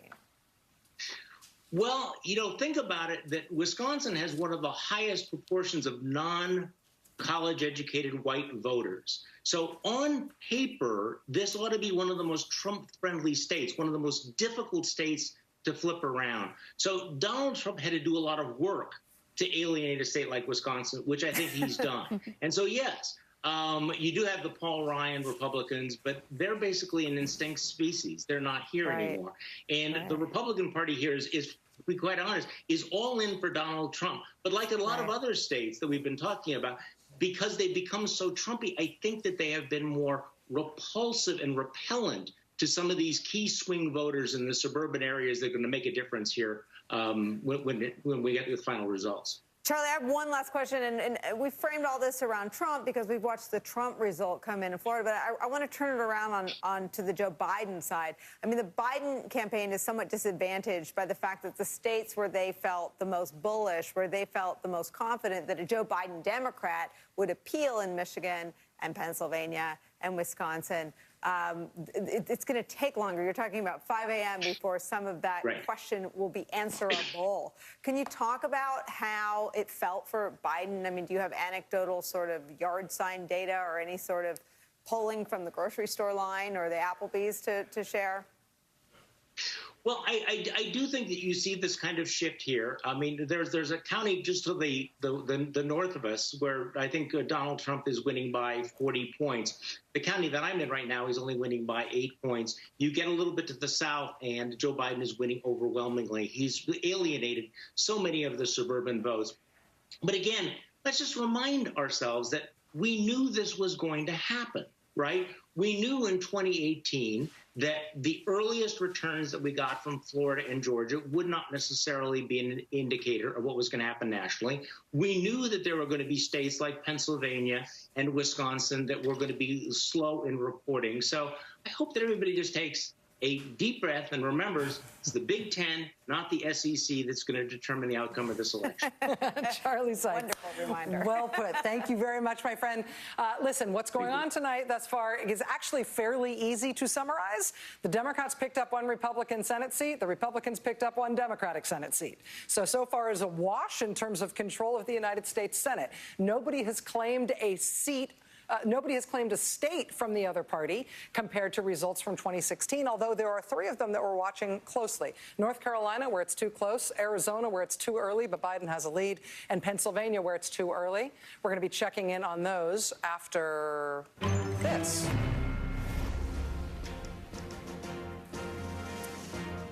NBC has now projected that in the great state of Missouri, President Donald Trump will once again be the winner in Missouri. Again, that is not a pickup for the Republicans. Missouri has been deep red and in the Republican column for some time now, but that Missouri call is now official in terms of NBC News' projection. All right, we're going to take a quick break. When we come back, again, we'll be looking at North Carolina right now, too close to call. Arizona, too early to call, but Biden characterized as being in the lead. Pennsylvania, too early to call, with not much in the way of clear expectations in terms of when we're going to know.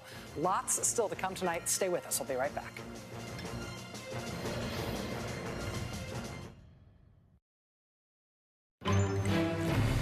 We are back. You'll note Missouri snuck in there before the break. Illinois has spoken. Neither of these are pickups. They're holds. This is Joe Biden, the projected winner of Illinois, and it's 20 electoral votes. And Senator Dick Durbin is going to remain in the U.S. Senate as well from the state of Illinois. So 2 holds for the Democrats. And to Steve Kornacki, can you bring us up to speed on North Carolina and Arizona, please? Let's take a look here, a couple different places. So again, in North Carolina now, the Trump advantage has moved up over 50,000 votes. What has he gained to put him there? We were talking about this Union County here, big suburban, exurban county outside of Charlotte, and basically the vote is in there now. Trump's going to end up over 60%. Again, getting big same-day numbers. We saw that number lagging earlier overall for Trump, his percentage in this county. He ends up over 60%, gets a lot of votes out of there. And so you see statewide, that helps him move up. Now you see close to 60,000 votes statewide. Where is the remaining vote in North Carolina? Still a lot in Wake County, where Raleigh is, Greensboro, Winston-Salem. There's still some to come in Charlotte. There are still a small amount scattering in our smaller Republican-friendly areas of the state as well. All told, what you're looking at here is just over 400,000 votes statewide remain to be counted here. 82,000 of them are in Wake County. You can see another 50,000 of them are in Guilford County, where Greensboro is. So there are opportunities here for Biden to cut into it. But again, I think the other thing that comes into play here is just the possibility there will be other ballots that come in the mail in North Carolina after Election Day, trying to figure out how many that might be, what that could do to the margin here. So let's see where the margin ends up after these votes all get tabulated. Then that becomes the question in North Carolina. But Trump's lead right now sitting at 60,000 votes. We take a trip out to Arizona. Again, not much changing here. You see just getting sort of that big initial batch of the vote. We're basically going to be sitting here looking at 3/4 of the vote in Arizona. Then the numbers are going to change. We'll be watching here in the next few hours to see the numbers change in Maricopa County as they count up the same-day vote in Maricopa County. How much ground can Donald Trump make up? He's certainly running from behind based on that initial batch that we got here. Let's see what happens there as those votes are counted. So far, nothing new there since we got that gigantic initial batch. One other that is suddenly becoming potentially significant on this map, and I want to flag this for you. It's not a state. It's part of a state. It is the 2nd congressional district of Nebraska, and this is Omaha, the Omaha area. And here's the vote right now in the 2nd district. The reason I'm showing you this is because Nebraska and Maine give out their electoral votes by congressional district. So the winner of this congressional district that I'm showing you right now, think of it as the smallest state in the union for tonight, at least, because it's worth 1 electoral vote. Whoever wins this, Trump got this electoral vote in 2016. You see with the vote that's in right now, he's clinging to a 600-vote lead. We're just going and we're looking. So far, what's counted in here is the same-day vote up until 2 p.m. this afternoon. Okay, so there's more same-day vote, the vote that was basically cast this afternoon and evening, and there's still early vote that's also being added here. Keep a very close eye on this because the Electoral College implications are this. Let me paint what right now, if you're at a Biden campaign, you're saying, boy, this is the worst case scenario for us. That would involve, hey, you lose Florida, you lose Georgia, you lose Texas, you lose North Carolina, you lose Ohio, and then you lose Pennsylvania. This is your worst case scenario. If all of that went wrong for Biden, the path they could still take that would get them to 270 would involve Michigan, Wisconsin, Arizona, which we just talked about. Those three would get him to 269. And the 2nd Congressional District of Nebraska, if they could get it, would be 270. So to keep that in mind, because these electoral college scenarios, we've been playing around with so many of them the last few months. And as Donald Trump early on has some success in these big states we flagged at the beginning of the night, this is one folks have talked about. Is there a scenario there? 269 comes into focus. We've always talked about what would happen then. Or is Biden able to actually get that district, and that presents a path for him that wouldn't require him to win Pennsylvania? That is crazy. I mean, I have done that math myself, and I know it's true, but I can't believe we're talking about it as one of the things that might actually happen. Steve, before we get too far away from Arizona, can I ask you to look at Senate in Arizona again just for a second? Again, NBC News is characterizing in Arizona both the presidential race and the Senate race as too close to call, as too early to call. But in both cases, Joe Biden in the presidential race and Mark Kelly, the Democrat in the Senate race, are characterized as in the lead. Can we look at what that means in terms of the Kelly-McSally Senate race in Arizona? Yeah, here you go. Oh, I think we got something. Excuse the interruption. Nebraska, part of the split electoral vote, Nebraska, as projected, is being projected to Donald Trump. And we've explained this before. The split congressional district, this is the western part, the part that has not been striped on our map. Rachel, please, back to your Sure. It's a very timely call, actually, given what Steve was just explaining about that 2nd Congressional District and that one electoral vote in Nebraska. Okay, Arizona Senate, Mark Kelly versus Martha McSally. Yeah, so again, let's start on the presidential race here in Arizona, where you see Biden right now almost 9 points ahead. And where does the Senate race?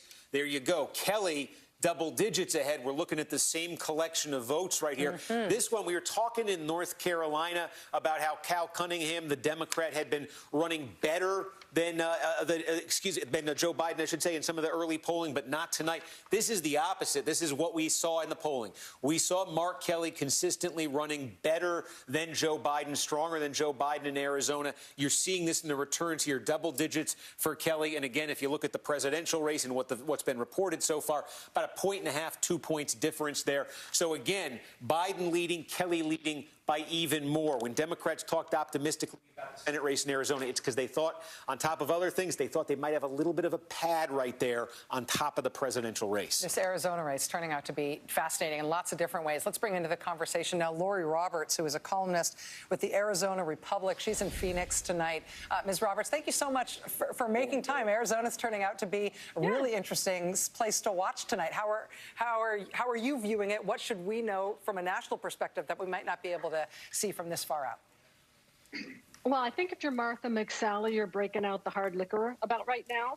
She needed to keep it close in the early vote, which is what you're seeing right now. Arizona is a big early vote state, so roughly 75% of the vote is going to be early vote, and that was going to skew a little bit Democratic.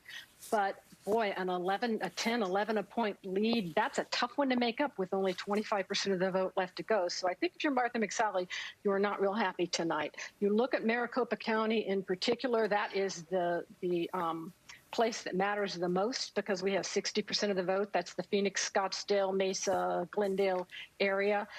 It's breaking big for Joe Biden and for Mark Kelly. In terms of the Biden race and the Kelly race, and those existing in parallel, and we are seeing sort of parallel characterizations right now by NBC, do you see any cross currents between those two? Do you think that Kelly may have helped Biden there, or Biden may have helped Kelly? Conversely, do you think that McSally or Trump might have hurt one another's campaigns, as they both seem to be trailing right now? Well, McSally always seemed to run in the polling about 4 to 5 to 6%, depending on which poll you looked at, behind Donald Trump. So that tells me that a lot of Republicans, in particular very conservative Republicans, were not so sure about Martha McSally. Conversely, a lot of very moderate Republicans and independents, in particular women in the suburbs, which you're hearing about all over the country, were turned off by Donald Trump and by Martha McSally, who really has been portrayed as being in Donald Trump's pocket for the last 2 years. She really, her fate was tied to Donald Trump's. I'm not sure that Donald Trump's fate was necessarily tied to hers, but what we're seeing is that both appear to be going down tonight. We've had a lot of questions, and this is Joy, about the Hispanic vote or the Latino vote around the country. And I think Florida tells one particular story, and I feel like Colorado, Nevada, and Arizona tell a different story. Can you talk about that vote, which is a sort of largely Mexican-American based Latinx vote, and where is that going, and how strong is the turnout? It has been extremely strong, and where it was strong is in early balloting. Latino women, Latino men, Latino voters, Democratic voters, they came out in huge numbers. Republicans have always had a 6 to 7% advantage going into Election Day. This year, it was more like a 1-point advantage. And the polling today, I mean, not the polling, but the people that you saw out at the polls, huge numbers of people. And I think the story of this election might, in the end, be the independents who came out big today. And we were expecting them to break for Democrats, and it appears that they did. Lori, that is the analysis that I've heard from former McCain advisors, and McCain always counted on those independents coming out for him. Can you talk about how Trump might have hurt himself with what is people in the state know how important independents are to their vote, but either someone forgot to tell Donald Trump or he didn't care, but it seems like 4 years of attacks against the McCain family may have hurt him with that block of independents. Well, I think it's not just that, but it is. I don't think that Donald Trump and Martha McSally ever tried to expand their base. Remember that 8 years ago, this is a state that went by 8 points for Mitt Romney. This is a state that 4 years ago went by 3 points for Donald Trump. And so you could see the numbers changing. He just never tried to broaden his appeal to women. In fact, what did he say when he was in Arizona last week? What did he call rhinos? The worst human beings ever? Something like that. That's not a direct quote, but it was something like that. It's offensive and it's off-putting. But I think that he lost, if he loses this election, which it appears, at least in Arizona, that he's going to, it's because they never brought along those women who maybe voted for Donald Trump 4 years ago, but have been turned off in the last 4 years. And you saw it 2 years ago with the election of Martha McSally, or with the defeat of Martha McSally, where you saw moderate Republican and independent women going for our Republican governor and for Democrat Kyrsten Sinema. You cannot underestimate how important this is. We don't elect Democrats here. We just don't. And so things are changing in a big way, and they just did not see it coming. Lori Roberts, columnist with the Arizona Republic, joining us tonight from Phoenix, where, again, NBC has still characterized this race as too early to call, but with Democrats in the lead both in the Senate and presidential races. Lori, thank you so much. Fascinating night tonight in Arizona, and a lot of fascinating politics, I think, to come in Arizona. I'm going to interrupt myself right now because I believe Brian has some calls. We have some calls. None of them flips Mississippi. The projected winner is Donald Trump. That's a hold. Wyoming, the projected winner is Donald Trump. Lindsey Graham is headed back to the U.S. Senate after we take a look at the road to 270. Lindsey Graham is headed back to the U.S. Senate from South Carolina. Jamie Harrison, despite a flood of outside money, especially at the end of this thing, could not do it, could not convert it in the state of South Carolina. The Georgia second race will be indeed a runoff between Warnock and Loeffler. That we have just been able to put in the runoff category. It's a lot to balance, But, Rachel, this is what we do.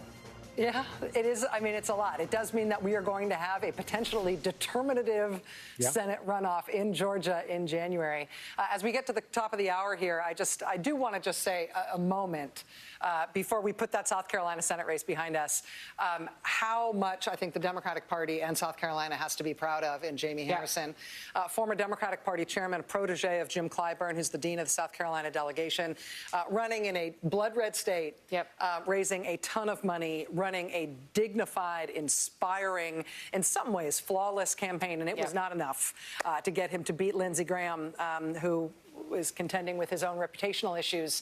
But Jamie Harrison, I think, is a big part of the future of the Democratic Party in the South. And can I just say that, you know, sometimes I think when we look at political races, we only look at the win and loss, but there's also party building that happens when somebody runs a really good election.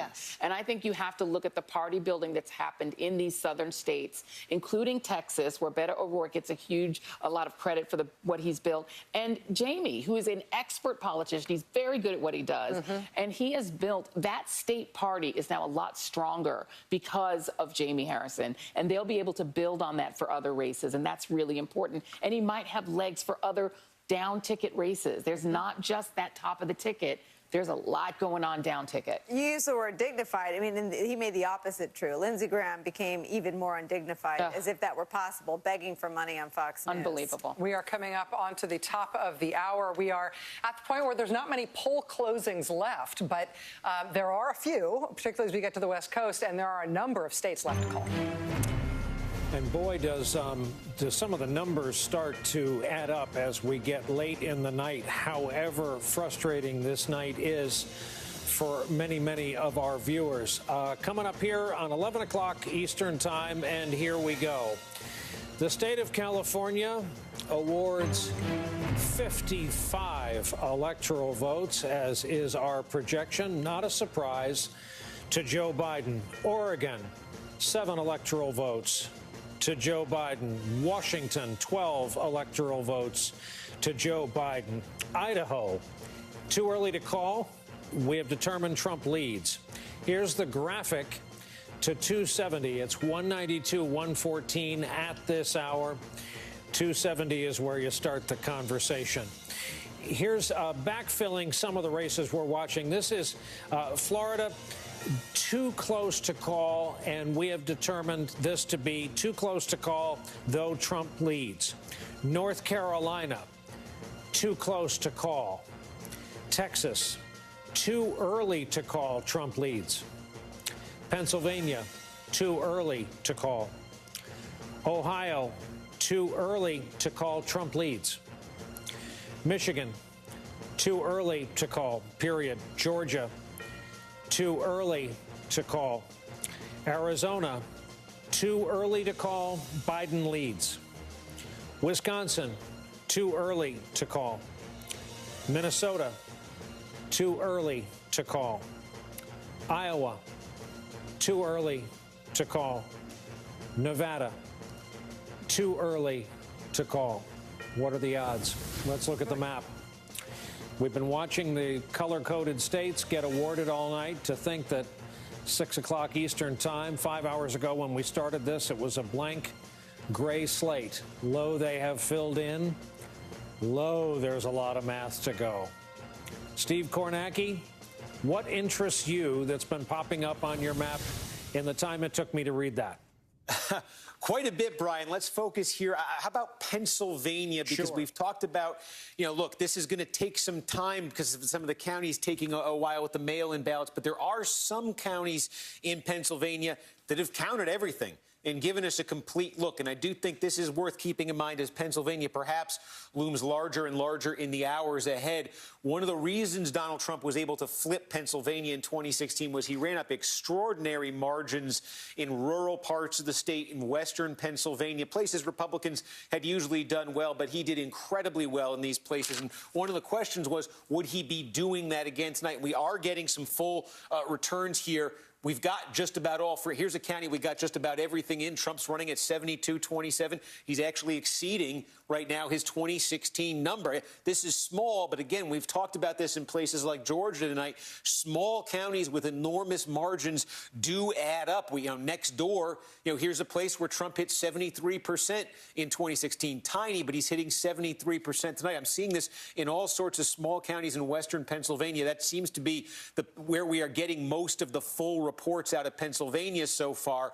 Trump is in those small rural counties hitting, in some cases exceeding that 2016 number. That is only part of the story in Pennsylvania. I flag it because we're getting the full results from those counties. We are not getting the full results from places like Pittsburgh, from places like Philadelphia, from places like the Philadelphia suburbs that are key to Democratic hopes, especially in Philadelphia. That's where you're going to have a lot of lag, I think, with the mail-in voting. But I do think that's a piece of it to keep an eye on in Pennsylvania, because we've been seeing that in some other states tonight. And if the electoral college battle does come down to Pennsylvania, worth keeping that in mind. Every time we can get one of these counties up to 100%, we're going to measure it up against 2016 and tell you if we're seeing strength or weakness for one candidate.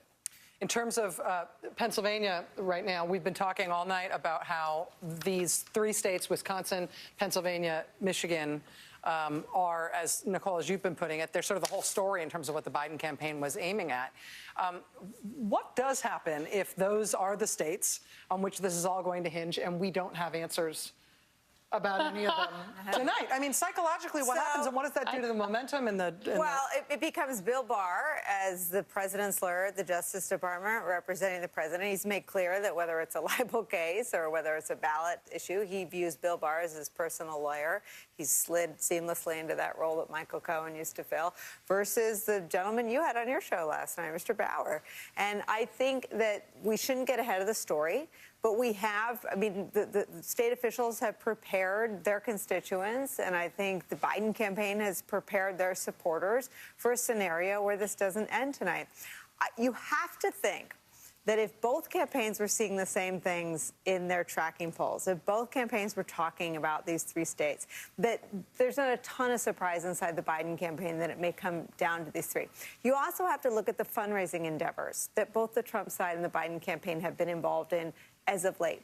They were about a post-election day legal effort. Right. So both campaigns saw this the same way. And I think I have a hard time not seeing this the way a staffer does. And the way a staffer sees it is they look for the intersections. What do both campaigns see?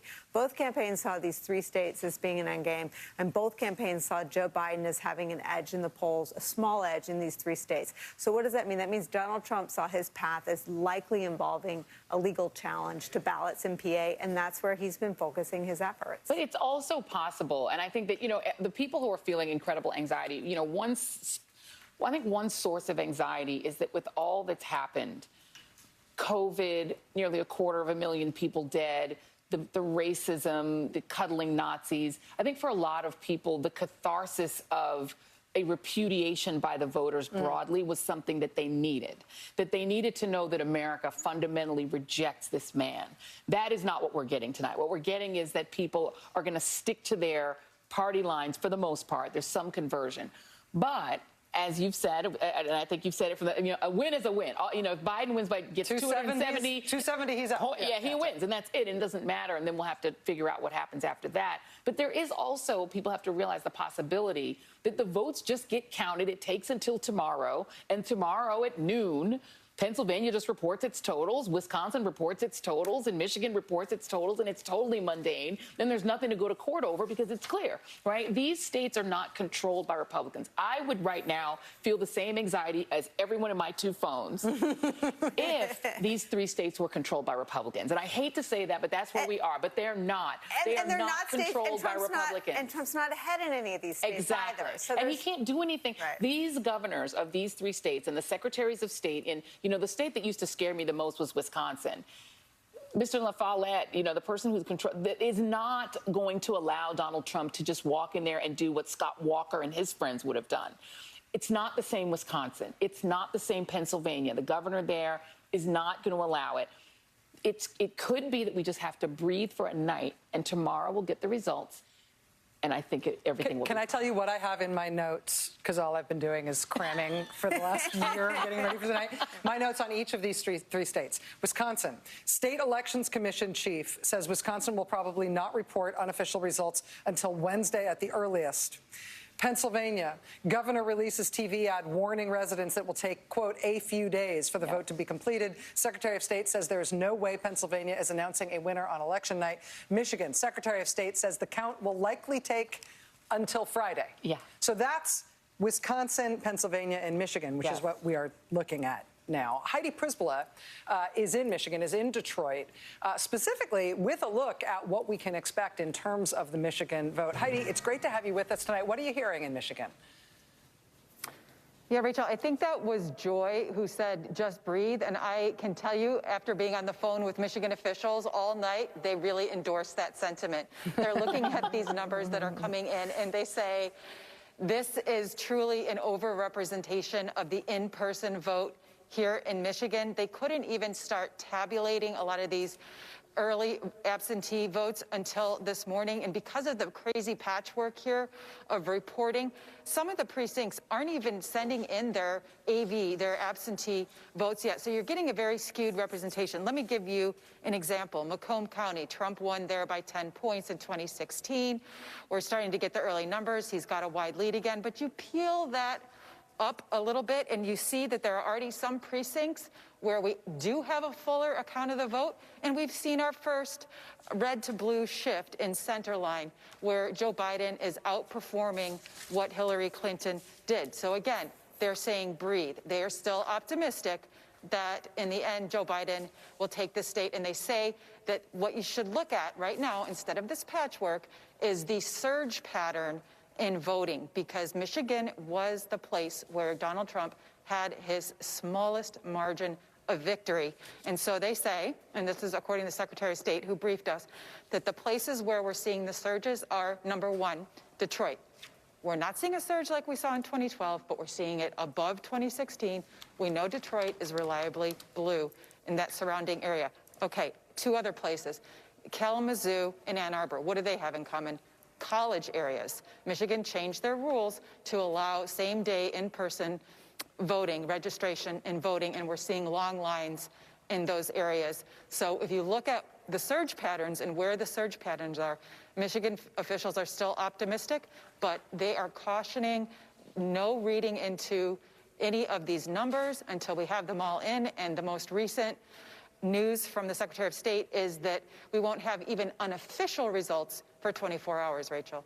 24 hours from now, they're not expecting any unofficial results until Wednesday after 11 p.m.? That's what she said.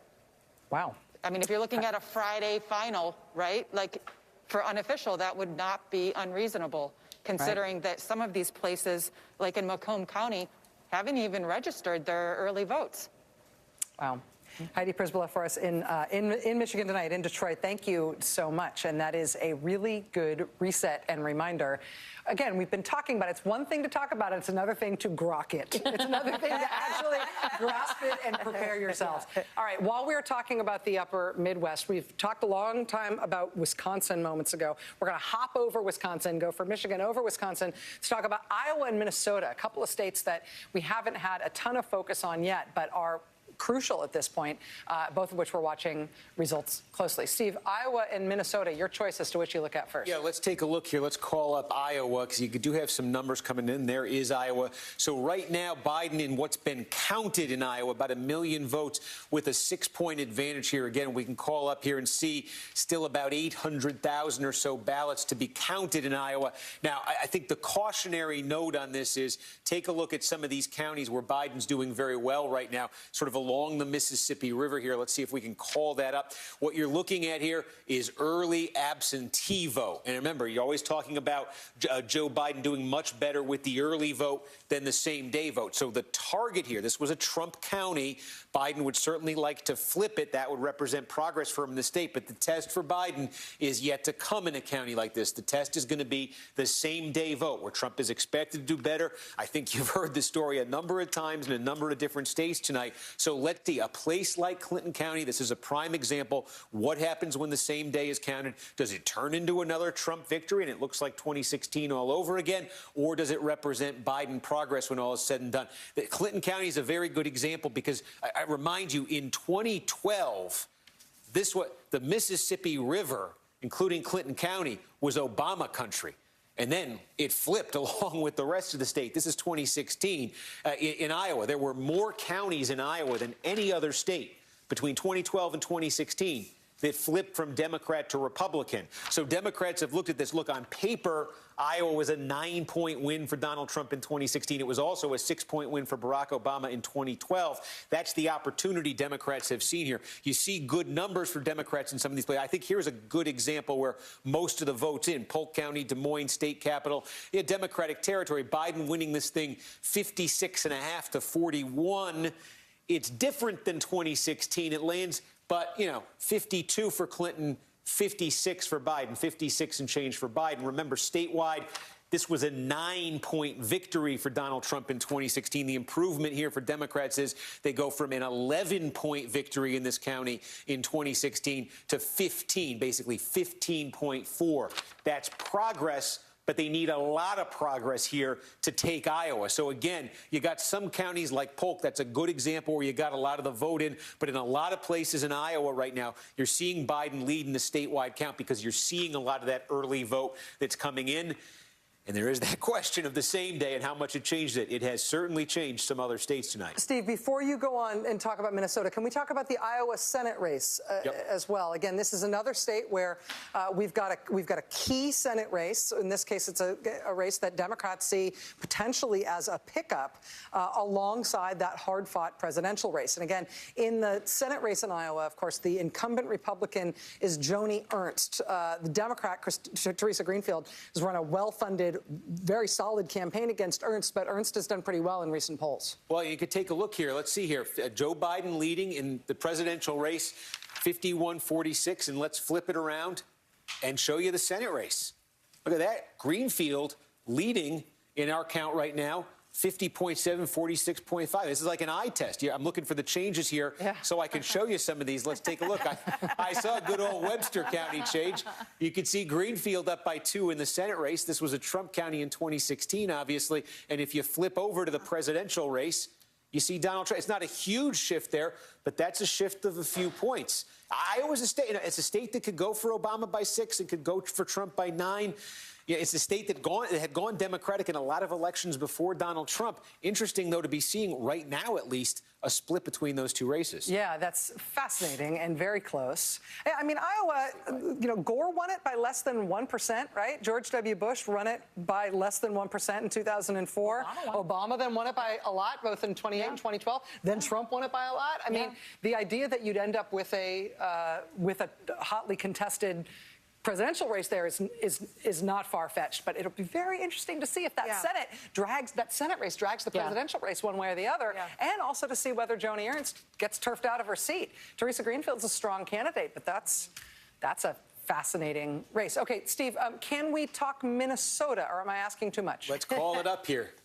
Let me just get this screen loaded, and let's go north to Minnesota. In terms of Minnesota, I mean, just for context, Clinton only won Minnesota in 2016. Again, it was a Clinton-held state. It was a blue state in 2016, but by like 1.5%. It was close, just like New Hampshire was. Minnesota's the upper Midwest state that got away for Donald Trump in 2016. He was able to flip Michigan. He was able to flip Wisconsin, able to flip Iowa. And then this was almost a flip. Yeah, Minnesota, the last time it went for a Republican presidential candidate was actually 1972. It's been going Democratic every election since then, but Trump nearly pulled this off in 2016. And I'll just take you through here some of the early votes here. Look, you got early. This is Hennepin County. This is core Democratic, Twin Cities metro area here. Let's just see what is left. About 45,000 votes to go. And Biden here overperforming what Clinton got in 2016. Minnesota is a state. It really has become politically a tale of two states. In places like the Twin Cities area, in places like Hennepin County, it's just been dramatically moving toward the Democrats. Democrats flipped 2 congressional seats in this Twin Cities area in 2018. But Minnesota was also the only state in 2018 where Republicans were flipping Democratic House seats, because the rural areas, southern Minnesota, the Iron Range, sort of this rural kind of ring that goes around the outer edges of the state. Incredible strides for Republicans there that Trump really drove up in 2016. So Trump was running up the score in these parts of the state, while Clinton, and certainly tonight you're seeing Biden running up the score in the Twin Cities. There's just two forces moving in opposite directions in Minnesota, and you can see there that's why Trump sees a chance in the state, because blue-collar white population, large blue-collar white population in those areas I'm talking about. Now, Minnesota, I don't know much about the way that Minnesota is counting their vote this year, in part because a bunch of roundups that I read about and a bunch of people that I talked to about it said, oh, yeah, they're going to be fine, but we don't exactly know how it's going to come in. Is Minnesota one of those states where we do have any sort of indication that they'll get more likely Trump vote day of voters versus or less of those voters in terms of the initial vote tally? Yeah, and you're getting a mix here, too. This is a lot like Wisconsin. So here you go. Here's a good example. We're getting up basically close to 100%. Trump, this looks very similar to 2016 here. So you're going to get a mix here, I think, in Minnesota. You're going to get a mix like in Wisconsin. We're talking about in Michigan seeing a lot of these, the same-day vote is really taking sort of preeminence right now. Same thing in Pennsylvania. Pennsylvania and Michigan, we're looking at a lot of same-day vote coming out first. You're seeing a lot of early vote in Iowa. That's getting Biden that lead right now. Minnesota, Wisconsin, I think you're seeing a bit of a mix. So we've got, sort of different buckets that are accounting for what you're seeing in different states right now. Steve, I'm going to be a total jerk and just keep going with this. Do you have anything on the Minnesota Senate race? Minnesota Senate race, I think, has been a real sleeper. This is the Democratic incumbent, Tina Smith, against a Republican challenger named Jason Lewis. And even though it has not had a lot of national attention, the polling has actually been quite close there. And it made me wonder if Trump has an unexpectedly good showing in Minnesota, whether Tina Smith might potentially be in trouble. And the trend in the votes that have been reported so far has Tina Smith 53 to 39. In the votes that have been counted, she's up 14. In the votes that have been counted, there's a Biden up by 16.5. So you're seeing a 2.5-point lag there. This is a case where the Senate candidate, the Democratic Senate candidate, is lagging behind Joe Biden by 2.5 points in the margin. And yes, you're right. Again, the presidential race margin in Minnesota in 2016 was 1.5 points. We'll see where this one ends up tonight. But if you were to end up in a situation that was similarly close and the Democratic Senate candidate were running 2.5 points behind, that'd be trouble. We got a ways to go here. As you saw, Biden did in Hennepin County. It does look like he's going to overperform there. So Democrats might be making gains. But again, are those gains going to be balanced out in the rural areas where Trump is doing very well in Minnesota and elsewhere tonight? Yeah, I think sleeper thing to watch there, absolutely, in terms of potential interest and potential national impact. Let's bring into the conversation our friend Chris Hayes. Chris, as we have seen these 5.5 hours unfold since we've seen poll closings tonight, we've seen a lot stay the same from 2016, some tweaks around the edges, but I feel like we are seeing a lot of continuity, both in terms of what's blue and what's red on the map, but also the numbers. It's striking. I mean, I think it's been striking, obviously, from 2016 when the president won the Electoral College, even losing by 3 million votes, that it was an incredibly polarized and divided nation politically. And the thing that I've been obsessed with throughout is the president's approval rating. It has been remarkably stable. It's been the most stable approval rating in modern history, and we have approval rating data going back a long time. Gallup has been polling on it forever. You will see that over the course of the last year, which has been the most sort of tempestuous, monumental, and tragic in many ways a year of any of our lives, he has basically stayed the same. And going into today, the number that I kept thinking about was that the two big first-term losses of incumbents who served full terms, Jimmy Carter and, of course, George H.W. Bush, Donald Trump was above them, but he was also below in approval rating George W. Bush, as well as Bill Clinton, and as well as Barack Obama, which is to say he was in a sort of historical no man's land in between clear incumbent losers and clear incumbent winners. And what we're seeing, I think, tonight, bears that out. I mean, this is a remarkably stable base of support the president has had. We're seeing it tonight. He barely eked it out with an inside straight 4 years ago, and we are looking to see what happens here now. But it is striking to imagine what has happened in the last 4 years, particularly in the last year, and see how structurally embedded so much of American politics is.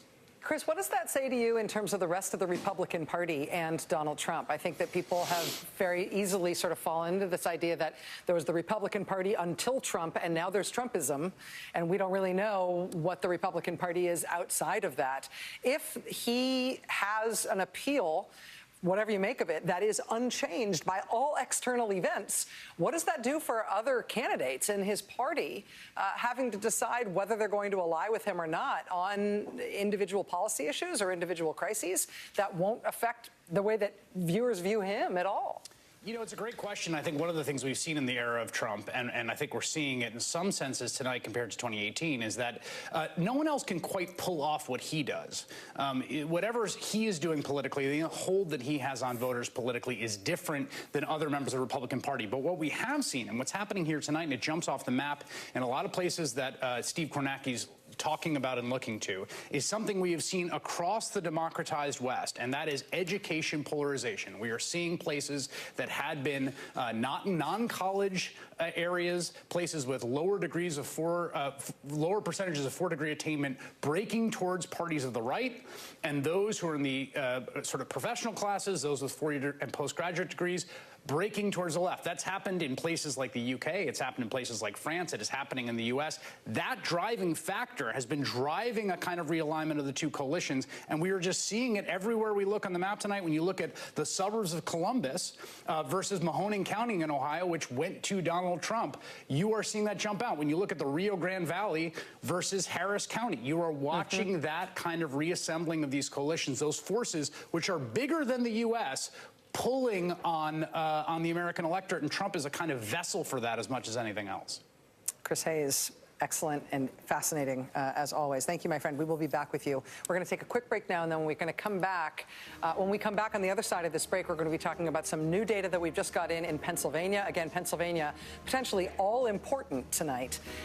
And the data coming in county by county in Pennsylvania is wildly different from county to county in terms of which part of the vote is coming in first, when counties plan to report the rest of the vote. As we watch this, it is helter-skelter in the Keystone State. That's next.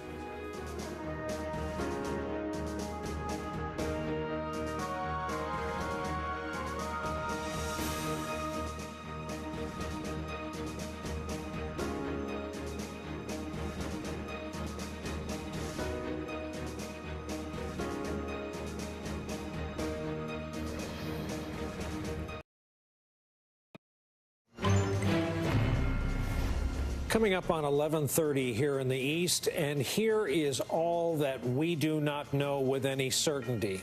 Our call on Arizona is too early to call. Biden leads. Then we go to the Northeast, Pennsylvania. Too early to call. 46% of the vote in. Then we go to critical Michigan.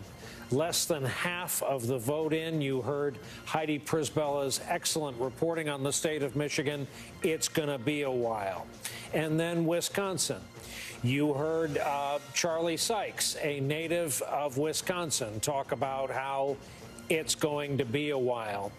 We're going to bring Mike Murphy into our conversation, a veteran Republican strategist, and it says a lot about strategists like Mike Murphy that he is with Republican voters against Trump. He joins us from Los Angeles. And Mike, stay right there. Don't move, because I want to bring Nicole Wallace into this as well. Nicole, people watching would be forgiven for wondering just what in hell's going on and how long this is going to go, and the state of the zeitgeist and what both campaigns are saying. So you lead off. So I've heard from folks in both camps that no one expects a result tonight. And I know we've talked a lot about anxiety as an undercurrent. We've also talked about these 3 states that everyone is watching, Michigan, Pennsylvania, and Wisconsin. And we now have reporting and people in the states explaining why that might be, that neither campaign expects a result tonight. Heidi, as you said, gave us a great reporting about how Michigan needs 24 more hours before they can report out their count. Pennsylvania is talking about not having those results until another day, not starting with T for Tuesday. And the same goes with Michigan. So I think the fact that both campaigns are expecting this to go on beyond tonight is not cause for alarm. It is part of the conditioning, I think, that both sides tried to give. It doesn't necessarily mean that this heads down a legal path. I guess the Biden campaign says that is still to be determined. The Trump campaign has been more hawkish about legal avenues being pursued.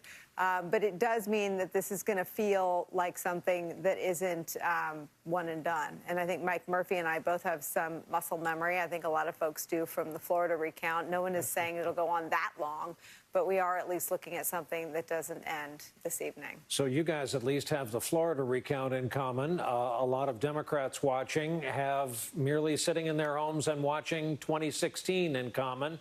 Mike, which is it?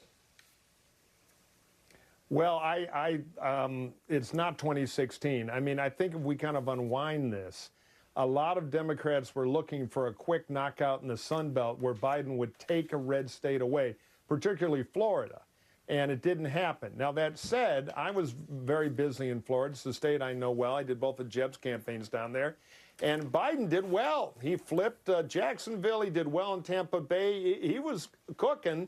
But Miami-Dade alone collapsed, and I mean really collapsed. Hillary won that county by 29 points, Obama by nearly 24 points. Biden will be probably getting out of there winning by about 8 or 9 points. It's the biggest swan dive in one county I've ever seen because everything else was working great. So the good news for the bad news for Biden and for Democratic psychology is the easy break his back tonight win in Florida or Georgia or North Carolina look very unlikely playing on red state turf. There's one red state left in the Sun Belt that I do think is probably going to flip to Joe Biden, which is Arizona. It could be the revenge of Senator John McCain. That's going to take a while. We need to get more vote in, but it looks very promising for Biden. Then we're down to the blue wall. And those states, because they're not used to the kind of absentee wave we're having this year, and because their rules require you to count on Election Day, are going to take a while, like all day tomorrow, maybe even into Thursday morning before we get full numbers. So I've done a lot of Michigan races. I would tell everybody to take a breath and understand they're not going to get instant gratification there because they're not going to be seriously counting, the real bulk of the vote until tomorrow. Mike, down ballot, what does your gut tell you about whether Mitch McConnell is going to be majority leader or minority leader? Boy, it's close. They may be one short on the Democratic side of taking it, but I kind of want to see how that Iowa race goes and, and see if Tillis holds on in North Carolina. But it's not as likely as I think conventional wisdom had it 24 hours ago that the Dems would narrowly pick up the Senate. But we also need to see Montana. See what's going on there. We don't have nearly enough vote in. I think we can be sure that win or lose, Joni Ernst will always hereafter know the break-even price on a bushel of beans. Nicole Wallace has a special guest to bring into this conversation. Nicole? Are we bringing in? Not yet. Oh. No, this is not yet. First of all, I am interceding. I'm not in the traffic position here, Brian. I will turn this car right around. I was just following orders. I am going. Sorry. Steve Kornacki, I would like to talk to you about Pennsylvania no matter what anybody else wants to talk about. Now, how much do we have in statewide, and what's going on with the crazy disparities between the counties in terms of what they are reporting? Yeah, and there are a fair number of counties, as I was saying a few minutes ago, smaller counties generally, a lot of them in the western half of the state. It's Trump country, where you got basically all the vote that's reported out so far. Where you're missing vote is Philadelphia, first of all. Let me show you that.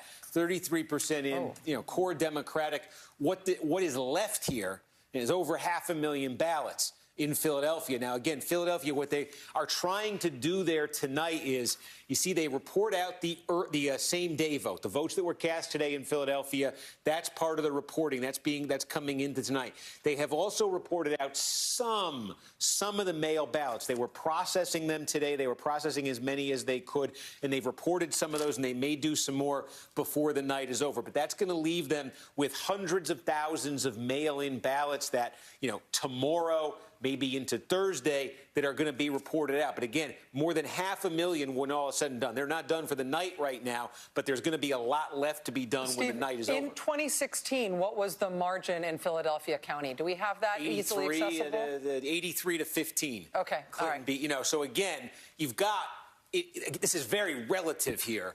You've got Trump's best ballots in Philadelphia.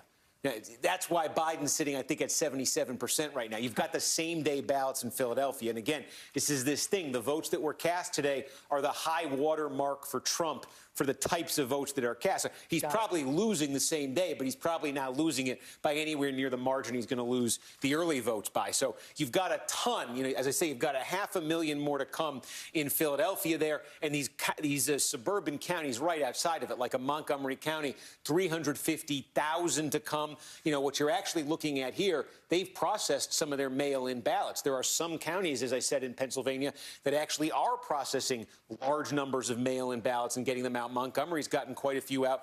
We got same-day vote to come there. Chester County, we've got a mix. We've got some mail, we've got some same-day, and you got 168,000 to come. So there are a lot of votes to come here in this Philadelphia area. You're talking about just these counties right here plus Philadelphia. You're talking like a third of the state right there. So that's really, I think, throwing off a lot of the numbers you see statewide. The other thing I can draw your attention to here, though, is we say some counties are complete. Here's one that is. This is Scranton. Joe Biden. Joe Biden has made Scranton such a central part of his campaign. What's happening in Scranton, Lackawanna County? Biden wins it. 53.6, Trump 45.2, 8-point margin. So what does that represent for Democrats? Well, that's an improvement from 4 years ago. Hillary Clinton won this only by 3. Biden's getting it by 8 right now. But that's also not what Democrats had been expecting before 2016 in Scranton and in Lackawanna County. Obama won this by 27 points in 2012. Again, this is one of those places that moved dramatically in Trump's direction in 2016. Biden made a little step here tonight back toward what Democrats used to get, but not a huge one. But again, in Pennsylvania, the margin was less than 1 point statewide, in 2016. So any improvement Democrats can pick up in these counties, and if they can get more support, more turnout in those suburban areas, to get a 0.7 point change, that's what they're looking for here to win Pennsylvania. That might help them, but obviously come a long way since 2012 in our politics. Can I ask you about Armstrong County in Pennsylvania? I've been hearing that there may be some sort of interesting results out of Armstrong. Let me see what we got here. Interesting is one word. We've had a couple of issues. I'm not going to put it up because we've had a couple issues tonight in Pennsylvania with counties reporting out numbers that I think we were on Lehigh earlier. We were looking at the Lehigh Valley earlier, and there was something very wrong there, and I want to check on that number before I show it. I suspect the same thing just happened. Thank you for your foresight. Joy, what were you going to ask? Well, I wanted to see if Steve could do the same thing about Michigan that you just did in Pennsylvania, because I know it's still early and we're not going to get all the vote in tonight, but what have we got for Michigan, particularly the Flint area? Yeah, and again, I think you had Heidi on talking about this, where it's getting tricky in Michigan because we're trying to figure out what types of ballots have actually been cast and counted so far in this. So, if you're looking at, let me give you an example here, because I think we've gotten a lot out of Oakland County. I think we've gotten a mix. I will get to Flint, but I want to just show you what I mean. See, we're getting a bit of a mix here in Oakland County. This is a big suburban county just outside of Detroit. This is Biden basically hitting the number that Hillary Clinton hit in 2016. I think this is, as I say, this looks like a pretty decent mix of the two types, and that's what happens. You get a result that makes sense. But in a lot of these counties right now, you're basically getting the same day vote. So, if you were to take a look, Saginaw is another good example. Here, this is a perfect example, actually. This is all same-day vote. And here's Donald Trump at 60%. Again, This was dead even in 2016. Here's Donald Trump running at 60% right now. So it's very uneven in terms of what we're getting from these counties right now. And Genesee County, do we have time?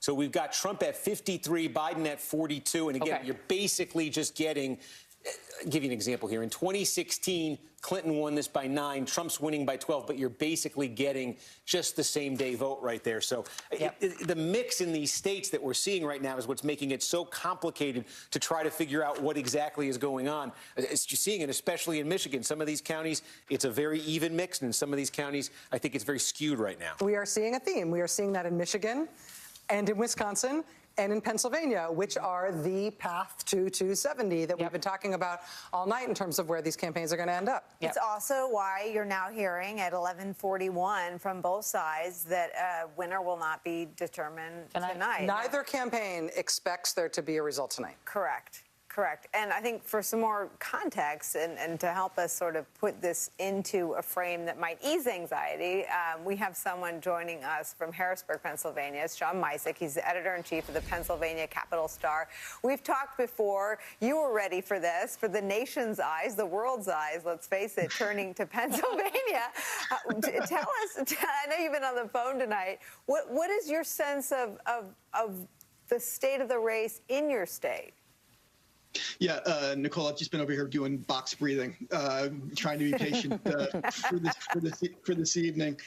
Yeah, it's as advertised. We went into Tuesday night knowing we weren't going to get a result, and sure enough, we're leaving Tuesday night knowing we're not going to get a result. What we didn't realize was the magnitude of the count. My good friend John Tamari over at the Philadelphia Inquirer is saying that 2.2 million mail-in ballots statewide have yet to be counted. That's about 87% of the total. Those are overwhelmingly Democrats, and 3 of the state's largest counties still have a ton of ballots to count. Philadelphia may be doing another count come midnight and then doesn't plan to do another count until 9 o'clock tomorrow morning, joining 7 more counties tomorrow that say they're going to start counting, including Cumberland, which is the home of one of the most closely watched congressional contests in the country. What did the state, I know Rachel did a great deep dive on the state last night, and the Attorney General is ready, the Biden campaign is ready. Are the citizens of Pennsylvania ready? You know, they've certainly tried to prepare them. Governor Tom Wolf was, again, he cut that commercial this evening, telling everybody to take deep breaths. I've been seeing a bit of it on my Twitter feed. Some folks were looking at, say, the row office results. That's State Attorney General, State Treasurer, State Auditor General, where there's a wide disparity between the 2 Democratic incumbents and the 1 Democratic challenger in the open seat. Pardon me, and predicting Republican coattails. I've had to talk a couple of people down off the ledge saying that's not the result. We still have some time left to go yet. Yeah. It's hard to get people to be patient. It is. And with so much, I think, hyperventilating on really the president threatening to, quote, send his lawyers in after the polls closed tonight, I think set a tone that has people on edge. And you're right, box breathing. It's in for 5, hold for 5, exhale for 5, hold for 5. I'm doing it too, my friend. We will come back to you early and often. John Misick, editor-in-chief of the Pennsylvania Capital Star. Thank you so much. What is it, in? Okay, so box breathing, I think it's a military thing. It's called 479, I thought. Isn't it? Who are you? What are we talking about? You in for 4, hold for 7, out for 8. Yeah, I do it every day. Meditation apps. It's the new Valium. What's the box? It goes around in sides? You breathe in, you hold, you breathe out, you exhale. Oh, there's another one called diaphragmatic breathing, where you like push your belly out when you breathe in and then let it out when you come out. Everything's going to be okay. So relaxing. Unless I grow gills, I'm not going to know how to do any of those things. All right, we are going to take a quick break, in part so I can figure out what this nonsense is that you girls are talking about with your lungs. From Battleboro, Pennsylvania. It's got to be a good idea. Yeah. Okay. I do believe in breathing, just I don't understand this. All right, we're going to take a quick break. I'll tell you, one of the things that I don't understand tonight is why in Nevada we have 0 vote at this point. Nevada, we have seen Arizona declared too close to call with Biden in the lead by NBC News. We have seen New Mexico called for Joe Biden by NBC News, but Nevada, nothing? Really? What's going on in Nevada? We are going to check in with the guru of Nevada's political press corps when we come back. Stay with us.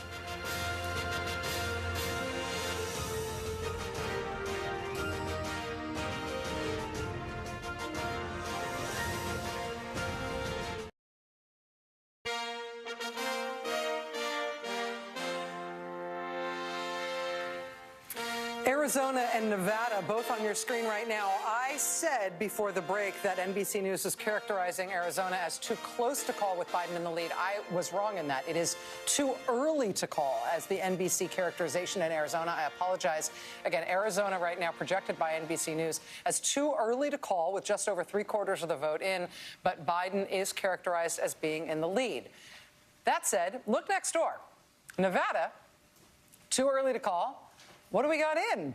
Wait, where's all the numbers? Where's the big numbers in the bottom and the little number up in the corner? Where is the vote in Nevada? What is going on with the Nevada count? Joining us now in the conversation is the editor of the Nevada Independent, my friend John Ralston, who knows more about Nevada politics than anybody alive who is not a currently serving Nevada politician, and he knows more than most of them, too. John, what's going on in Nevada this evening? We are wondering where your vote is. Well, would you like some numbers, Rachel? Is that what you're looking for? Yes, please. I can give you right now is 7. Now, you're saying, what is 7? What is Ralston? I thought he's supposed to be the expert on this stuff. Let me tell you what 7 is. 7 is the number of polling locations in Clark County, which is Las Vegas, the biggest part of the state. They are still open. There are lines outside of them. The polls were supposed to close at 7, Rachel, but the Republicans filed a lawsuit in this upside-down year to try to keep polls open in the Democratic county because they have done better in early voting while the Democrats have crushed them in the mail. As soon as those polling lines are done, they are going to start releasing results, probably mostly from rural Nevada. So let me caution everybody, Rachel, the first numbers you may get are going to be overwhelmingly in favor of Donald Trump, but probably not a large number of votes coming from the 15 relatively small rural counties. Now, John, I have been reading at the Nevada Independent, I have been reading your prediction columns and your coverage of the early vote every single day. Like every minute that you post something, I'm right there. And I know that you said overall that it's your perception that Democrats built up such a lead with early vote in Clark County that it was essentially an insurmountable lead for the Republicans. In terms of the election day turnout in Clark County, though, is it possible that that has exceeded expectations enough that the Democrats might be keeping Nevada in play? Well, first of all, let me thank you for all the Rachel clicks on the Nevada Independent site. We appreciate those greatly. Well, listen, what the most surprising thing about the election day turnout, and we've been tracking that, Rachel, is how small it's been. I expected about 180,000 or so voters to come out in Clark County. It's going to end up being about half of that. The Republicans were hoping for a huge turnout to overcome what is clearly a deficit in the early and mail vote. They were about 48,000 ballots behind statewide, but 90,000 plus in Clark County. And as you know, better than most people, being a student of Nevada politics, the Democrats always do this. They build up enough votes in the Democratic bastion of Clark County that the Republicans can't overcome them. I think that has happened this time as well. But I can tell you the Democrats here are nervous. They're looking at what happened in Florida. They're afraid now that maybe the Latino vote did not come out for Biden the way it did for Hillary Clinton. People get nervous on election nights, Rachel, all the time, even without cause. And I don't think Nevada's much like any other state, and it's probably more like Arizona than it is like Florida. But I've been doing this for a long time, as you mentioned, and usually the vote lead that the Democrats have is enough to win the state, especially since there was such low turnout today. But you know what I'd like to see? The same thing you would like to see, some real numbers. Mm-hmm. And Steve, John, let me just ask you, you described what's going on in terms of those open polling locations, 7 open polling locations still in Clark County, people still in line to vote, even if the election day voting numbers overall haven't been overwhelming numbers for this day. Given that that's the reason for the delay in Nevada reporting its vote totals, and given the wrangling to try to keep those polling locations over, do you have an estimate as to when those polling locations might finally close and then we might start getting those first numbers in terms of the time of the evening? We don't, unfortunately, Rachel. I think it's going to be relatively soon. I saw some numbers pop up while you were talking. So that may mean that those polling locations are closed. That 91 to 8. You might as well call it right now. But no, 300 votes in, right? These numbers you're going to see are going to be from a rural Nevada. I don't know where those are from, Rachel, but if you actually have numbers, that's either a rural county that has gone rogue and released its numbers before the Secretary of State gave the sign-off, which, by the way, does happen in Nevada. And I can see that that's from a very red county in Nevada. But this doesn't tell you anything. As you can see, it's about 400 votes that have been cast. There's going to be 1.25 million votes cast in Nevada. I'm hoping we're going to start to get Clark County results within the next hour, Rachel, but I've been doing this too long. I say there's no reason for them not to release results, and I'm still saying that 2 hours later. So I don't want to make any predictions on that. I hope soon. Hey, John, it's Brian. I last saw you in a thriving taxi cab line after a delightful meal in Las Vegas, back when meals in Las Vegas and taxi cab lines were a thing.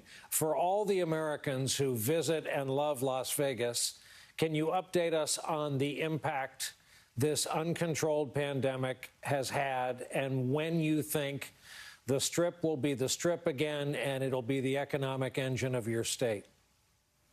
It's a great question, Brian. And by the way, that wonderful meal that we had together seems like 3 years ago now, doesn't it? Yeah, it sure does. Really does. Listen, the pandemic has crushed the economy of Nevada because it's essentially so dependent on that road that you just talked about, the Las Vegas Strip. And it was shut down for a few months, and businesses still not come back. And there are people who are much smarter about this stuff than I am who think it may not be back for a couple of years. The economy here is in big, big trouble.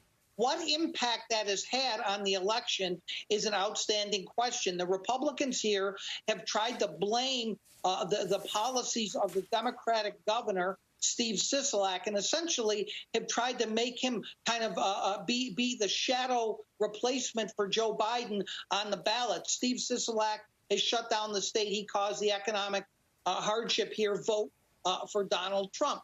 The polling, Brian, has all shown that Trump is getting more of the blame than Sisolak for the pandemic here.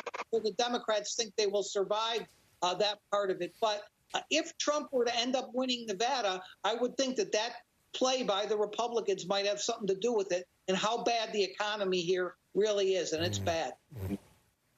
John Ralston, the editor of the Nevada Independent and the dean of Nevada political journalism for life. John, thank you so much. I have a feeling we may be back with you as we start to get real numbers out of Nevada. Thanks, my friend. Let's go now back to Steve Kornacki. Sorry, excuse me. Yeah, we got a big number here. NBC News is projecting Ohio will go in the Trump column when all the votes are counted. 53-45 race right now. That'll change. That'll fluctuate, but that is our projection. 18 electoral votes, a hugely valuable state in the Donald Trump column.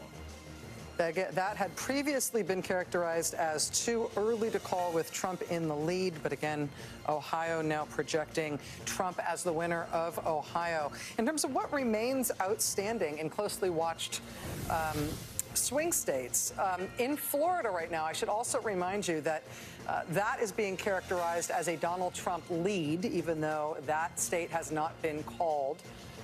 Florida has not been called by NBC News, but NBC is describing it as a Trump lead.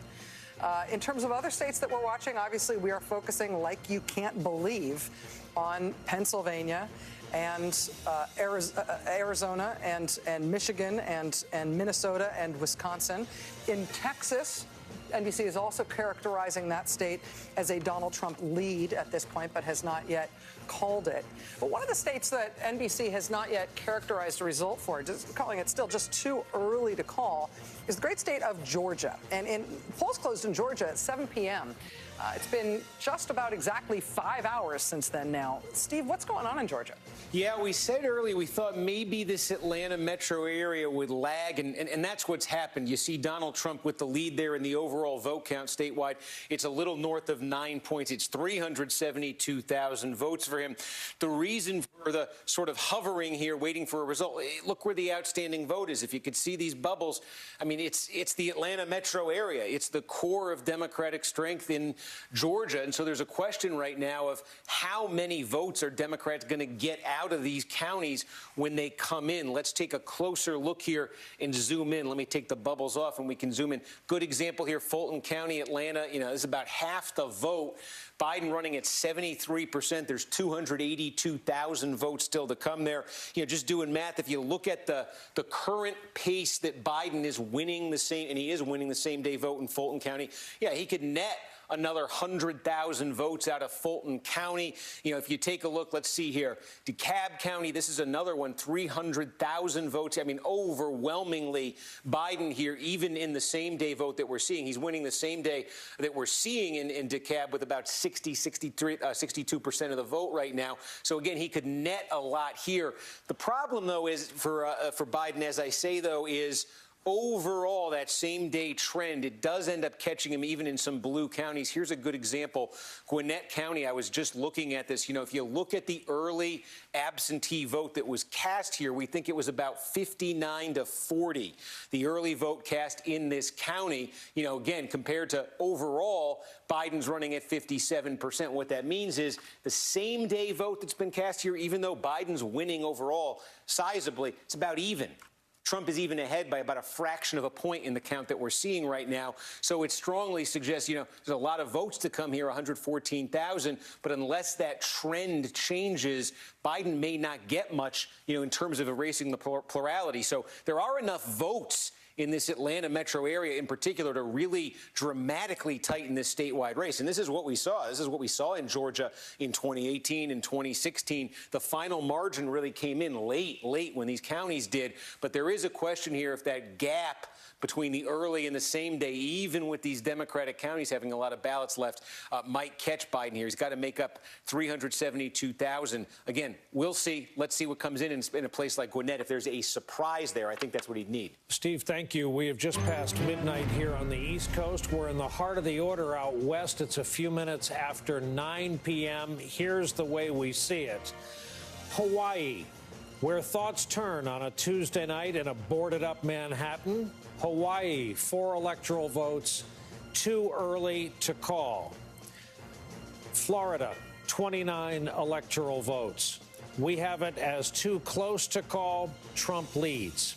North Carolina, too close to call. Texas, too early to call. Trump leads. Pennsylvania, too early to call. Period. Michigan, same thing. Too early to call. Georgia, too early to call. Arizona, too early to call. Biden leads. Wisconsin, too early to call. Minnesota, too early to call. Iowa, too early to call. Nevada, as we have just cataloged, too early to call. Here's the map. Oh, we have one more. Idaho to Donald Trump, your projected winner. That is no change from the 2016 map. Let's go to tonight's map, which you'll recall hours ago started in all gray without a single state filled in. That is about mirroring how these states have fallen tonight. We have so many in the margins yet to be decided. All indications are it will be days before we know. I am very eager to get to our next guest. He's been kind enough to be on our broadcast several of the past nights to talk about tonight, and that's James Carville. James, I need not remind you, you predicted this would be, hang on, we have a call in the Commonwealth of Virginia. Couldn't even introduce James. The projected winner in the Commonwealth of Virginia is Joe Biden. So, 13 electoral votes in his column, and let's put up where that leaves us on the road to 270 just to remind everybody, and then we'll talk to our friend James. 206 to 136 race right now, and there it may remain rather paralyzed. James, you predicted a night over, done and dusted long before this. How do you view this fight? What's going on? The first thing is every Democrat just put the razor blades and the Ambien back in the medicine cabinet. We're going to be fine. We're going to be fine. Governor Granholm, my dear friend, said that Michigan is a red mirage. Pennsylvania looks really good. We're going to be fine in Wisconsin. I think a big surprise here is Georgia. Steve Fernacki did a really good job telling people what's out. So I hope that we would know earlier than we did. I think we're going to be just fine. I'm very optimistic. I've been talking to quants all night. People are rerunning the numbers, and we just have to hang in there, and we're going to win this little thing. I promise you. But just, stay up tonight, watch the returns, and we're doing a good job. I have my Pappy Van Winkle in the back, and I think I'll be able to crack it open. Maybe not tonight as I hope, but I will crack that little puppy open before this is over. I'm staring at the roses, Old Glory, and the bottle, and wondering which one is going to take precedence by the time we're off the air. James, what in your view did happen? And I'm not trying to hang you up here, but you and I talk often on the air. What did happen between your prediction of maybe 10 Eastern Time, 10:30? And where we are now, where we may be Thursday the next time we talk? Well, I think one of the biggest stories was the Latino vote in Florida. If you look beyond Miami-Dade, we perform well. And if you look at Duval, which I think is going to spill over into Georgia, in every county I see in Georgia, we're doing a little bit better.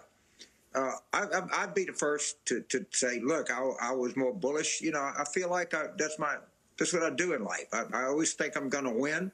I never go into any contest with defeat on my mind. I do not have defeat on my mind. I have really good reasons to think that we're going to be fine. I've talked to a lot of people tonight. It might take a little bit longer than we wanted, but everybody just hang in there. America's coming back, and I feel good about where we are. Of course, I wish we were sitting here, cracking open this great bottle of champagne right now, but I'm gonna put it on ice, and I think I'm gonna crack it open about Friday, and I'm optimistic. I really am. I have to ask, I'm duty bound to ask if the bottle behind you started the night full. Well, that stuff is about $200 an ounce, and I parse it out pretty good. So I'll be Uncle Pappy. He's not coming out until I'm sure. But right now, I feel good. We just have to wait, and we got to support our lawyers that are out there. We got some fine attorneys, and we're going to have a good lead going into this. There's many reasons. There's more reasons to feel good now, and I've been on the phone with a lot of quants in Georgia, and they feel really good. A lot of DeKalb, a lot of Gwinnett, a lot of Fulton, a lot of Cobb is not in. All of this stuff favors us. Everything I see in Pennsylvania makes me feel good. Governor Granholm feels good about Michigan. Charlie Sykes is on here. He knows more about Wisconsin than I know about Louisiana. He feels good. And just everybody hang in there. We're just going to be fine. We just got to have the attitude of a winner here, and we're going to be a winner.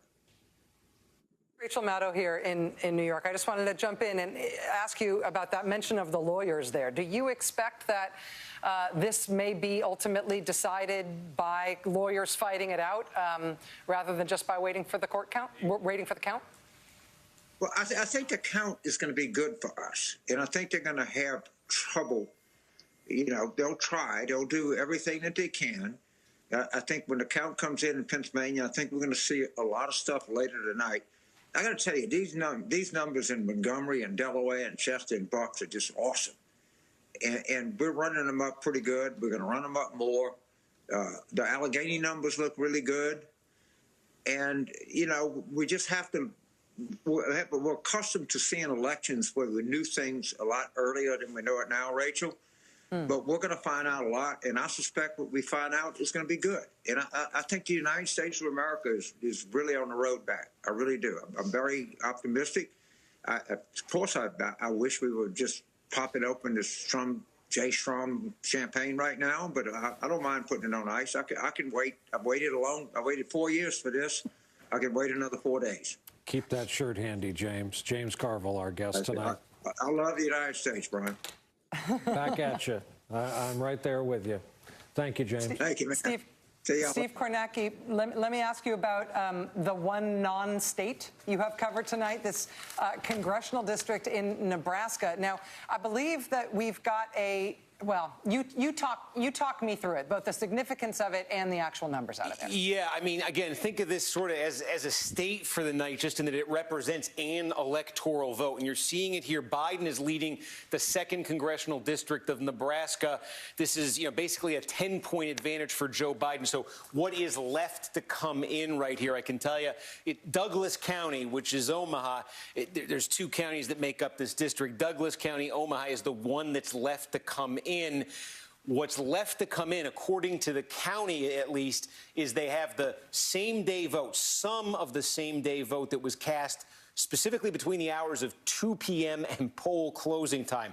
They've split these up. They've come up with a schedule. According to the schedule that they put out, there's not any early vote left to come in, so it would be same day that's left here. So obviously you would expect that to favor Trump. In terms of how many votes that is, that's unclear, although I would say that where they are right now in the total number of votes in this district is just about where the final vote count finished in 2016. So obviously we've been seeing turnout up considerably over 2016 in places. So we will see, say 20% above that if what we're seeing elsewhere holds here, and we expect that to favor Trump. But the gap here is 30,000 votes right now.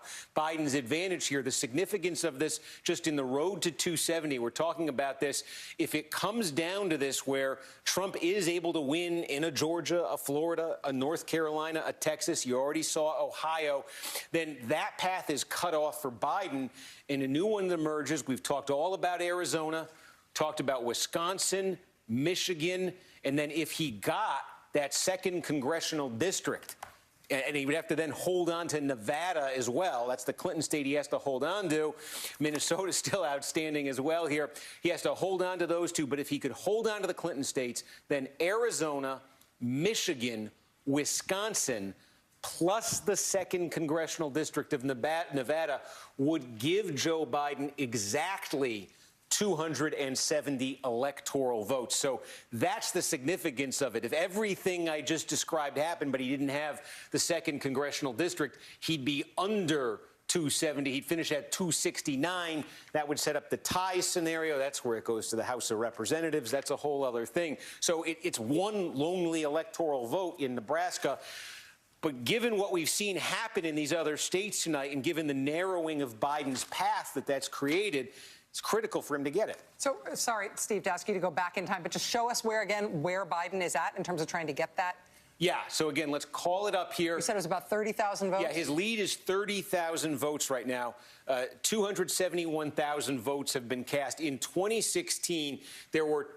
let's get this working. There were 280,000 votes that were, I don't know if that looks like a 280. There are 280,000 votes that were cast in this district for president in 2016. So yeah, 271. They were a little bit short of the 2016 level. Obviously, we've been seeing elsewhere the turnout is going well past 2016 levels. So there are more votes to come here. And according to the county's website, which has put out a reporting schedule here, they indicate that the votes that are still to come were same-day votes. They were votes that were cast today, specifically after 2 p.m. today. They split the day in half.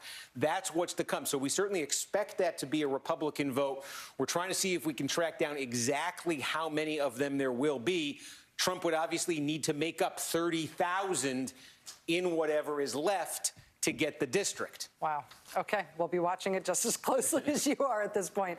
Let's bring Michael Steele back into the conversation. Michael Steele, we just heard from James Carville, who said that Democrats should crawl off the ledge. He mentioned both Ambien and razor blades, and I won't go there. But he said that he is still planning on drinking his celebratory hooch. He's just not thinking he's going to get to drink it until Friday. So I put James Carville's take overall in this to you to ask if you're in the same place. I'm with my brother James. Y'all get off the ledge, baby. Grab yourself a nice little bottle of something. Get ready. Okay?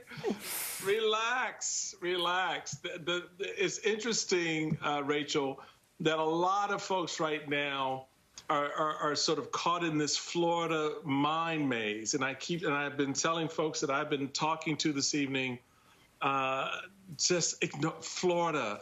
No one ever put that in the Biden bank. No one did.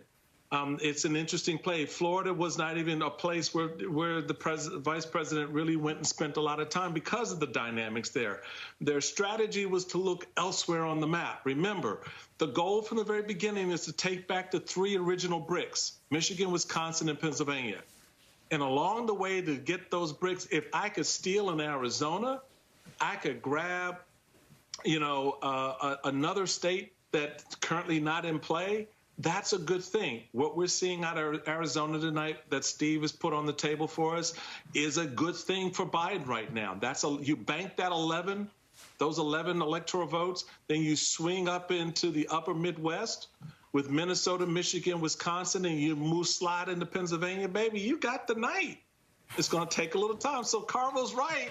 He's right about the timing because of how those votes are going to get counted in Michigan, how they're going to get counted in Pennsylvania. You're seeing the red wall that a lot of folks talked about. Don't worry about the red wall. It ain't as high as you think it is. Michael Steele, let me ask you about the strategy on the Republican side, because we are now hearing that they are already starting to prepare to go to court in Pennsylvania. It's these ballots that need curing, issues with the ballots, and they're already trying to throw those ballots out. What is your read on that? Is that a sign that they are concerned that the actual, if it's tomorrow, this time comes in, they themselves probably feel that that's going to go Biden's way? Yeah, no, that's exactly what you're seeing, Rachel. I'm sorry, Joy. It's what you saw earlier on. They sort of telegraphed the move in Pennsylvania. They sort of telegraphed the move in a number of other states where they got the lawyers all lined up. Look what they tried to do in Texas. And I speak of my party and the third party. I just can't believe some of the stuff they're doing to try to keep the ballots from being counted. They tried to throw out 130,000 ballots before they even got counted. So the reality of it is they know where these numbers are headed. They've lined the lawyers up to go in and start attacking the processing of those ballots, to start saying, well, that signature doesn't have an E on the end, or the E doesn't look right. Whatever tactic they can take, because the numbers are not going to be there. I believe, from what I understand, the Biden team is well prepared for that. The boards of elections are prepared for that. They have diligently gone through and tried to avoid a lot of that on the front end, particularly because ballots were coming in so fast and furious and early, so they could cure as much of that as possible. But that won't stop the litigation.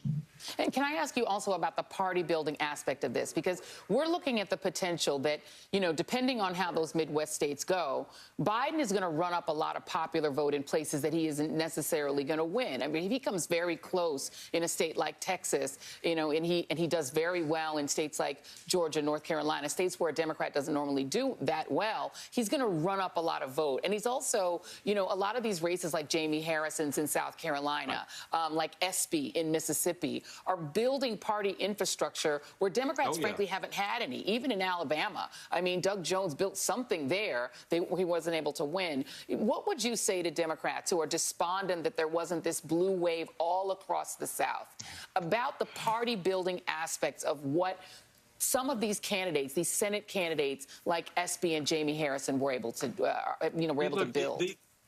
These guys are on the frontier. These men and women are out there.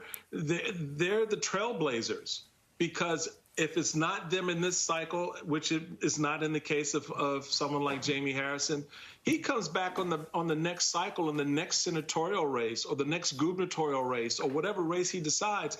He's built that platform, that infrastructure. How do you think Democrats are competitive in Texas today?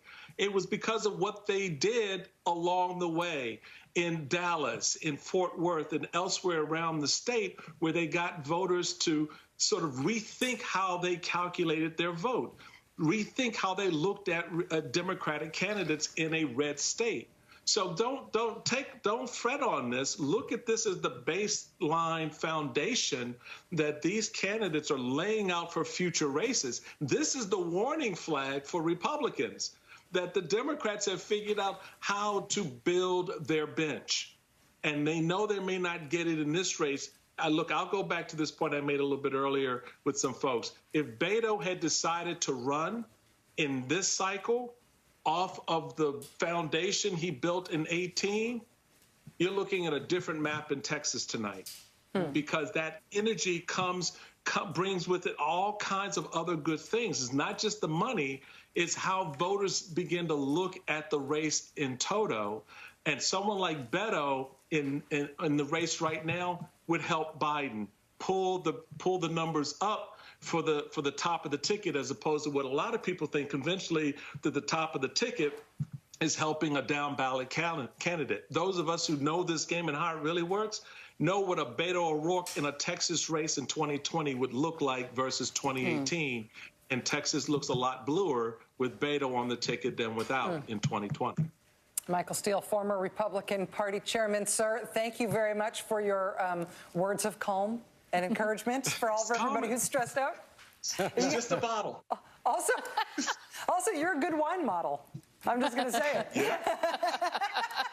All right, let's get it back to Brian. Since we have been talking with Michael Steele, we have learned that Joe Biden is due to be speaking within the next few minutes. Brian? He is indeed. It's going to be the same venue where we saw him accept the nomination, in quotes, during the virtual convention. This was planned for. At least the advance crew set up this as a possible on-camera location for tonight. The White House has a room similarly outfitted with flags and a lectern, though we've learned nothing about any plans by the president to speak. So we'll hear what Joe Biden has to say within the next 30 minutes, certainly, as we keep chasing down, and thanks to our friend Michael Steele for what was really an excellent treatise on the state of the political parties right now these days. Blaine Alexander is live for us in Atlanta. Blaine, we keep reading about slow counts, especially problems in Fulton County. What light can you shed on this?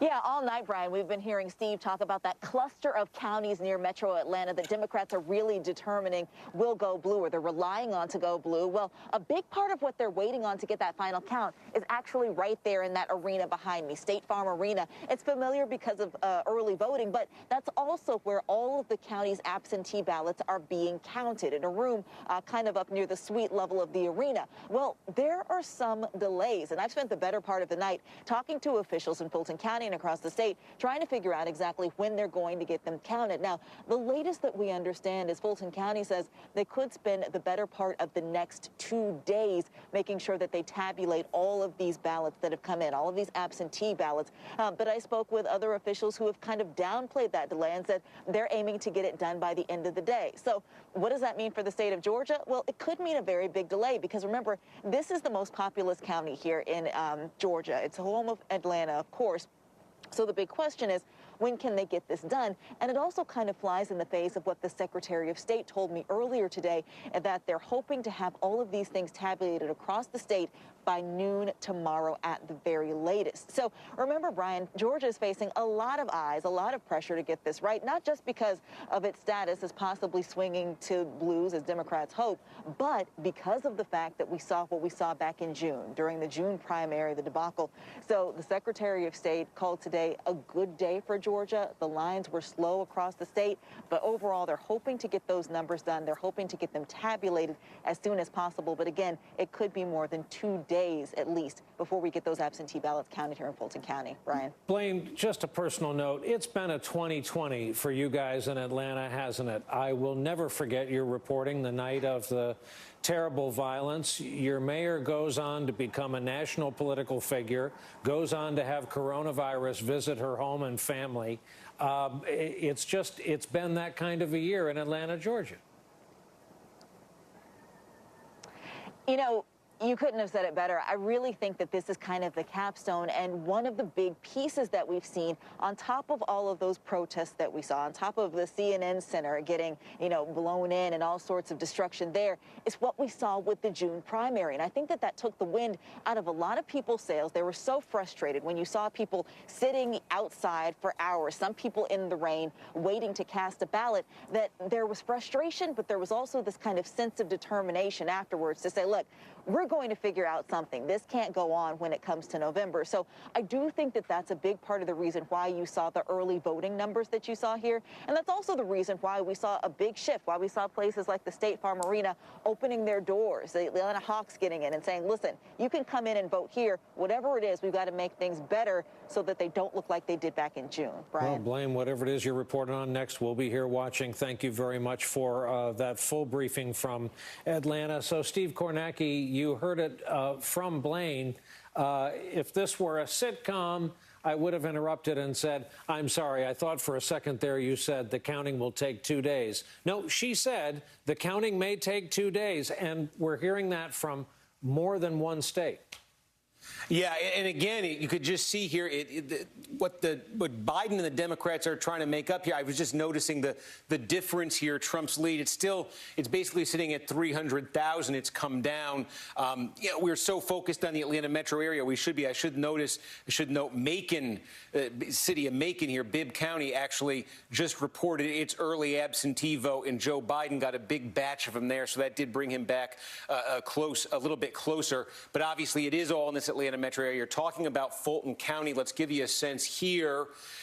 230,000 votes or so estimated, left to be coming in here. And again, you see the margin Biden's running at, even with the same day vote, seems to be doing extremely well. And then how about this one? Next door, DeKalb County, 277,000 votes to come in. And again, this might even be a stronger area for Joe Biden. So, there are still, it's 500,000 votes between those two places. When you're looking at about 1 million left here statewide to come, we think there is still some room right there. But again, we're just trying to get a grip here, exactly how many ballots we're talking about in this area, exactly what that split is. It's still unclear in some places between the same day and the early. It's definitely a Biden area here, and it's definitely going to bring this margin significantly closer. But the question is, how big is that burst going to be for Joe Biden here? That's what we're trying to get a grip on. And again, this has been, we said it'd be an election night like no other. And this is the thing I got to say all night, looking at Georgia and every other state. It's trying to figure out, trying to determine, are we looking at early vote? Are we looking at same-day vote? Because there's just been an enormous difference between the two. And frankly, it's not always clear immediately what we're looking at. Haven't done an election like this before. Steve, let me just run something by you in terms of the way I understand what we're expecting in terms of the time horizon for this election. As far as I can tell, it seems like we're not a million miles away from a result in Florida and Texas. I'm not talking about NBC News characterizations or anything. I'm just thinking about the amount of the vote that's in. It seems to me like we don't necessarily have dire or super long-term expectations for Arizona, Minnesota, Nevada, Iowa. Like, it doesn't seem like there's any reason to expect that those will be super long horizons. But we are getting explicit, not just warnings, but almost promises that it's going to be multiple days before we get results in Georgia, Michigan, Wisconsin, and Pennsylvania. Yeah, I mean, you just heard the report on Georgia. Yeah. So, there's also, I would just say, I don't want to forget about this one. Let me call it back out here. North Carolina remains uncalled. The margin is 76,000 votes for Donald Trump. Remember, the ballots that are in the mail right now that were postmarked, they will still be counted. We don't know how many there are. So that's another variable we're trying to figure out. How many more ballots are going to come in North Carolina? Could that still plausibly affect the outcome in North Carolina at about 75,000 vote margin? In Wisconsin, we are hearing, I'll show you Milwaukee County here, and I think you were talking about this earlier, core Democratic area. You see a lot of vote left to come. This happened in the 2018 midterm election. It was sometime around this point in the night in the 2018 midterm election, we suddenly got from the city of Milwaukee, we got their absentee vote all reported at once, and it completely changed the race. The Democrat won the governor's race when those votes were reported. I think sometime, I believe I'm hearing about 4 in the morning or so, I think we're going to get the mail-in vote, all the vote from Milwaukee. So I think that could potentially be a very big piece of the puzzle in Wisconsin, because if you're just looking at the Trump lead over Biden here, if you went back to the 2016 level of Democratic support, even in Milwaukee County, that would basically erase that Trump lead, that Trump advantage right now. There are other counties here that Trump could still, gain some vote in here, but I think that's going to be a big one. But you are seeing a lot of the vote come in. The big wild card in Wisconsin, I got the sheet right here, is some of these counties, some of the municipalities, big cities within the counties like Milwaukee, count up their mail-in vote, count up their absentee vote at separate places and report it all out late. And that's what you had happen in Milwaukee back in 2018 in that governor's race when Tony Evers won at the end. And so there are a number of places here. I'm just looking, in Milwaukee County, you got a few, Waukesha County. I think there's 38 or there's 39 of these. These are municipalities, generally larger places that do that sort of separate from the county. And those can come in later in a lot of cases. And I think Milwaukee's going to be one of them. Steve Kornacki, thank you very much. Let's go to our friend Claire McCaskill, former U.S. Senator from the great state of Missouri, who started off this night quite confident and who has retained the same smile and look of confidence, of course, over the course of the night, as lots of other people who are Democrats or who are rooting for the Democrats have been freaking out. Claire, where do you stand right now in terms of your expectations? Okay, let me be honest. Obviously, this night did not go exactly like many of us hoped it would.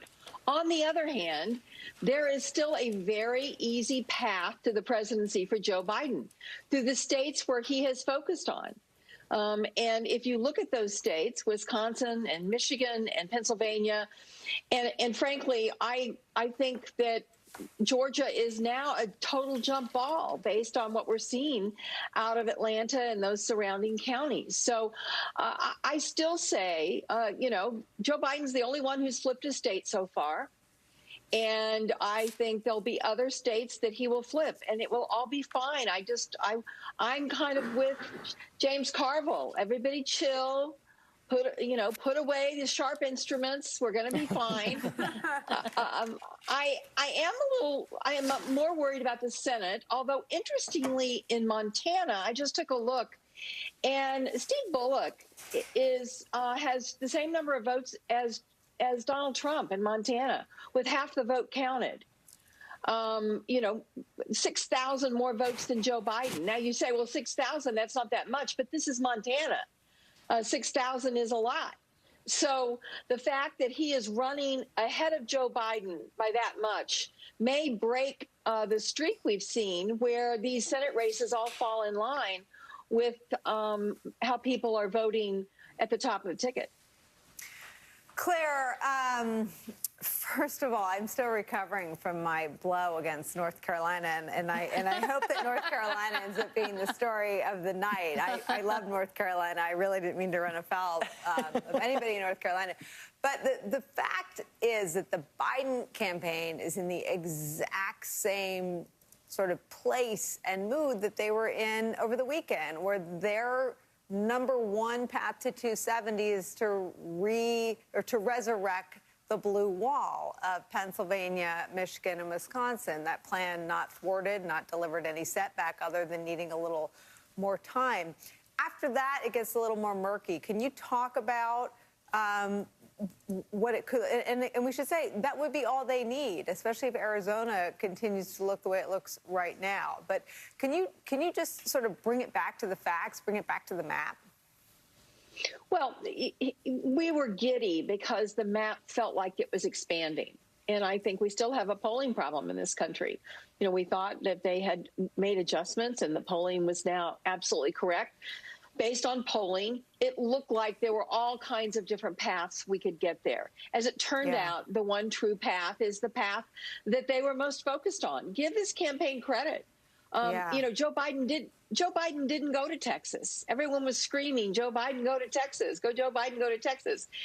They knew they had to keep their eye on the prize, which were those three states. And those three states, I believe, will deliver the presidency to Joe Biden just as his campaign planned. Can I ask you really quickly, Claire, about Arizona? Even though I know it wasn't in the original plan, but it does look like a state that's very promising for Joe Biden. And also in that Senate race, where it does, look very promising also for Mark Kelly. In the end, I am getting some sort of Trump world people who are texting that they already feel like, Donald Trump is who doomed that state because of his relentless attacks on John McCain. Will that end up being one of the stories, that Donald Trump's obsession with the late Senator McCain may be the thing that actually, in the end, if it plays out that way, gives Joe Biden that extra state that he needs? It could be. And, obviously, all this campaign was about is flipping states that went for Donald Trump to Joe Biden. I know other places have already called Arizona for Joe Biden. I believe that will go in his column without a doubt. And so that's one. And he needs just a few others to flip. And the ones that he's got left are easier than Arizona. Yeah. I need to jump in here for a second. NBC News is going to change slightly the characterization of the race in one state. It relates to the state of Minnesota. Now, it has been too early to call there. It remains too early to call in the state of Minnesota, but NBC is now adding the characterization that Joe Biden leads in Minnesota. Again, this would not be a flip for the Democrats. Hillary Clinton very, very, very narrowly carried Minnesota in 2016. But the Trump campaign has been gunning for it. And again, the NBC News characterization at this hour is that while it is still too early to call, with just over 3/4 of the vote in, Joe Biden now can be said to be in the lead in that state. Claire, let me ask your reaction to that change in Minnesota. I'm very confident about Minnesota. Listen, if you talk about knowing Minnesota, Amy Klobuchar knows Minnesota. She could recite to you every library address in every county of every state. This is someone who is very close to her state. She is very confident about what the results will be in Minnesota, and I believe Amy. In terms of what we are expecting to hear over these next few days, Claire, talk to me about the mental health of Democrats while the Michigan, Wisconsin, and Pennsylvania results remain outstanding over a couple of days, if that's what happens. And it might not be those states. It might be Georgia. It might be North Carolina. It might be some other things. But talk to me about how Democrats and Republicans might approach that kind of delay differently. We're watching here as Joe Biden's motorcade, I believe, arrives for his expected remarks in the next few minutes. Yeah, I think the mental health will be fine. Obviously, I think you're going to have some folks that if we do not win the Bullock race and if we do not pull out, then they're going to begin to focus on this runoff in Georgia. Clearly, carrying the Senate was a very important thing for the Democratic Party in this election. And clearly, there have been some disappointments in the Senate race. So the mental health around that is probably going to be as difficult or maybe even more difficult than the reality that we're going to have to just be patient. And I think Joe Biden will help us be patient. These votes are going to get counted. They've been cast. They're fully protected. We have good lawyers if Trump tries to pull tricks. And ultimately, the people who voted in those states are going to decide who the president of the United States is. Well, we are going to hear from Joe Biden, I think, quite shortly. Again, we just saw that motorcade shot in Delaware. But let me shoot it over to Brian here in terms of what we're expecting over these next few minutes. Brian? Well, I have a question for our friend and colleague, Nicole. It strikes me as the only person among us, Nicole, who has written a statement along the lines of what we are bound to hear from a prominent national politician at a nervous moment to a national television audience as we see a kind of drive-in vigil outside this same venue where Biden accepted the nomination. Tell us, Nicole, what your first two paragraphs would say.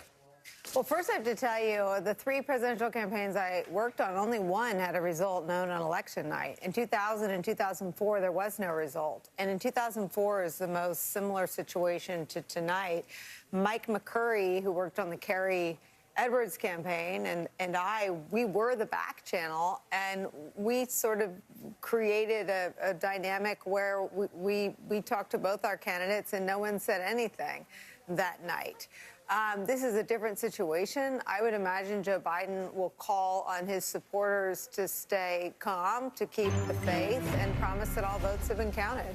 Well, look at this. Sorry to interrupt. NBC News is projecting Donald Trump will be the ultimate winner in Florida, and it's 29 electoral votes.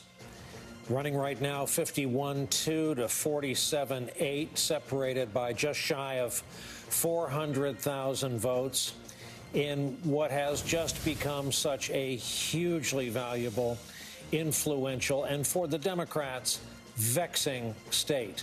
As Claire McCaskill and others have pointed out tonight to soothe the anxieties of her fellow Democrats, this was never a projected Biden state. It was on the wish list. It was hoped for. You don't send Barack Obama into a state you don't want.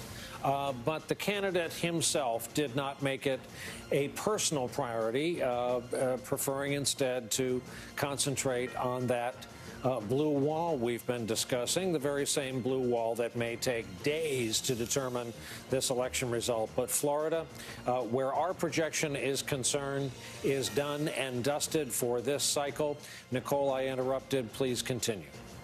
No, we were talking about what Joe Biden might say tonight, and I'm thinking of this result in Florida as something that might make its way into Joe Biden's comments. Joe Biden has constantly sought to convey that if he is elected, he will be a president for all Americans, not just a president for Democrats, and he may actually see to it to say something about the closeness of this night. But I think his real mission will be to tell his supporters, to reassure them that their votes will be counted, and to call for calm. And I would be surprised if there wasn't some message that came out of the White House. You'd be foolish if you hoped it was that civilized, a call for calm. But I think once Biden says something, it'll be near impossible for Trump to say nothing. Wilmington, Delaware is the scene. You see people have been invited to, just as we recall when Joe and Dr. Jill Biden appeared outside to kind of a drive-in rally. People have been instructed to bring their cars. And here comes the former vice president, and we'll all see together what his message is.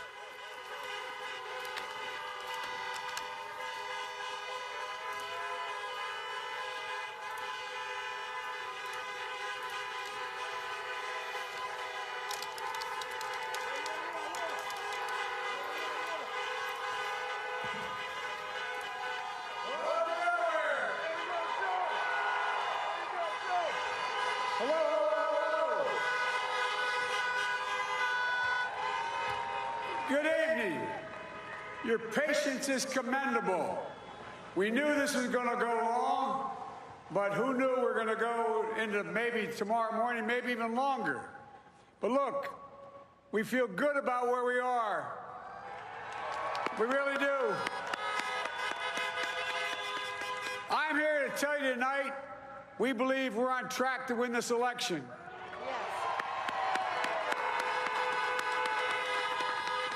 We knew because of the unprecedented early vote and the mail-in vote that it was going to take a while. We're going to have to be patient until the hard work of tallying the votes is finished. And it ain't over till every vote is counted, every ballot is counted.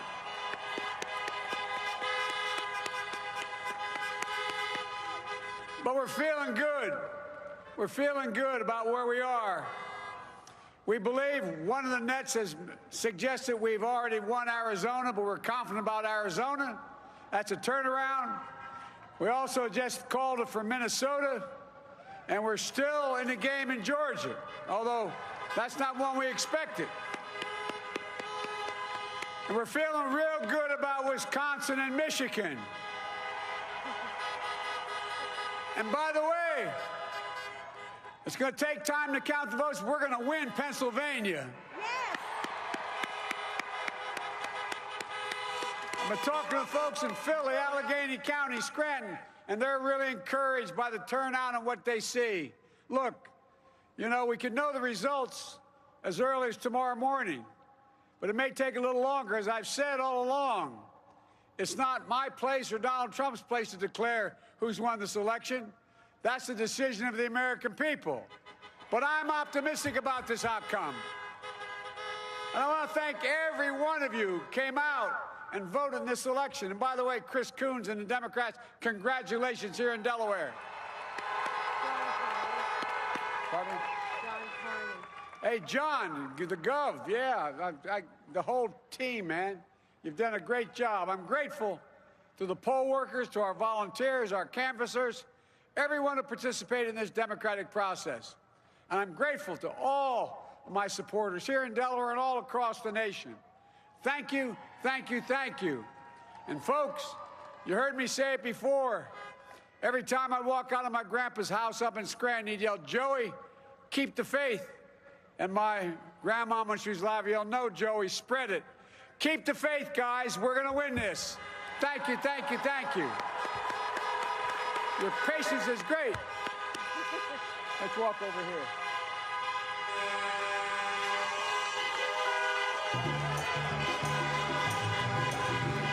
In an era when car horns are the new applause of 2020, at least at some of the political rallies we've seen.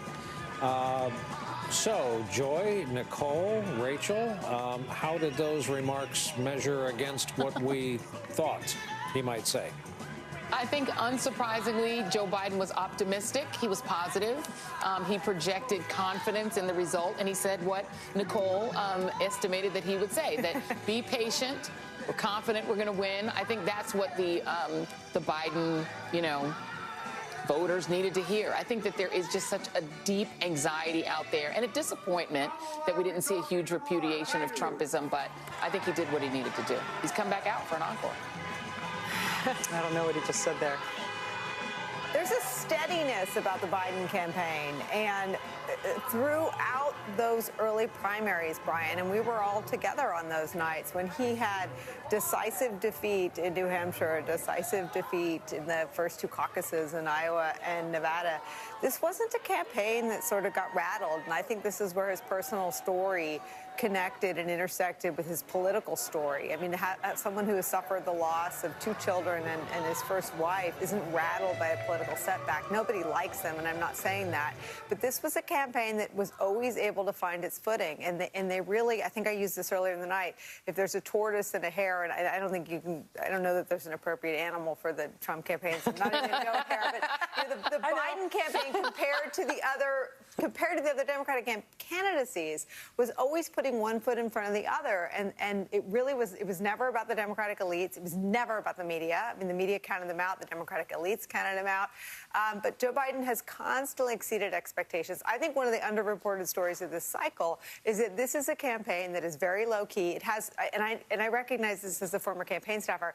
It has a habit. You have to imagine there have been some big debates inside this campaign. How long to sort of stay off the trail?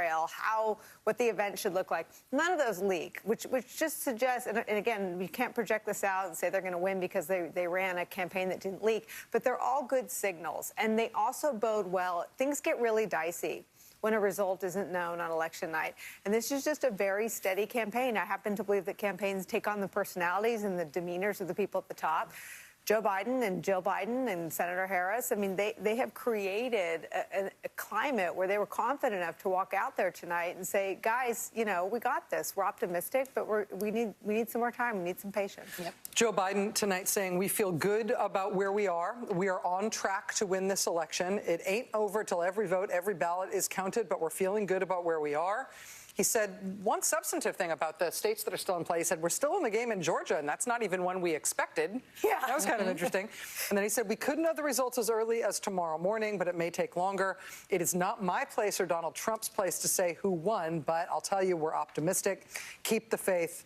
We're going to win this. That is a responsible way to approach asking for patience, praising people for being patient, saying, I am not declaring victory here, but I am optimistic, and I need everybody to stick with me, keep the faith. Just immediately in response to that, Donald Trump has now said that he is going to make a statement tonight, and he is already declaring the election a big win for himself. So presumably, President Trump will come out and, declare victory. And as Michael Beschlossen put it, he'll declare himself the king of Romania. That doesn't make you the king of Romania. Saying you won isn't the same as winning. But presumably that is what Donald Trump will do. Rachel, 3 minutes ago, there's another one, quote, "We are up big, but they are trying to steal the election. We will never let them do it. Votes cannot be cast after the polls are closed." And in this case, it's capitalized as if someone is closing the Polish people. So we'll look into that. And when the polls get closed, it's the stuff gets weird. That's a disservice to us all. When one of us is affected, we are all Poles. Let's bring in Lawrence O'Donnell to talk about Lawrence's knowledge of the political process, his knowledge of Joe Biden, having known him way, way back in the U.S. Senate. Lawrence, what did you make of what just happened and juxtapose it against the event we can only guess about coming up from the president? Well, it sounds like the Trump event is going to be as crazy as we expected it would be at this point. But the Joe Biden speech did surprise me because it's the shortest speech that Joe Biden has ever given. I've been watching him make speeches since the late 1980s on the Senate floor and forward. And there used to be a joke in the Senate when Joe Biden would get up and ask for an hour to speak. The joke used to be, Joe probably has a really good 10 minutes. And then after that, he would just kind of keep going because he is, he can just keep going extemporaneously.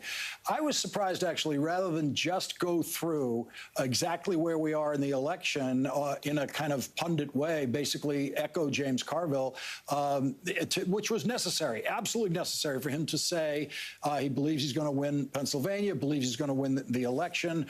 They still have a chance in Georgia. All of those points were necessary.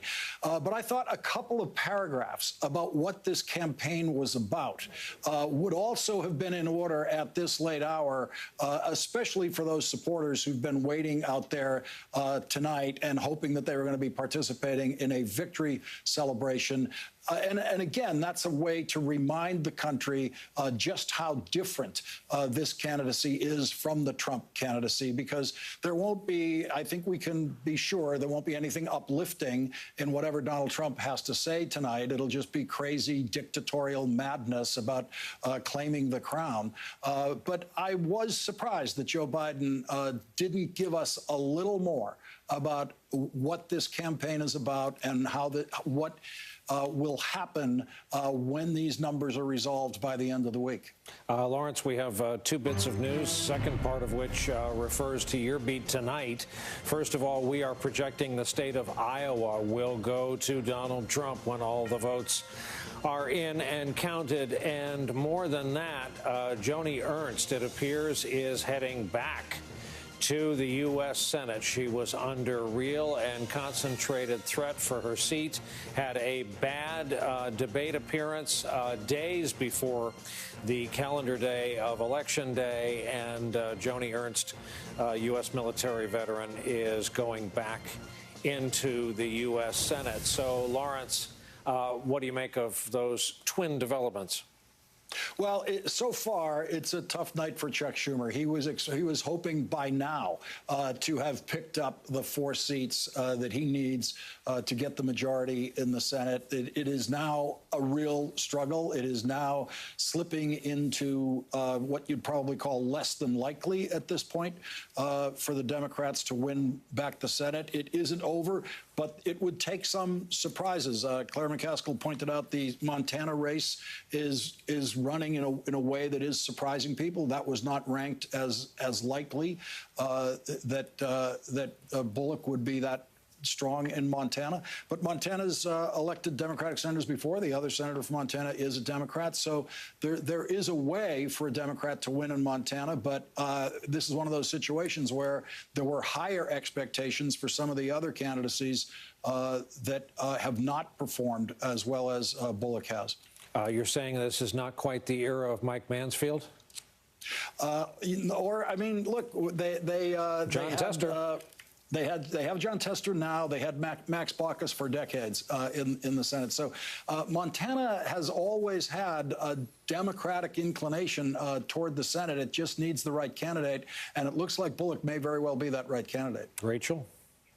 I want to bring into the conversation now David Plouffe, former Obama campaign manager, as we look both at these Senate races and as we look forward to what we are all, of course, predicting to be inspiring, level-headed, responsible, and civically minded remarks from President Trump tonight, who has also already told us that he's going to claim victory and say the Democrats are stealing it, which will be a cause for national ridicule by everybody who doesn't believe every word that he says.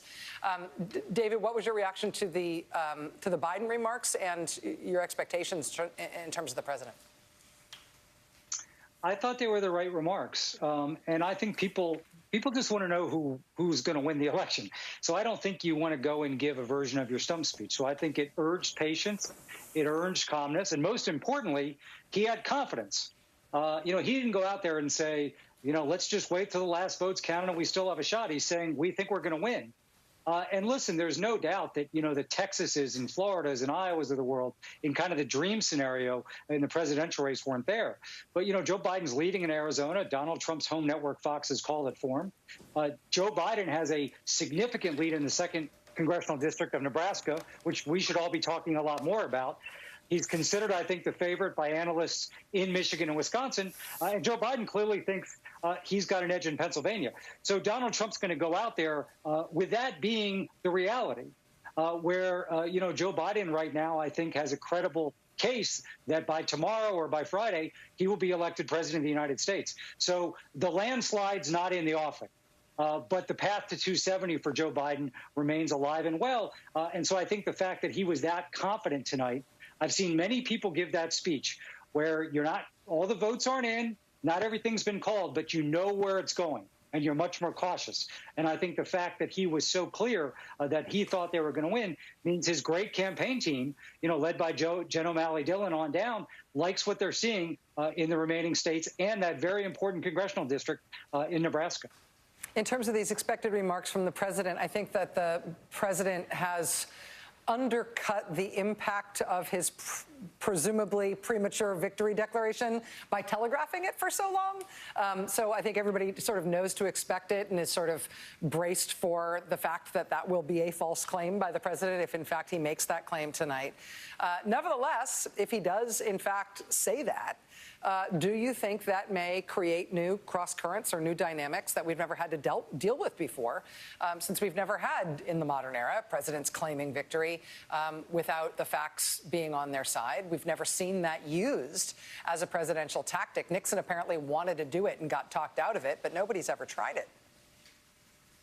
Well, Rachel, it's dangerous, it's destructive, and it's depressing that a United States president is going to claim and lie. I mean, he's talking about votes being cast after Election Day. All these votes were cast before Election Day. In Wisconsin, Michigan, and Pennsylvania, the vast, vast majority of these votes that are going to be counted were sent in a month ago, 2 weeks ago. So the problem here is not, I don't think it's going to affect the outcome, because these were legally cast votes, and they're going to be counted legally, and the winner of those votes is going to win the presidency. You're going to have 45 to 46% of the country, or close to that, believing what he's saying. Even though on his network on Fox, they're saying Biden won Arizona. He's ahead in the 2nd congressional district of Nebraska. He should be considered the leader in Wisconsin. So that's what I'm concerned about. I'm less concerned about the outcome. But, this is going to be a really, really ugly 24 to 72 hours, something we've never seen in American history. And I agree with you. I think it's more bark than bite, but it's still going to be really hard to watch. Well, right. And hey, this is Joy. And I think that's the anxiety that people feel, right? That, that we're going to wind up in court in Pennsylvania, that we're going to wind up with the Trump campaign challenging ballots in Arizona or everywhere else, and that, it'll sort of never end. And then it becomes a case of, can we trust the courts, which have been ceded by Mitch McConnell and his senators, some of whom got reelected tonight, as did he. How confident are you that Democrats actually can prevail? I know they've got great lawyers, but how confident are you that if this winds up being a huge, messy battle in the courts, that Democrats can come out of that on top? Well, Joy, they have great lawyers, and I think to date they've had great success in all the election lawsuits. But listen, Pennsylvania, Michigan, and Wisconsin didn't count the vote ahead of time, like we saw in most of the other states, by state law.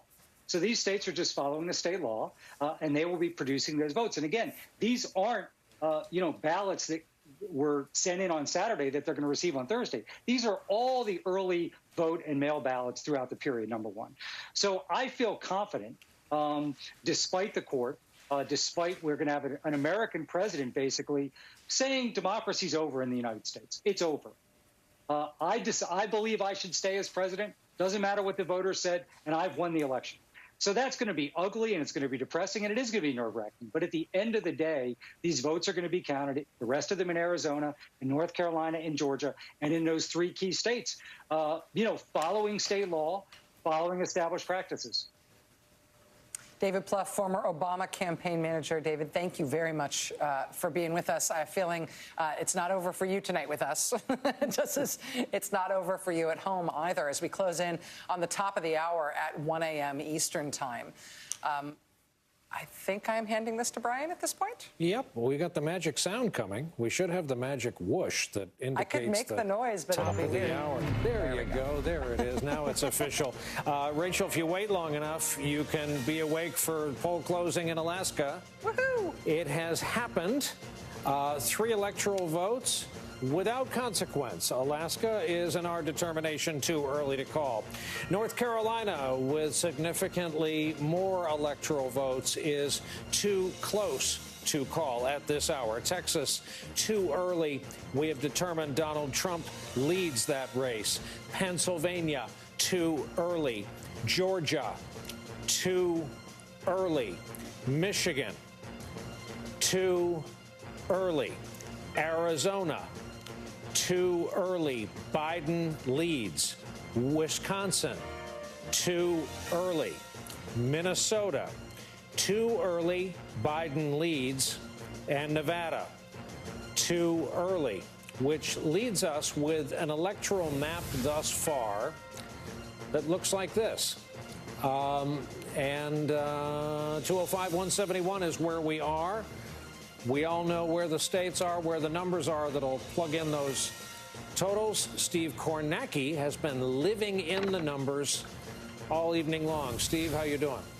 I'm doing good, Brian, and we're keeping an eye here on Wisconsin. And again, looks like about, over 70% of the vote here has been counted in Wisconsin. You see the Trump lead here is 114,000, but a lot of the suspense in Wisconsin right now is coming down here to Milwaukee County, and you can see only 36% of the vote so far. This is a big Biden county, big Democratic county. They had, to give you an example here, in 2016, let's see if I can show this. In 2016, there were 434,000 votes that were cast in this county. Right now, they have tabulated just it went off the screen. Right now, they have tabulated just over 200,000. So they're basically halfway to what they got in 2016. So when you see this lead that Donald Trump has, Milwaukee County is a big thing yet to come. And like I said, we're expecting in a couple of hours, they have the city of Milwaukee itself, some of the other cities, municipalities in Milwaukee County. They count up their absentee ballot. They count that up separately. Then they report that out. So that's what we're expecting, it's sometime in the next few hours, 3, 4 a.m., something like that. I think we're expecting to get the full vote from Milwaukee County, and that's really what's going to give us the picture of where things land in Wisconsin. There was a governor's race in Wisconsin just 2 years ago. Scott Walker, the Republican incumbent, led all night. It was very narrow. Milwaukee County came in, reported in that late vote, and that is what put Evers over the top. So we're waiting to see that. We're starting to get close to complete results from some of these. Here, they call these the wow counties right outside of Milwaukee. Just to give you a sense here, these are generally big Republican counties. Trump, most of the vote, just about all the vote in here. Trump a little bit under his 2016 performance. Then you go right next door, some of the vote left. Trump a little bit over his 2016 performance. A lot of Wisconsin is looking a lot like 2016. Democrats were able to squeeze, it looks like, more votes out of Dane County. This is where Madison is, the University of Wisconsin. You can see here Clinton got 71%, Biden doing better, and just extraordinary turnout there for Democrats as well. You know, conversely, if you took a look up here in the Fox Valley, it's Green Bay, Brown County, Donald Trump right now running 15 points ahead of Joe Biden. He won this by 11. You know, so there might be some progress in this area for Donald Trump. That looks about the same.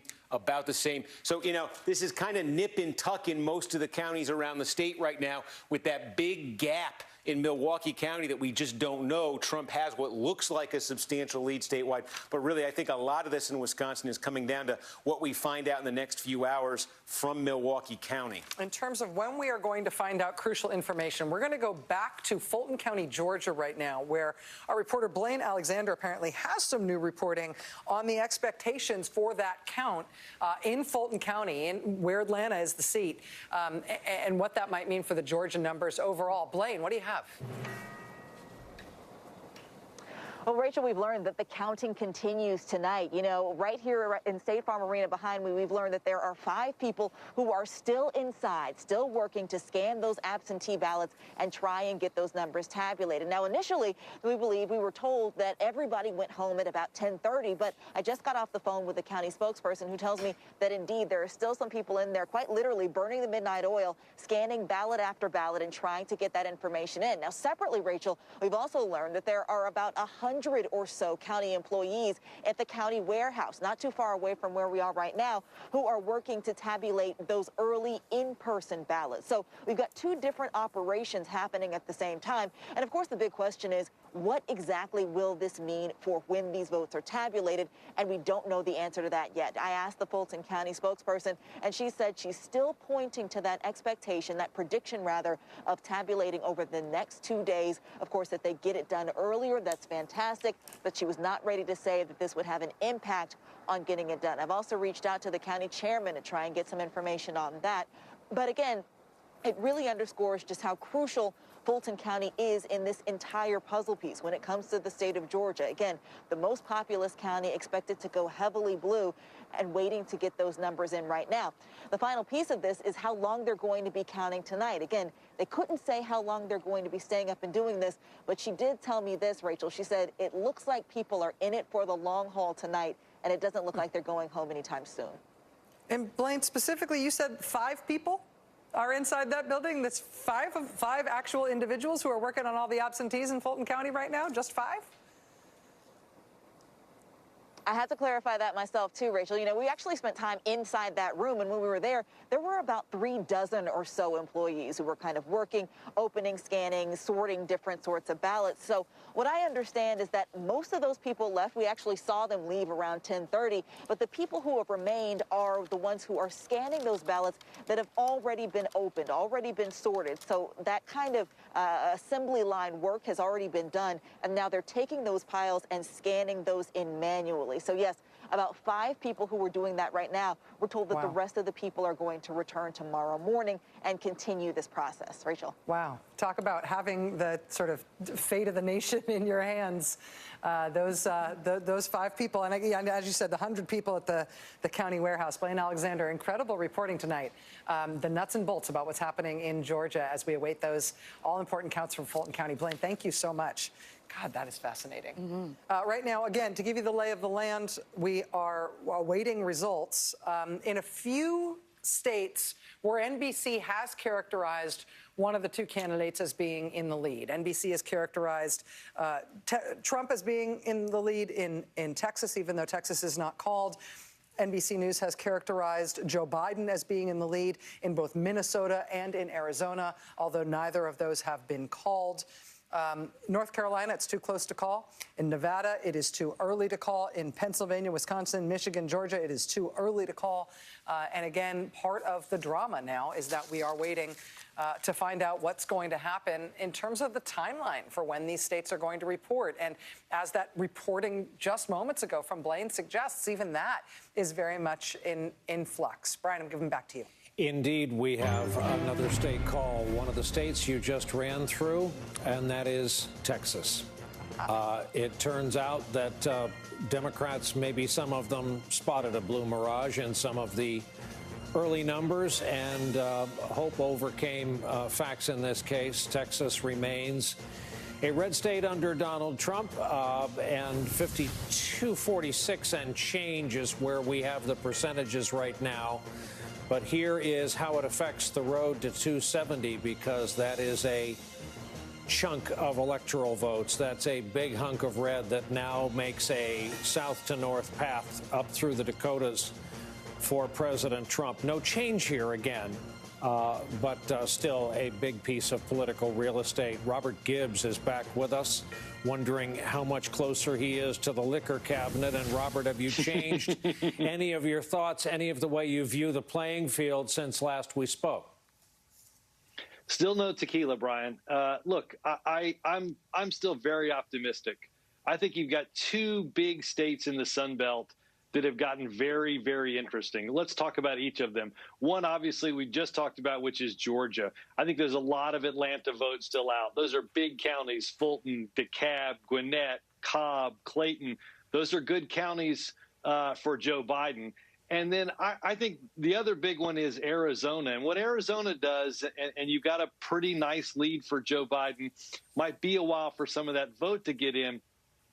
But that, plus the one electoral vote in Nebraska, all of a sudden open up a different pathway for Joe Biden that doesn't necessarily include Pennsylvania. And so Biden started the night with multiple paths. Trump started the night basically with one path, which was holding everything. And while Florida didn't happen, and probably North Carolina isn't going to happen, Ohio and Iowa didn't happen, it still could be that by the wee hours, we're going to get Joe Biden with a second path to the White House. That's the optimism I think Democrats should have right now. We have another call just since in the time you've been talking. Another big piece of real estate on the map. No flip, no change. As expected, Donald Trump has won the state of Montana with its 3 electoral votes, just under 52. 44 for Joe Biden in Maine.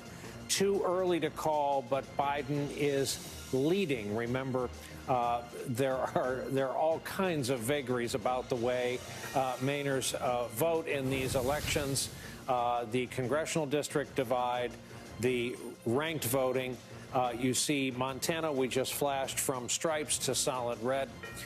Again, you can see the geographic path, Robert Gibbs, that the president is carving. But again, no changes here. Back to the point you were making about Arizona. For the folks watching at 1:11 a.m. Eastern time, it can fairly be asked, where do you put the timing of certainly knowing more about this? Well, look, I think you're not going to get some of these upper Midwestern states. I don't think you're going to get Detroit or Milwaukee maybe until 5, 6, 7 a.m. in the morning. So I think it's going to be a while. I think, you know, we've known for a while that those upper Midwestern states were going to have to count their votes only on Election Day. And a couple of places in Michigan got a little bit longer to count them. But we've known that's going to take a while. So without a knockout blow in any of these other states, we knew the election would revert to form. We'd be thinking about Pennsylvania, Wisconsin, and Michigan, and we knew that would take a while. That looks like where we are right now. We have another call. It's a small one. It's a mighty one. And that's Rhode Island with its 4 electoral votes. Joe Biden has been projected the winner of Rhode Island. And just as regionalisms have changed and come and gone and developed over the past few election cycles, the Northeast, New England, has become, as you can see reflected on the map, dependable, safe blue ground as for right now. Maine, of course, as we mentioned, remains a question mark. New York, no question about it. Pennsylvania is the next big patch of gray. And Robert Gibbs was just discussing. Robert, is it not a little bit optimistic to say tomorrow morning for some of these counts in some of these older cities? It could be optimistic. Look, I would, if you're focused on politics, I'd clear your schedule for tomorrow or today. I guess we're here in Wednesday. I do think it's going to be a while, and I think in some of these states, as we've mentioned in Pennsylvania, if votes have been postmarked, but it takes a couple of days to get there, we know the Postal Service has been ordered by a federal judge to find 300,000 ballots that they've been tracking. So again, this is going to take a while. And look, to paraphrase Robert Frost, but not so morbidly, we have miles to go before we sleep. Yep, I think you got that right. Whoever that Frost guy is, he comes up with a good quote. Robert Gibbs, thank you very much. Steve Kornacki's over at the Wall. Steve, what state are you looking at now? Well, we're looking within the state of Nebraska because we've been tracking the story of this one electoral vote that actually looms very large here. So let's take a look. If I can call up the 2nd Congressional District of Nebraska, maybe 3 times will be a charm here. Here we go. So you see right now Joe Biden is leading this 53 to 45. The margin here for Biden is sitting at 23,000 votes. Here's what we can tell you. You can see they've added votes since last time. There's now more than 300,000 votes that have been cast and recorded here. The county is saying, this is Douglas County, Nebraska, according to their schedule, they have one more update they're going to do for this vote. They are going to be, according to their schedule, more same-day votes, votes that were cast this afternoon. Now, I can tell you there have been, since the last time we checked in here, there have been a couple of updates, also including same-day vote. The effect has been what had been a 30,000 vote Biden lead here has been trimmed to 23,000. About 30,000 votes have been added to this pile from those 2 updates. We don't know how many are in the last update, but if it's like the previous 2 that we've seen, very hard to see Trump overtaking Biden there. And again, if that is the last update, we might get some clarity here on Nebraska, too. If Biden hangs on, if Trump doesn't overtake him in the final update that we get out of Nebraska, too, that'd be a flip. That'd be an electoral vote picked up by Joe Biden that Hillary Clinton did not get in 2016. And in fact, if you take a look at the electoral map right here, it'd be the first flip. This is what's happened so far tonight. Now, what I'm going to do here is kind of superimpose to try to give you a sense of the paths here. Biden sitting at 209, Trump sitting at 212. We talked early this night, Florida, Georgia, North Carolina, all these opportunities Joe Biden had potentially to score a win early that would just blow this map open. We're obviously in a different place right now. So let me look at it this way. Let me put up what happened in all of these undecided states in 2016. Just if everything stayed the same as let me see if we can get that up there. If everything stayed the same as 2016, I don't know why that's because I'm pressing the wrong button. If everything stayed the same as 2016, right now, as I said, we've had no flips. But if Nebraska 2 does flip, okay, that's an electoral vote to the Democrats. Where else would Biden be looking? We mentioned, let's see what happens in the Atlanta metro area if he can still pull something out there. You got that question of the outstanding ballots still in the mail in North Carolina. Well, that's an awfully big lead that Trump has right there. There's Arizona. This becomes probably the most direct path right now for Joe Biden. If he gets Arizona, you know, he had that first batch of early vote there that put him ahead. Now he's trying to withstand the Trump strength in the same-day vote. But if Biden were to get this district in Nebraska where we almost have all the votes, if he were to get Arizona, you see that would bump him up 244, okay? Take a look here. Wisconsin, as I said, we're expecting right now, if you look at the tally in Wisconsin, Biden's down, and it is close, and Trump is holding onto his strength in a lot of areas in that state. But let's see what happens in a couple hours. We're expecting Milwaukee County, and that's going to have a long way to go in terms of telling us the result here. If Biden were to get it, if he were to get over the top in Wisconsin, those 3 things, Wisconsin plus Arizona plus Nebraska Tuesday, hold on to Nevada. Then at 254, Michigan would be the big one for him, the most immediate one, because Michigan's got 16. And if he got that, if Biden could pick off Michigan in this scenario, there it would be for him. It would be 270. Again, that is Arizona. You hang on to Nevada. You pick off that one electoral vote in Nebraska, too. You get Wisconsin, where let's see what happens in Milwaukee County in a couple hours. You get Michigan, where, as you've been hearing, the voting is just all over the place. They're trying to get a sense of exactly what's going on there. The only other state we're not really addressing here, let's see, it could be even later, is Pennsylvania. But Biden now is going to have to take, it looks like, some of this Midwest path to the White House we were talking about. Would it come down to that? It's starting to look like it might. Steve, can I ask you about another state that doesn't award all of its electoral votes to the statewide winner, and that is Maine? We now have a characterization of the presidential race in Maine that it is too early to call, but Biden is in the lead. Is it possible that Trump could be looking at picking up an electoral vote in that northern congressional district in Maine? Yeah, and it would be, technically he'd be holding on because he won it in 2016 as well. But let's call up, see if we can get that up. Okay, this is the 2nd Congressional District of Maine. This is the much more rural Congressional District of Maine, very blue collar. And again, what you're looking at here, the designation is too early to call. Trump won this district by 10 points in 2016. His lead right now over Joe Biden is sitting at nearly 8 points. There still are some votes to come in here, although I would say tonight, when you start looking at the map and the trends that we've been seeing across different states, Ohio and Iowa, rural areas of the South in particular, it's those blue-collar, rural areas, white voters, blue-collar white voters in particular. Trump has really been asserting strength there that he had in 2016. There was a lot of question coming into tonight if there was going to be slippage there.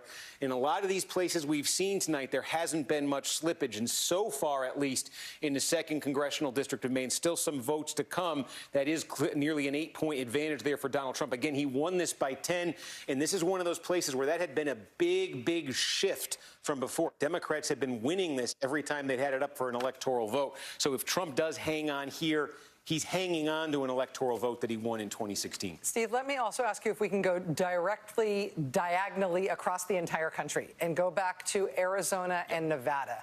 Two interesting cases there in terms of the count, because for a long time now, for a considerable amount of the night, the NBC projection in Arizona has been that it is too early to call, but Joe Biden is in the lead. And you were just saying that Biden took a big lead with the early votes and is trying to withstand the Trump onslaught in terms of day of votes. And then in Nevada, we spoke with John Ralston earlier about how late the voting how late the counts are being reported out of Nevada.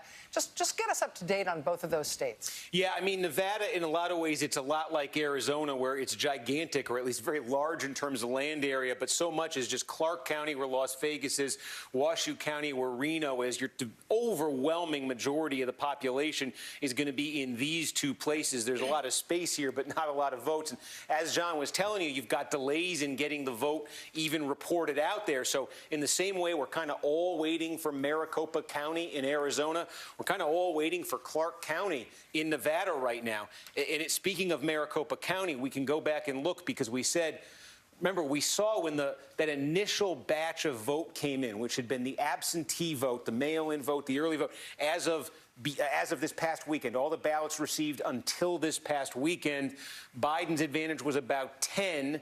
Now they're starting to add to this the same day vote. You can see it on this sort of meter here.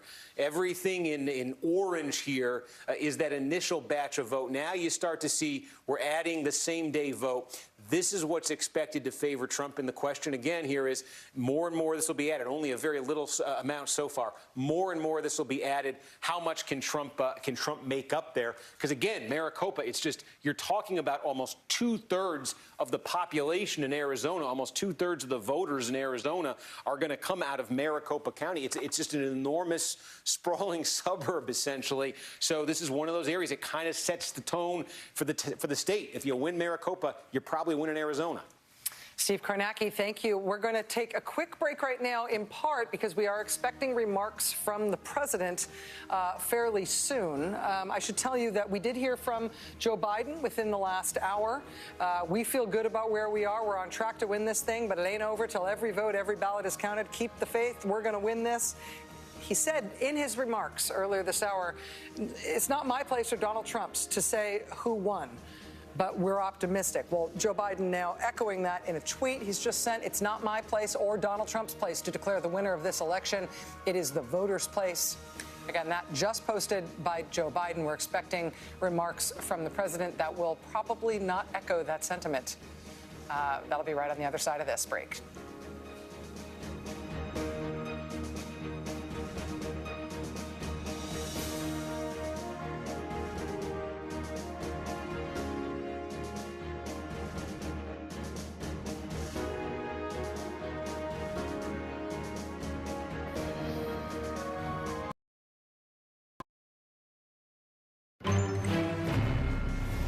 Welcome back. Coming up on 1:28 a.m. here in the East, our characterization of the race in Georgia has flipped from too early to call to too close to call.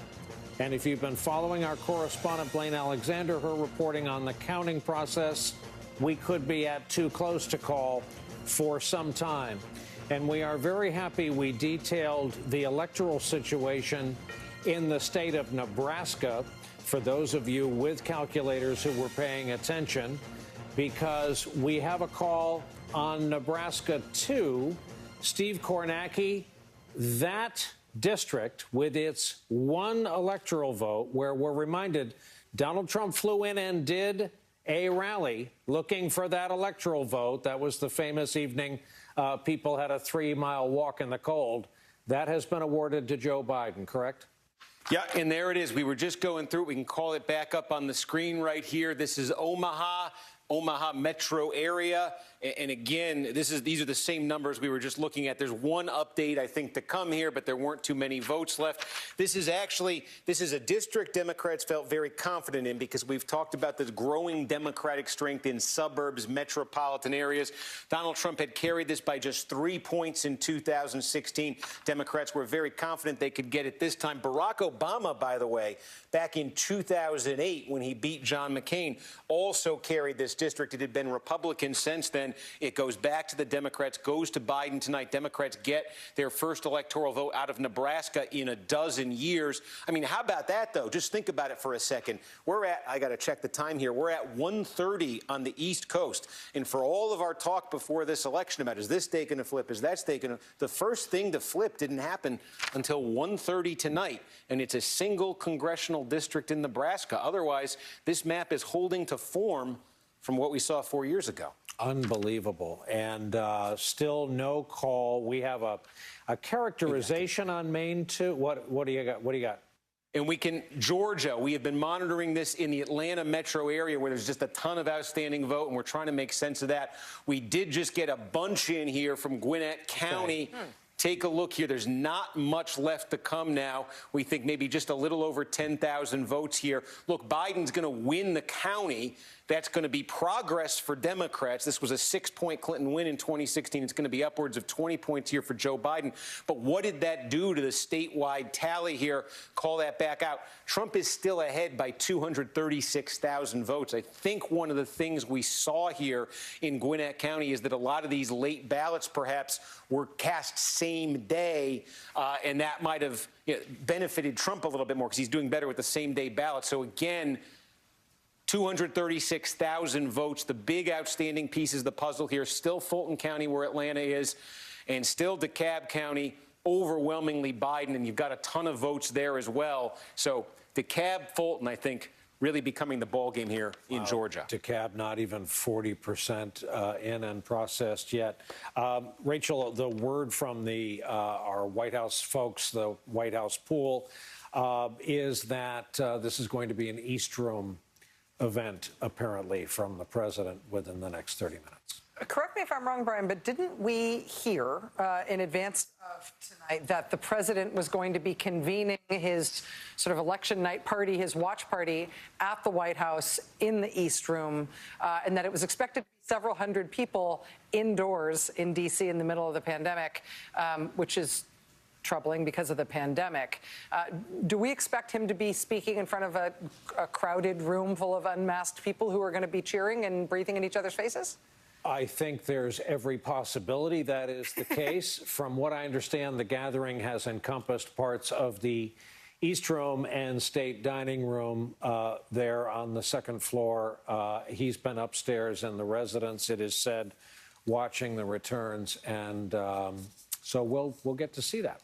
It should be noted that the president telegraphed the fact that he was going to falsely claim victory while there was no responsible way to project the outcome of the race, while millions of legitimate votes were still being counted.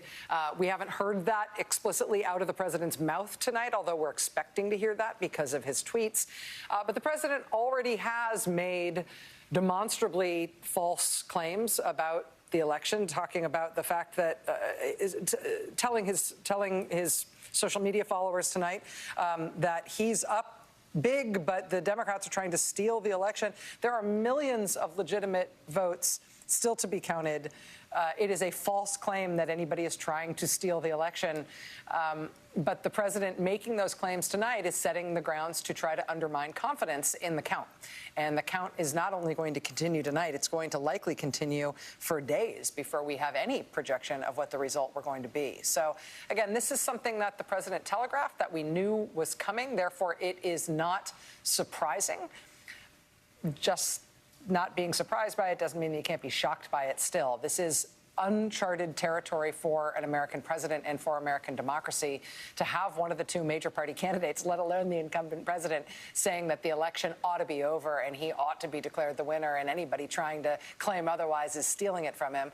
I mean, we expect this, I think, because it's Donald Trump, but we do not expect this of our democracy. And we have yet to see how our democracy will handle that kind of a destabilizing, dangerous, anti-democratic, and indeed authoritarian claim from somebody who has a lot of power in terms of his control of the federal government to try to control how this ongoing count is handled in all these states where it still remains to be resolved.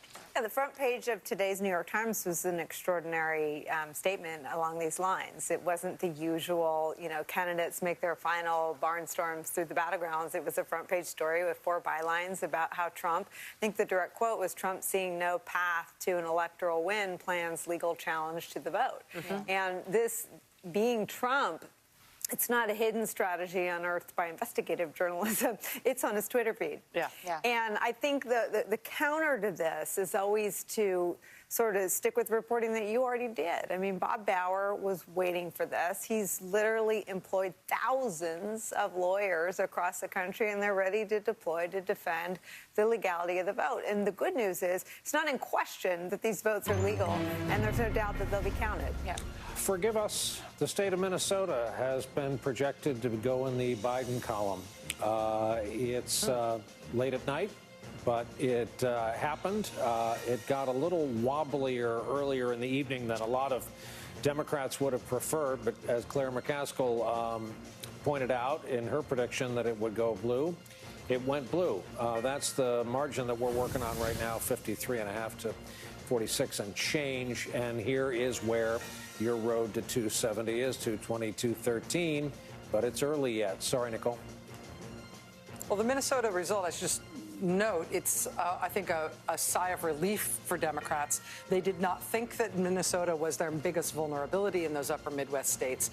But the fact that it went this late before it was called is certainly something. But it's not. I mean, look, that's a nice and comfortable lead. And I think I'm going to go back to something Charlie Sykes said earlier in the night, that the kinds of voters, and Ohio didn't go the Democrats' way, but they're, and again, this came out of Donald Trump's mouth. We know from Donald Trump's mouth that he's bleeding suburban voters, suburban women. So those are the kinds of voters that were repelled by him in Minnesota. They're the counties that he lost in Ohio, and they're the voters that I think the Biden campaign is thinking about when Joe Biden comes out and says, we've got this. And they felt pretty good about Ohio, I think, for quite a night. I think that is a bit of a heartbreak for the Biden side. But even in Ohio, if you just look at the places where Biden actually ran up votes, it is the same kind of voter again. And I think that, not winning Ohio is not a tragedy, but it is a tragedy for Biden's side. But Trump is not winning in the kind of margins where he's going to be able to make a dent in the popular vote. And I keep coming back to it because part of the psychology that we're feeling tonight is about the state count and looking at the red on the map. Part of the psychology when this is actually over is going to be the popular vote. And there's not much that Donald Trump can do about that when he can't run up a big margin in a state like Texas. If he can't, like, overwhelm the Democratic candidate in a state like Texas, you're going to see a very different outcome when you start to add up all of those popular votes. We don't even have states like California in it yet. And so it is a weird thing when we are the only country in the world where Joe Biden could, ultimately win the popular vote by 8-9%. And in theory, still be a question whether he's going to be president. We just had that call from Brian in the Minnesota race, the presidential race in Minnesota. NBC projecting Minnesota as a win for Joe Biden tonight. We're also looking at the Minnesota Senate race. This is something that I raised earlier on the air. This is incumbent Democratic Senator Tina Smith, who faced a strong challenge from a Republican named Jason Lewis. But NBC can now project that Tina Smith has held onto her seat in Minnesota. You see the difference there, just under 200,000 votes with 84% of the vote in. But Tina Smith will be returning to the United States Senate from the great state of Minnesota. We still do have a number of Senate races outstanding, as well as, more states than you'd expect at this point. Maine, Hawaii, Nevada, Arizona, North Carolina, Georgia, Michigan, Wisconsin, Pennsylvania. We'd love to hear from you. Brian. We also have a little bit of a change in characterization. In Wisconsin, this is the second in the hour to go from too early to now too close. If you think about it, it's a natural progression for a state that isn't a blowout. We go from not having enough raw information to we're working on raw information. It's just that the margin isn't enough. Steve Kornacki over at the board. Steve, as you look at, can you call up Wisconsin and tell us how they're making up some of the pockets that Charlie Sykes was talking about? I guess Milwaukee County is going to be the driver. It is, and let me show you the story, the story that's emerged as this picture has kind of filled out in Wisconsin tonight. Let me show you it this way. Let's go back to 2012. There's a reason for this. Look at when Barack Obama won this state. Look at all the blue you saw on this map. Barack Obama won Wisconsin. He won it comfortably in 2012. That is why Donald Trump's victory in this state in 2016 was so surprising. It wasn't thought to be that competitive. Look how much of the blue, I want you to watch this. Look how much of the blue from 2012 turned to red in 2016 with Donald Trump. Okay, he turned a bunch of, like 20 counties, I think it was 22 counties in Wisconsin, Trump turned from blue to red. The question coming into tonight, and some of the polling was suggesting that Joe Biden was making significant inroads with rural white voters, with working class white voters in Wisconsin. Was he going to flip back a good number of these counties that Trump had flipped in 2016? Watch again now. We're going to go from 2016 to tonight. See how many counties flipped from red to blue. Not many. We got one right here. Check this out. Biden's leading it by 1.7 points.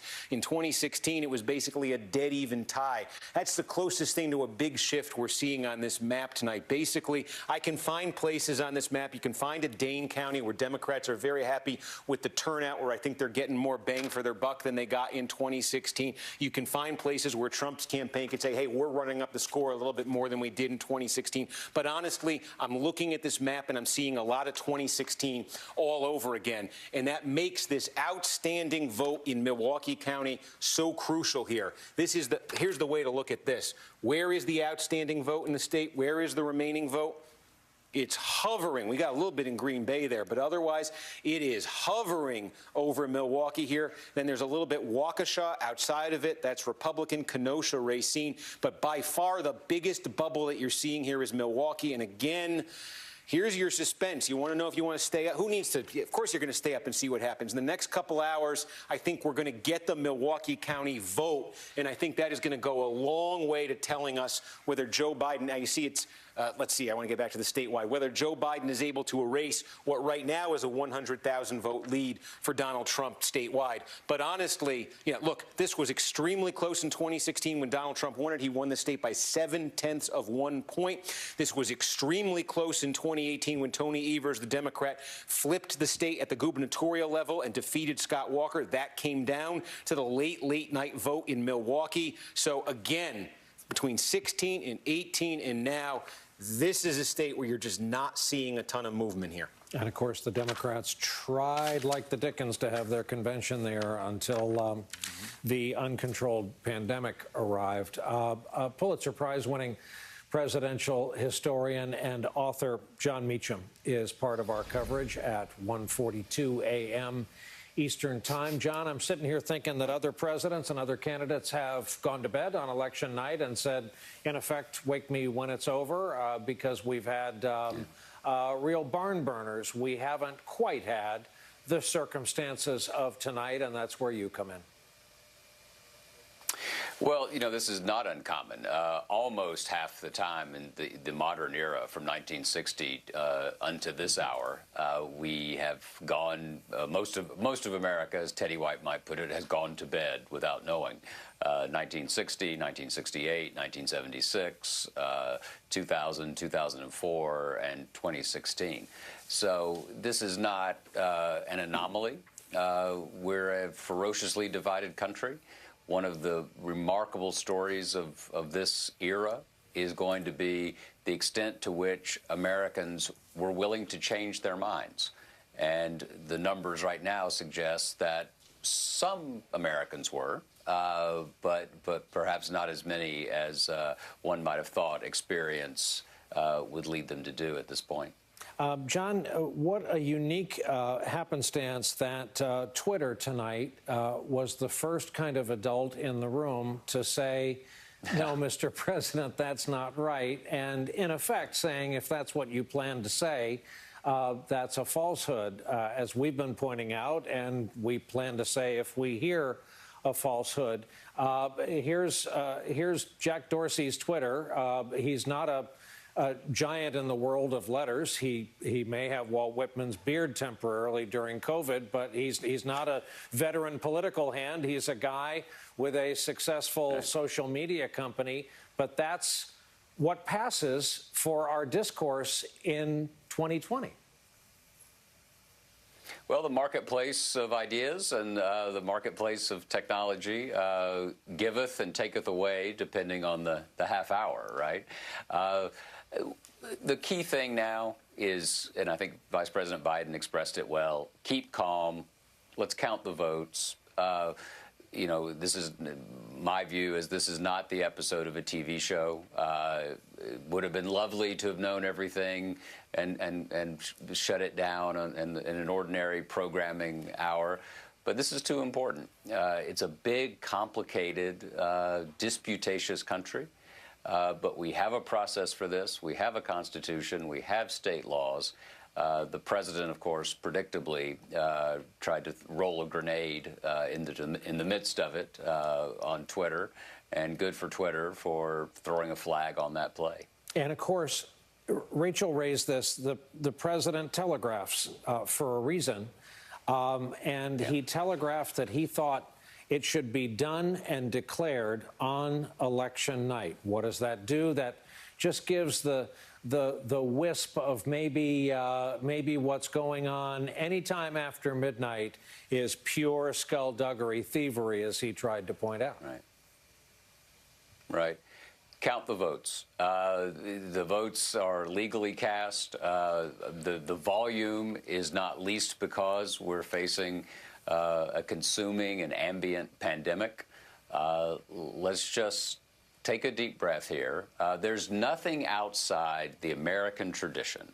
There's nothing outside the ordinary conventions of American history that says you have to know the winner by midnight on election night. It's just not there. And for many, many times in our history, this has taken some time. And it's the most vital decision we make together as a country. I remember Andrew Jackson claimed, was the first president really to claim, I am the direct representative of the American people. And this is our collective expression of the national will in terms of who should be ultimately in charge of our affairs. Isn't that worth a couple of days? I'll let that point simmer. and percolate and get picked up by our viewers fortunate enough to hear from a Pulitzer Prize winner at 1:46 a.m. John, thank you. And something less than Jacksonian to say about Steve Kornacki, who's concentrating on Nevada, pulled the lever, and at least 3 cherries worth of vote returns have come in suddenly and without warning. Is that the case, Steve? Yeah, here we go. Let's get out here to the Silver State. And we said we're waiting on, well, Clark, we can show you. Again, this is a lot like we just saw in Maricopa County a while ago. We got about 3/4 of the vote. We get a lot of the absentee vote in here. Biden to that lead right now, 54-44. And in Reno, Washoe County, again, a similar situation, a lead here of close to 7 points for Biden.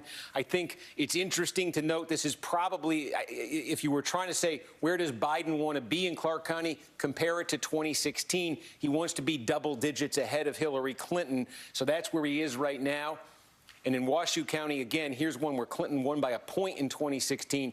Biden, at least right now, let's see if that moves a little bit, but Biden out a little bit more comfortably. These are probably places, when you look now what that did to the statewide vote, with 3/4 of the vote in, that leaves Joe Biden up by 50,000 votes at this point. Would need a pretty significant shift there to get Trump over the top on him there. One other I can show you that I was just looking at a minute ago, Georgia. Let me get this off the screen here. Georgia, we just got a major update, and I think you can see it if you're looking at the... bunch more vote. Yeah, remember, we were looking not long ago at Trump up by over 300,000. It now sits at 118,000. What just happened here in Georgia? A big one just came in. Let me get this off the screen as well. A big one just came in. A lot of outstanding vote in DeKalb. We still have some to come there, but let's take a look here. You now got about 82,000 votes left. I think this was sitting at about 300,000 before. This is just overwhelmingly going for Joe Biden right here. This is why that statewide gap just closed so much. There is still vote being counted here. And again, whether it's the absentee vote or the same-day vote in DeKalb County, Biden is winning it. He appears to be winning it, either one of those, by at least 70, with at least 70%. So I think you can expect in what still comes in DeKalb, it's going to be heavy for Biden. He's going to net tens of thousands of more votes out of DeKalb, which will cut that lead, certainly, I think, under 100,000 for Trump.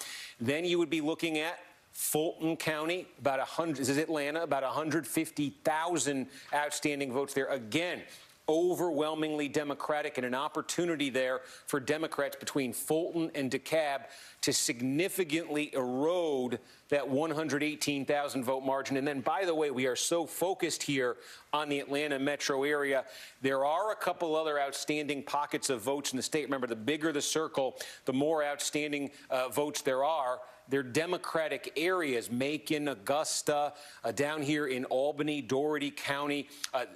There are a bunch of opportunities here for Democrats, or a couple of opportunities, I should say, for Democrats to add more votes outside of the Atlanta metro area. So it's really interesting when you look at this. You know, we were thinking early in the night, hey, Democrats might have to wait to get their core area in. They're going to need to really drive up the score here. I mean, this is the kind of thing I can remember late at night in 2018 in the midterm election. This is the map that was starting to come into focus late at night with Stacey Abrams in that governor's race. And you were saying she has made significant progress from where Hillary Clinton was in 2016. Can she get over the top? There are a lot of votes here, and I think it's a very fair question to ask right now. Are there enough votes here to erase all of that 118,000 vote advantage for Donald Trump and to give this to Joe Biden? It's a fair question to ask right now. I'll put it that way. Well, Steve, this may be a little bit beside the point in the Atlanta area, as you're pointing out that is where the bulk of the outstanding votes are still to come in Georgia. And I know that votes just geographically there are likely to be very Democratic skewing, very pro-Biden votes. But is it worth considering or looking at whether the outstanding votes are election day votes that have yet to be tallied, or early votes? Do we know what that split is for the Atlanta area? We now, it depends by county here. I mean, this is, DeKalb and Fulton are going to be the two strongest here that are left for Democrats. We think we have a rough sense of it, and here's what I mean. The early vote here in DeKalb, this is roughly what we think is happening there. Yeah. Biden 85, Trump 14. Now, again, overall, Biden's leading 83%. What that means is the same day is more favorable to Trump less favorable to Biden, but we think what that really means is that Biden's getting about 70% of it. Okay. So if he's getting 70% of that pool of votes, and there's about 82,000 left there, you could see there's the potential there to significantly gain votes. And again, it's a similar dynamic that's playing out in Fulton County right now. Steve Kornacki, thank you very much. We are going to take a quick break, and when we come back, obviously we're still watching vote totals come in states like Nevada, in states like Georgia. The night is young. What are you, yawning? Stop it. We'll be right back.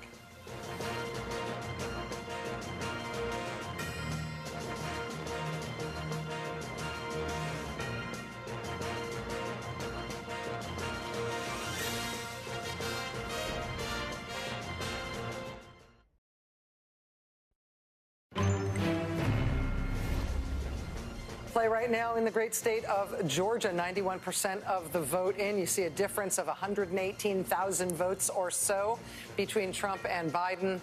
Just an absolute nail-biter in Georgia. We're also keeping close eyes on Nevada and on Arizona. Both of those too early to call right now. The NBC characterization of the Arizona race is that it's too early to call, but Biden is in the lead. In Nevada, it is characterized as too early to call, with no characterization as to who is leading. Joining us now is Maria Teresa Kumar, looking at some of these states right now, looking at some of these demographics, and looking at the overall expectations for the night. Maria Teresa, it's great to see you. How have you been reacting watching these returns come in over the course of the night?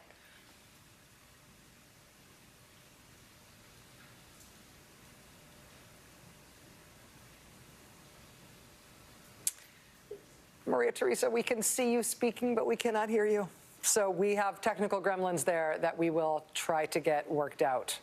All right, we're going to try it one more time. Maria Teresa, are you there? This time we could see you, but we couldn't hear you before. Can we hear you now?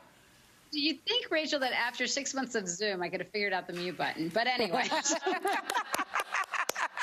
Well done. We are all human. Actually, none of us are human anymore. We all live in tiny little digital boxes, but we are happy you're here. But thanks for having me. But so we, when we came into the night and we knew that we were going to be two clear scenarios. Either one scenario was a massive blue wave for Joe Biden, or the other one is where he could squeak by. The fact that we were able to get District 2 in Nebraska, the fact that it looks like it's looking very strong right now in Arizona, there is a very strong possibility with the outstanding ballot counts in Pennsylvania and Wisconsin that it's going to favor Joe Biden. 2.4 million of the ballots that were mailed in early in Pennsylvania were 2-1 in his favor. And I think that's why we're seeing right now, Rachel, the president trying to project that this election is stolen, because he doesn't want every vote to be counted. And we need to be able to look collectively over that hill, understand how he projects everything, and recognize that we need to ensure that every single vote is counted. On the Latino front, what is very exciting for us is that we have seen a surge in young Latino voters in states like Texas, in Georgia, in Pennsylvania, Arizona, and Wisconsin. And that is because, with the exception of Wisconsin, all these other states have had anti-immigrant show-me-your-paper laws during a time when you see a massive influx of young Latinos aging in. In Florida, that's not the case. Instead, in Florida, what you've seen is the Trump campaign doing an excellent job of continuing to communicate with this audience, but really providing them with real disinformation that if you are from Colombia, if you are from Argentina, if you're from Chile, if you're from Cuba or Venezuela, socialism is something that you fled and is very real. And the Biden campaign was not able to basically make their case of why they weren't that socialist piece. But people always say that the Latino vote is not monolithic. That's absolutely true. But it is in the states where there's the show me your paper laws, where the Latino community is coalescing to fight this racism of the Republican Party. And Maria Teresa, in terms of the way that these two campaigns have operated, I should mention that we've got a 2-minute warning now in terms of expectations of remarks from the president. So we'll have to get to that very shortly. But the Biden campaign seemed to recognize fairly early on that they weren't doing enough, not only to outreach to Latino voters, but to be in the game in terms of Spanish language media, particularly in Florida. Is that something that you feel like Democrats still have sort of leagues to go in terms of what they need to learn? they have to recognize that the Latino community, the way we consume information is so balkanized that the game is online and on Facebook in trying to find vetted sources of information like MSNBC. That is their biggest challenge right now, and that's what they need to figure out how to communicate their conversations to. Maria Teresa Kumar, Voto Latino, thank you so much.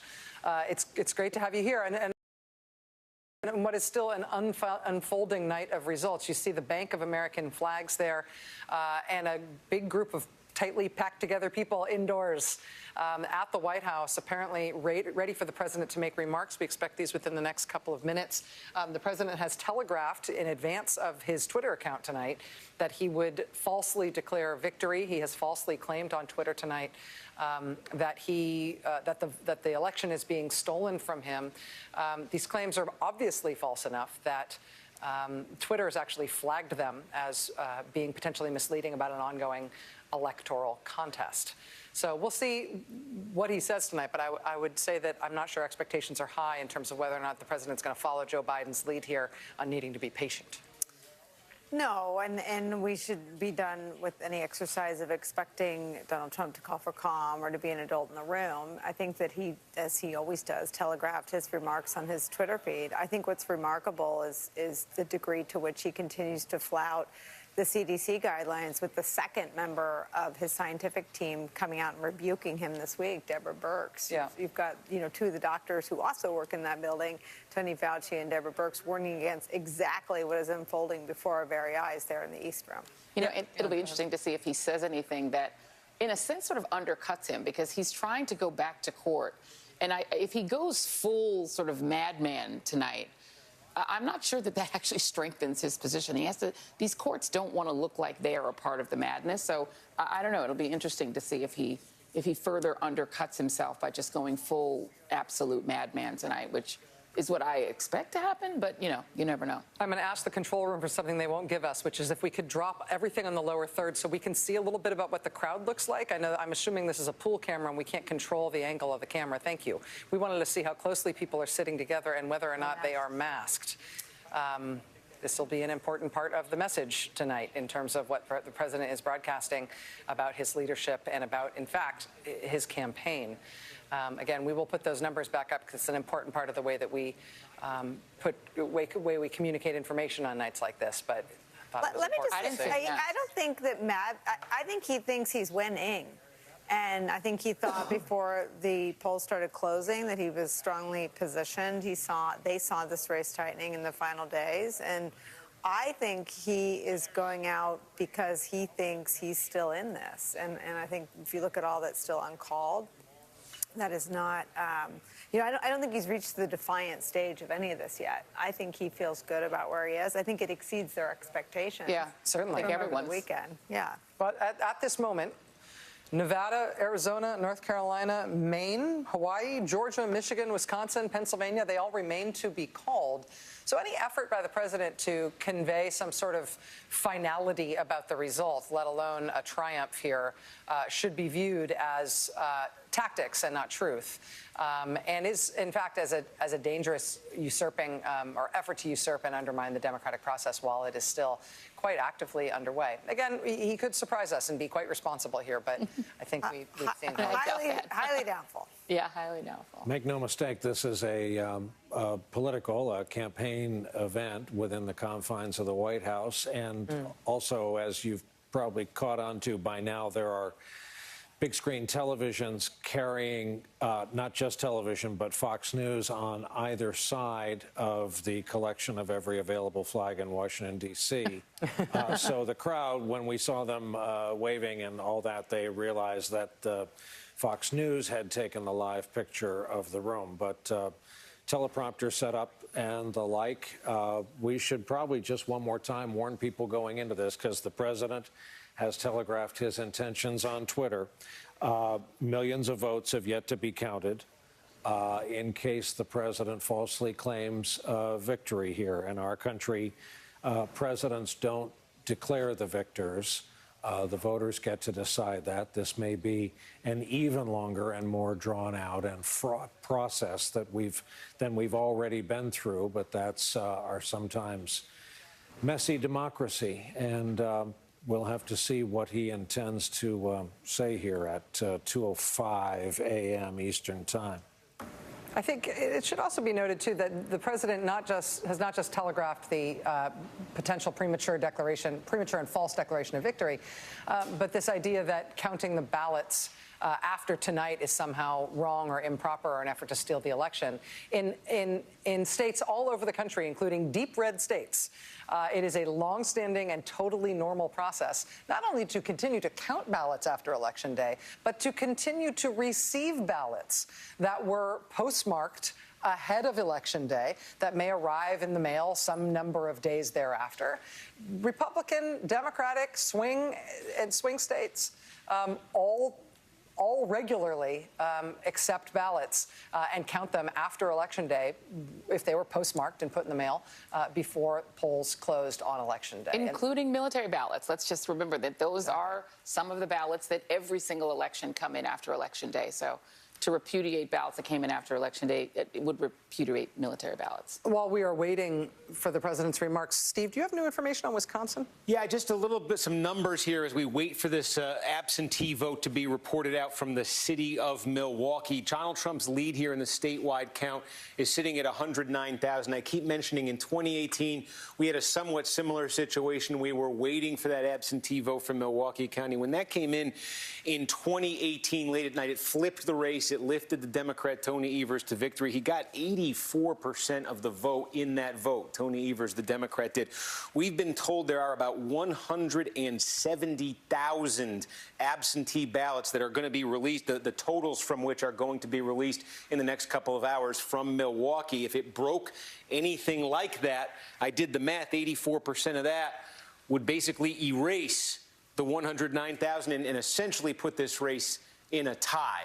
So that's the potential with Trump leading by 109,000 and that many absentee votes sitting in that Democratic of a city. That's the potential there. It's not the only place where you've got absentee votes that are going to be tallied up here. There are some Republican, some Democratic as well. That is by far the biggest single source of them, though. And that's the potential it has in terms of what the effect it could have statewide here. Trump leading, that's 4 points, 110,000 votes. But if Democrats get a monster number there, they could really erode that dramatically. Steve, I have seen some reports, and forgive me if you've already characterized it this way, but I've seen some reports that those ballots from Milwaukee will likely be reported all in one bolus, all in one group. It's not like we'll get them trickling in over the course of whenever they start to whenever they're finished. We'll get them all in one fell swoop. That's exactly right. You know, they route them. The city puts all the absentee in one location, and they work on the absentee there, and then they're going to report them out. And they say they're going to have that, it sounds like, in the next couple hours. Okay, and to underscore what you just said there, if Biden wins those ballots from that location in the same proportion that Tony Evers did when he won the governor's race, that would essentially make the state a tie. That would presumably mean that if Biden comes in lower than Evers' proportion, then Trump will maintain his lead. Yeah, it depends. There are some other places where we're getting vote in here and there. Nothing on the scale of Milwaukee. So, you know, let's see what happens in the other places. But basically, this has the potential to become extremely close. I think that's what I'm saying. And do you have an expectation in terms of when Milwaukee will convey their number? We're hearing next couple of hours. You know, might be 3, might be 4 a.m. Oh. I was hoping you were going to say in the next few minutes. What time is it now, actually? Well, it's 2:10. I was just going to say, talking about 3 or 4 in the morning, we're closing in. And I just say anecdotally, what the Biden campaign is hearing about Milwaukee anecdotally, or from many indications they have on their side, they feel very good about that state still. They're not going wobbly in terms of their view of how Wisconsin will come in for them. That's interesting. We've got another, the president obviously blew through the previous warning that we had in terms of when he was going to start speaking. We are now told it will be within the next couple of minutes, and so we will keep eyes on that. But again, we are waiting on millions of ballots remain to be tallied. Maine, Hawaii, Georgia, Michigan, Wisconsin, Pennsylvania, Nevada, Arizona, North Carolina, none of those states are called, at least now, by NBC News. Most of them have no characterization in terms of who might be leading in any of those states. And so there's a lot still to come in tonight, and a lot of interesting reporting to be done on the ground in terms of when votes will come in from which of those states. I will stop joking around that the night is young, because we know it's not. But this election is young in terms of us getting close to figuring out who's going to win it. Yeah, one of the things that has been interesting is I'm texting back and forth with Democrats who are swirling around the campaign, and the calm is actually remarkable. Democrats on the campaign and around the campaign are remarkably calm about these states. I think that the people who are watching in the audience are not calm, but they are not panicked. Even with Florida, the people around the campaign were pretty sanguine about it. They weren't panicky, and because they weren't expecting to, as you said, it wasn't something that they already thought they had in the bag. But they are remarkably calm. I literally just got a text back about Wisconsin, and there is no panic. They're calm. Well, they're they're not guaranteeing it. Well, but what's happening now was the plan. I mean, this is what they were prepared for. This is why Bob Bauer was out in a very public way, not just last night, but for the last couple of weeks, talking about all these legal challenges being baseless. And people should make no mistake. Donald Trump is about to come out and it was reported that he wanted to settle with Mueller. I mean, there isn't a two-sided legal argument here. There's the law, which is that legally counted votes should be counted, and then there's whatever Trump's about to do. Yeah. Well, it should. I mean, right now, the other thing we sort of keep on the horizon, we keep our eyes on in nights like this, is the popular vote.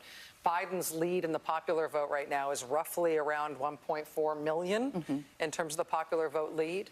Obviously, that's not how we picked the president. The popular vote is not how we did it. Otherwise, we would have had a lot more Democratic presidents in recent decades. But for that to be outstanding while so many potentially determinative states are also outstanding just shows that we are still absolutely in the middle of this. Yeah. And I think it gives... There's nothing you can really do to comfort people who are watching this happen, because I do think that for a lot of Americans and looking at the polls, the idea that there isn't a definitive repudiation, as I've said it before, of Donald Trump, and that he's got to be going in, he cannot possibly feel chastened looking at the result, because obviously there is a substantial, percentage of the American public that does not look upon the 230,000 dead and the economic collapse, et cetera, as a reason not to let him keep the job. And so I think without that repudiation, one might expect that he'll be even more fired up right now to try to claim that he's got a mandate, at least based on what he's seen so far. But I think the caution that we have to keep giving people is that this is not the end of the race, that this is, we're in the third quarter here, and the fourth quarter might be tomorrow night. And that is not abnormal. It's nothing to panic about. It's not satisfying emotionally, but that is just the way elections work. And that there really isn't a definitive end here. So Trump should not feel that he is vindicated by what's happened, because it hasn't all happened yet. So we still just need to keep calm and let it all happen. Rachel, Adam Kinzinger, the Illinois Republican congressman, military veteran, current member of the National Guard, has tweeted tonight to and at the president, presumably, stop, full stop. The votes will be counted, and you will either win or lose, and America will accept that. Patience is a virtue. Interesting. He was handily reelected tonight to his seat, Illinois 16th. But this will get interesting, too. It's a point Nicole and I always talk about, and that is the few, the proud, the brave, the Republicans who will be vocal about I think we're down this. to 2, right? Yeah, well. That's about it. Yeah, I will say, one of the things that's been interesting tonight is how many incumbents of all kinds have been reelected. I mean, this has not been a night where, incumbent senators have been turfed out and incumbent members of the House. Still, the most likely way you're going to lose your House seat is in a primary rather than in a general election in our gerrymandered United States of America. But it has been remarkable to see the stability, not only between the 2016 and 2020 presidential map, but also in congressional races and Senate races. Up and down. I mean, you're just not. I mean, on either side, you're not seeing. Not only is there no wave, it's like a pond where you drop in a rock and there's no ripples. Well, I mean, and I wonder if what you think, Nicole, is the message to Republicans, because it does appear that Republicans were rewarded for slavish devotion to Donald Trump. I mean, Lindsey Graham, who's been the most, slavishly devoted, was quite well rewarded for it. And so it's a message about what Trump, the durability of Trumpism, because of who the Republican base is. It's white, rural, working class, non-college voters. And because of that, even if Donald Trump does not prevail in the end, Trumpism ain't going nowhere. based on this, because each of these senators that was reelected were reelected to continue to serve dutifully Donald Trump and his agenda and what he believes in. I think that's right. I think, we have to wait and see for all the states that are still outstanding whether we would apply that analysis if Trump loses the rest of what is still contested, if he ends up losing the Rust Belt, if he loses Arizona, if he loses Nevada. It will be viewed perhaps differently, but I think it is certainly the case that, at least among the Republicans who've been working to try to defeat Donald Trump, that defeating Trumpism, and I think really understanding that it is an ecosystem that really exists in its own orbit, and it's not spinning in the solar system anymore. That Fox News has created a gravity system and a gravitational pull all of its own. And whether it's the pandemic, whether it's challenges to legally cast votes, whether it's I think 24 women who credibly accused Donald Trump of sexual misconduct. I mean, no matter that, whether it's the Mueller investigation, I mean, Donald Trump so far seems to have benefited from his own information ecosystem, which no longer intersects with the rest of the world, which is why, as Brian said, the two adults in the room tonight who've thrown flags on Donald Trump are owners of social media companies, Facebook and Twitter. Well, and the question then becomes, if Biden ultimately emerges narrowly, even if narrowly, as the winner, he then faces a country that is substantially Trumpist, right? That has, a bare majority of people who reject that, everything that comes with, including, caging children and stealing them from their parents and the, sexual harassment, et cetera, and all of that. But then a substantial minority that is okay with it or embraces it. And so, I just wonder what all of this says about us. I think as the rest of the world watches this happen all night tonight, I think it raises real questions about what America is at the end of the day, and whether what Trump is more like what the American character is than people ever wanted to admit. I think that's a right line of questioning. I think another line of questioning is to really examine the despair that people feel at a time of a pandemic, when their lives have been taken from them, when they are home teaching their children, hanging on to jobs, out of work, when they're driving cars they thought they could afford 10 months ago to food banks because they can't afford boxes of cereal. I think that there is a despair that makes the insane things that come out of Trump's mouth sound better than the despair they're living with. And I think one conversation is the one you're talking about. We may not be the country we think we are. Another may be we may be underreporting and misunderstanding the despair people feel in isolation with economic insecurity and fear about their health and their family's health. That said, this also may be the early part of the election returns in which Donald Trump has made a one-term president after having been impeached in his first term. I mean, that may be happening. We don't turf presidents out after their first term very often in this country. We did it to George H.W. Bush. We did it to Jimmy Carter. There haven't been a lot of these, and he may well be about to lose his place as president. Now, he'll undoubtedly do so narrowly if he does. And so both of these dynamics still are at work. But I think that if you had a choice right now looking at the results to be Donald Trump or Joe Biden, I think it'd be hard to say that you'd prefer to be Donald Trump right now looking at these results. No doubt. And I think Donald Trump would have, maybe not Donald Trump himself, but his campaign would have agreed to that analysis earlier this evening. Yeah, I'll tell you, we just got the front page of tomorrow's New York Times. The headline is over a split photo of both Biden and Trump, and the headline is this: turnout soars along with suspense as nation in tumult delivers verdict. The Times, by necessity, silent as to what the verdict is, because they've got to print this now in order to be on newsstands tomorrow morning. It's unlikely that there'll be a verdict known by the time people are reading that print edition of that paper tomorrow as well.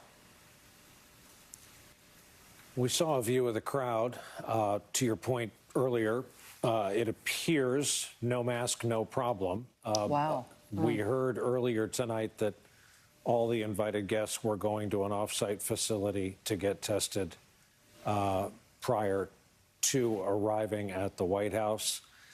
Fox News images have now been replaced with the slide of the Trump-Pence campaign logo. There is some activity at the doorway.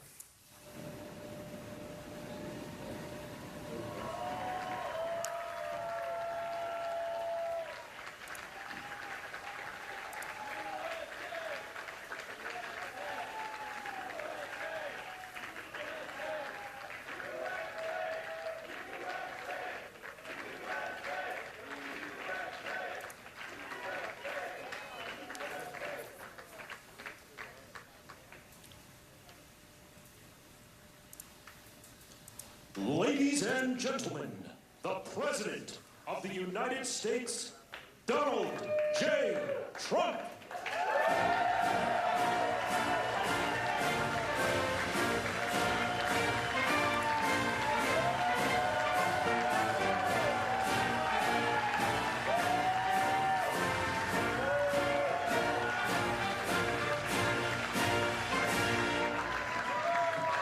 Well, thank you very much.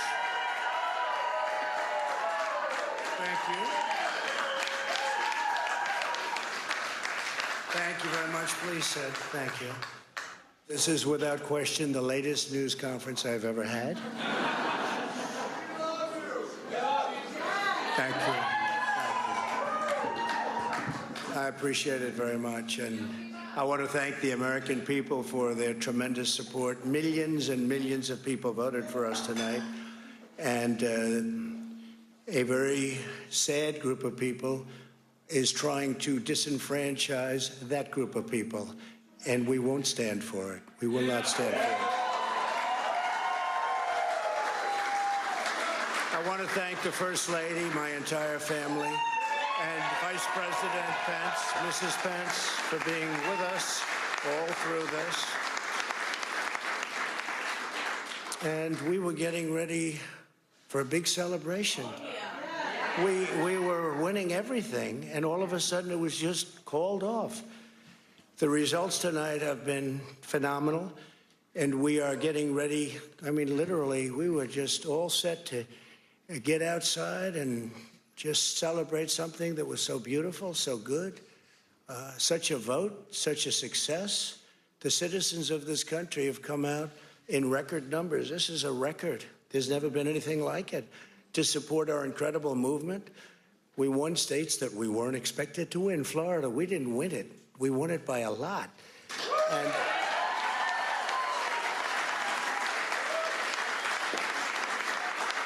we won the great state of Ohio.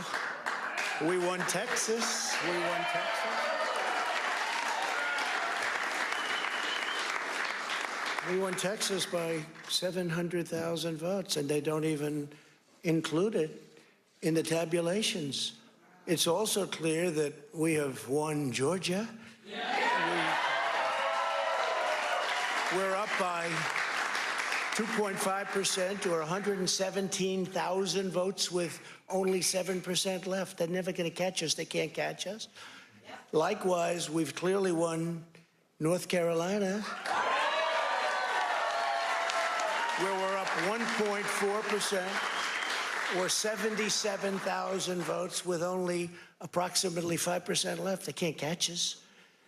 We also, if you look and you see, Arizona, we have a lot of life in that. And somebody declared that it was a victory for, and maybe it will be. I mean, that's possible. But certainly there were a lot of votes out there that we could get because we're now just coming into what they call Trump territory. I don't know what you call it, but these were friendly Trump voters. And that could be overturned. The gentleman that called it, I watched tonight, he said, well, we think it's fairly unlikely that he could catch. Well, fairly unlikely. And we don't even need it. We don't need that. That was just a state that if we would have gotten it, it would have been nice, Arizona. But there's a possibility, maybe even a good possibility. In fact, since I saw that originally, it's been changed and the numbers have substantially come down just in a small amount of votes. So we want that obviously to stay in play. But most importantly, we're winning Pennsylvania by a tremendous amount of votes.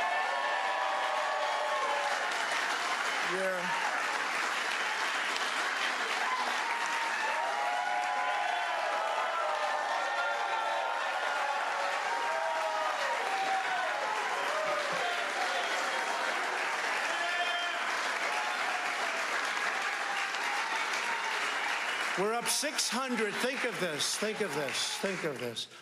We're up 690,000 votes in Pennsylvania. 690,000. These aren't even close. It's not like, oh, it's close. With 64% of the vote in, it's going to be almost impossible to catch. And we're coming into good Pennsylvania areas where they happen to like your president. I mean, it's like very good. So we'll probably expand that. We're winning Michigan, but I'll tell you, I looked at the numbers. I said, whoa. I said, wow, that's a lot. By almost 300,000 votes, and 65% of the vote is in. And we're winning Wisconsin, so we're winning. We don't need all of them. We need, because when you add Texas in, which wasn't added, I spoke with the really wonderful governor of Texas just a little while ago, and Greg Abbott, he said, congratulations. He called me to congratulate me on winning Texas. I mean, we won Texas. I don't think they finished quite the tabulation, but there's no way. And it was almost complete, but he congratulated me. Then he said, by the way, what's going on? I've never seen anything like this. Can I tell you what? Nobody has. So we won by 107,000 votes with 81% of the vote. That's Michigan. So when you take those three states in particular, and you take all of the others, I mean, we have so many. We had such a big night. You just take a look at all of these states that we've won tonight, and then you take a look at the kind of margins that we've won them by. And all of a sudden, it's not like we're up 12 votes and we have 60% left. We won states, and all of a sudden, I said, what happened to the election? It's off. And we have all these announcers saying, what happened? And then they said, oh, because you know what happened? They knew they couldn't win. So they said, let's go to court. And did I predict this, Newt? Did I say this? I've been saying this from the day I heard they were going to send out tens of millions of ballots. I said exactly, because either they were going to win, or if they didn't win, they'll take us to court. So Florida was a tremendous victory, 377,000. Texas, as we said. Ohio, think of this. Ohio, a tremendous state, a big state. I love Ohio. We won by 8.1%, 461. Think of it. Almost 500,000 votes. North Carolina, big victory with North Carolina. And so we won there. We lead by 76,000 votes with almost nothing left. And all of a sudden, everything just stopped. This is a fraud on the American public. This is an embarrassment to our country. We were getting ready to win this election. Frankly, we did win this election. We did win this election. So our goal now is to ensure the integrity for the good of this nation. This is a very big moment. This is a major fraud in our nation. We want the law to be used in a proper manner. So we'll be going to the U.S. Supreme Court. We want all voting to stop. We don't want them to find any ballots at 4 o'clock in the morning and add them to the list, okay? It's a very sad moment. To me, this is a very sad moment, and we will win this, and as far as I'm concerned, we already have won it. So I just want to thank you. We are reluctant to step in, but duty-bound to point out when he says we did win this election, we've already won, that is not based in the facts at all. Again, there are millions of votes yet to be counted. Our presidents don't select our victors. Steve Kornacki's at the board. Steve, we heard a lot there. We always allow a lot on election night, hyperbole, but when it veers into falsehood, we have not called the states he claimed for victories. We've not called Georgia, North Carolina, Pennsylvania, Michigan, Wisconsin. I wonder if you could fill in some of the blanks on the truth. Yeah, well, let's take a look here at Pennsylvania. And again, you're seeing the tally of the votes so far that have been tabulated in Pennsylvania is 56 to 43%. I think the first and most important thing to say about these numbers, though, is that there are counties. There are a number of counties in Pennsylvania that announced before tonight that they were not even going to open the mail-in ballots that they received until tomorrow. So there are some places in Pennsylvania that haven't counted a single mail-in ballot. There are plenty of counties like that in Pennsylvania. There are many other counties in Pennsylvania that have only counted a small fraction of their mail-in ballots. Now, why this late on election night are we saying they haven't counted many or any of their mail-in ballots? It's because they weren't allowed by state law in Pennsylvania to open the mail-in ballots until this morning. So there's been a long, some counties have been able to churn through some of the mail-in ballots, but you've got hundreds of thousands of these in some counties. They're just beginning to get to them. So, for example, if you take a look in the largest city in Pennsylvania, if you take a look in Philadelphia, we're expecting when all is said and done, over 800,000 votes are going to come out of Philadelphia. What has been accounted for so far? Do you see this bar right here, this yellow bar? Those are the votes that were cast by people who went out and voted in person today in Philadelphia. Those votes are tabulated. You're looking at them right there. Biden won them pretty overwhelmingly. You see this little sliver down here? That's the beginning of the mail-in ballot in Philadelphia. Do you see this giant gray space up here? That's the rest of the mail. They've got to get from the 400,000 or so votes that have been counted right now, all the way up to the 820,000 or so that were actually cast. And again, because they weren't able to even begin the processing of these until today, they are saying it's going to take them some time to get to all of that. That could take into tomorrow to do. But you are seeing Joe Biden overwhelmingly winning here in Philadelphia, leading the vote here, I should say, in Philadelphia, with hundreds of thousands of votes to come there. That can change. And it's not just Philadelphia. I'm showing you Philadelphia. Let's go out here to the suburbs of Philadelphia, densely populated Montgomery County. And again, you're going to see the same dynamic here. They have counted some of their mail. They have counted the votes that were cast today in person. And guess what? We're not at the top of the vote thermometer. That's because there's over 100,000 votes remaining to be counted in a giant county that Joe Biden right now is leading the tabulations in with 60%. This is true in Pittsburgh. In Pittsburgh right now, this is a pretty dramatic example. Second largest city in the state. They have counted the same day vote. That's why Donald Trump looks like he's doing better than a Republican normally does in Pittsburgh, in Allegheny County right now, because the same day vote, which is more favorable to Trump, has been tabulated. What has not been tabulated is the bulk of the mail vote. They are expecting more than 750,000 ballots when all is said and done to be tabulated here. They have got about 240,000 left to come. We are seeing this throughout Pennsylvania. I'm giving you the big ones here. As I said, there are small and medium-sized counties that aren't even going to have a little bit of the mail done tonight. They've said we're not even going to touch it until tomorrow. So the big picture in Pennsylvania, we think there are upward of 2 million ballots that have not yet been counted and that are not a part of this tally. Donald Trump's lead right now in what has been tabulated is sitting at a little bit less than 700,000.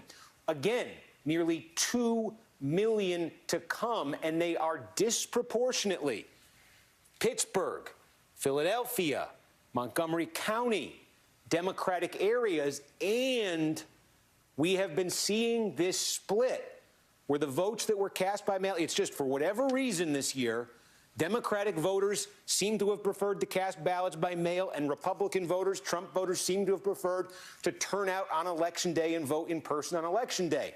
And in these counties, you're seeing that Election Day vote all counted. So all the Republican votes and all the Trump votes are now included in so many of these tallies. I'm going county by county. What's not included in these tallies, either partially or wholly, across the Commonwealth of Pennsylvania, is the mail vote. I'll tell you, we've got completed counties. We have a scattering of completed counties. I've shown you them tonight. It looks like a competitive race to me right now. It doesn't look like a race anybody could call. It looks like a competitive race in which one of the candidates is so afraid of the ultimate tallying of the votes that he has pulled this hee-haw laugh track move tonight by saying, we did win this election. He literally said, we want all the voting to stop. Yeah. We've already won it. I mean. But that's not his position. Here's how you know we still can't swear, even though it's 2:35 in the morning, BS. He wants them to keep going in Arizona. That's correct. And his campaign demanded that they keep it open later because they wanted to keep going. Exactly. But this is straight up autocratic malarkey. And I think that what we have to sort of keep in mind is that he's not the boss of the counting. That's correct. The bosses of the counting are the precincts or the counties and are the states that will said on your show and other places that the counting will continue. Exactly. And people, you cannot say it enough that Donald Trump's words tonight have absolutely no legal meaning. They are entertainment for the people who are in that room without masks on who want to be entertained by him. They're entertainment for, his friends on Fox, the people who love him. They have no legal meaning. Donald Trump has no decision-making authority over the end of the election. The election ends when all the votes are counted. The votes are being counted. If it takes 5 days, 10 days, it doesn't matter. The election ain't over until the votes are all counted. It was meaningless. Though, that the election was over earlier in the evening, and then all of a sudden, and then it was canceled. Arizona. It was. I mean, he kept saying over. We were getting ready for a big celebration. Yeah. It was all over. We were winning, and then they counted more and then votes. what happened? Then we went down. And they then just what kept happened counting. is they counted more ballots, which was terrible. And so now we must stop the counting of the ballots because we've decided that is a fraud. I mean, I'm glad that he told us in advance that he was going to do this, so that we would be less bowled over and more willing to laugh at it. But it is still just absolutely remarkable, A, to see a campaign event inside the White House, but B, to see the president literally try to do this, saying, we want all voting to stop. We've already won it. With even, as Steve's just saying, even in Pennsylvania alone, millions of ballots left to be counted. And some ballots, by the way, of people who voted for him. So I mean, and the reality is this is the pure autocratic move that this is the reason it is so shocking that so many people think that this man is qualified to be president of the United States. Not only is he completely incompetent, but he's a wannabe autocrat. There was a Republican, one of your fellow Never Trumpers was calling him Viktor Orban. This is Viktor Orban-esque behavior. This wild ranting, reliving his favorite moments from tonight. Remember when I was ahead by like 2 points? That was the best. And I'm just going to relive that over and over. He sounds ridiculous. I'm just embarrassed that everyone can see it, that around the world people can see it and see that this is what we are. This is what is leading the United States. It's absolutely embarrassing. There is a deadly serious side to this, though, and I think some of the open questions are how far does the country's Attorney General, Bill Barr, go as his lawyer? I mean, there are still levers of the government that someone who's, autocratic curious can pull in service of his political campaign, and we know Donald Trump won't hesitate to pull them. Up to this moment, Bill Barr hasn't hesitated to be pulled by him. So we'll see. Well, and the Supreme Court. And he mentioned the Supreme Court and was very specific about that. And he did telegraph as if he can just take the election, call it over, announce that there won't be any more voting, and that the Supreme Court will take over. That's not how it works. It's not exactly clear that we can trust Amy Coney Barrett and Kavanaugh and these others not to be just like Bill Barr. And so I think what scares people is that if he decides to do something that it legally makes no sense, and you're right, but Mr. Bauer is ready for him. But if somehow they manage to stumble into the Supreme Court, do any of you guys trust Uncle Clarence and Amy Coney Barrett and those guys to actually follow the letter of the law? No. I mean, it is a completely politicized Supreme Court that you can't just trust that they're going to do the right thing. Now, so far, the courts have actually been pretty good. So we'll see. Brian.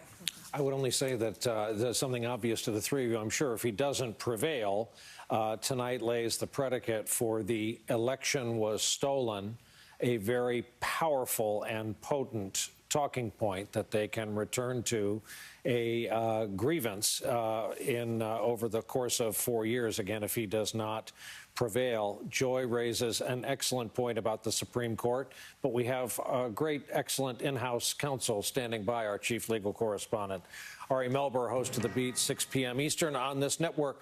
Ari, a couple of questions. Number one, I know you lawyers love the term standing. Would a case that goes direct to the Supreme Court? Can that happen? Is it possible without making its way to the Supreme Court? And two, Justice Barrett, the president, there's a public record of his comments saying, of course, I want her seated on the court in case this election goes to the court. Is that not old-timey grounds for recusal in your line of work? A lot of people think that calls into question her impartiality. I think what we just heard from the president, Brian, is completely horrific for democracy. You can mark it down 2:30 a.m. Eastern Time, election night, where the President of the United States declared in the middle of an election, we want all voting to stop. I could just tell you constitutionally that's not how it works. It's wrong. Legally, and this is very important for the days ahead, legally, what the president just told the nation is worthless. As a legal matter, those remarks could have been written in invisible ink. The election and the counting and the processing of ballots is not controlled legally by the president, as Joy and others mentioned. But this could get very hot very quickly, and I'll tell you exactly why. You mentioned, how do you get something to the Supreme Court? Well, if a state or several states has a margin that relates to certain types of ballots, for example, the counting of mail ballots, those kind of cases can go up through the appeals courts and up to the Supreme Court. Indeed, as recently as last Wednesday, with regard to mail ballots in Pennsylvania, a court majority said they think that potentially ballots that are counted after today might be tossed under the Constitution. That would be a change. That would be a new ruling. But we have already seen that foreshadowed. I think the big problem here, and the reason why the president addressing the nation here at this late hour and saying that he wants the vote stop, declaring himself the winner.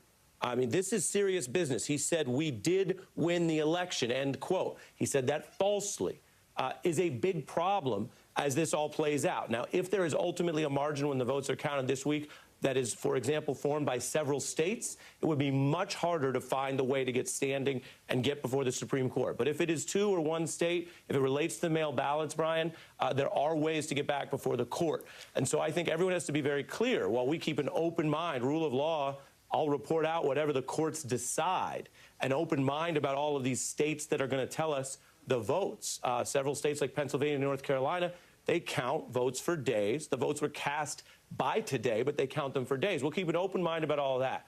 But we cannot keep an open mind or sound neutral about the falsehoods that just came out of the White House. To be honest with you, it pains me a little bit to say it, but the president was lying about the election results and speaking to address the democracy by telling the democracy he doesn't believe in democracy, stop the voting. It's a serious development tonight. David Plouffe is joining our conversation. Ari Melber, thank you for that. David, your reaction to those words without precedent, certainly, given everything that's been uttered in the East Room over the history of our republic and that structure. Yeah, it's one of the darkest hours the White House has ever seen, one of the darkest hours in American history. Ultimately, I don't think Trump's going to be successful.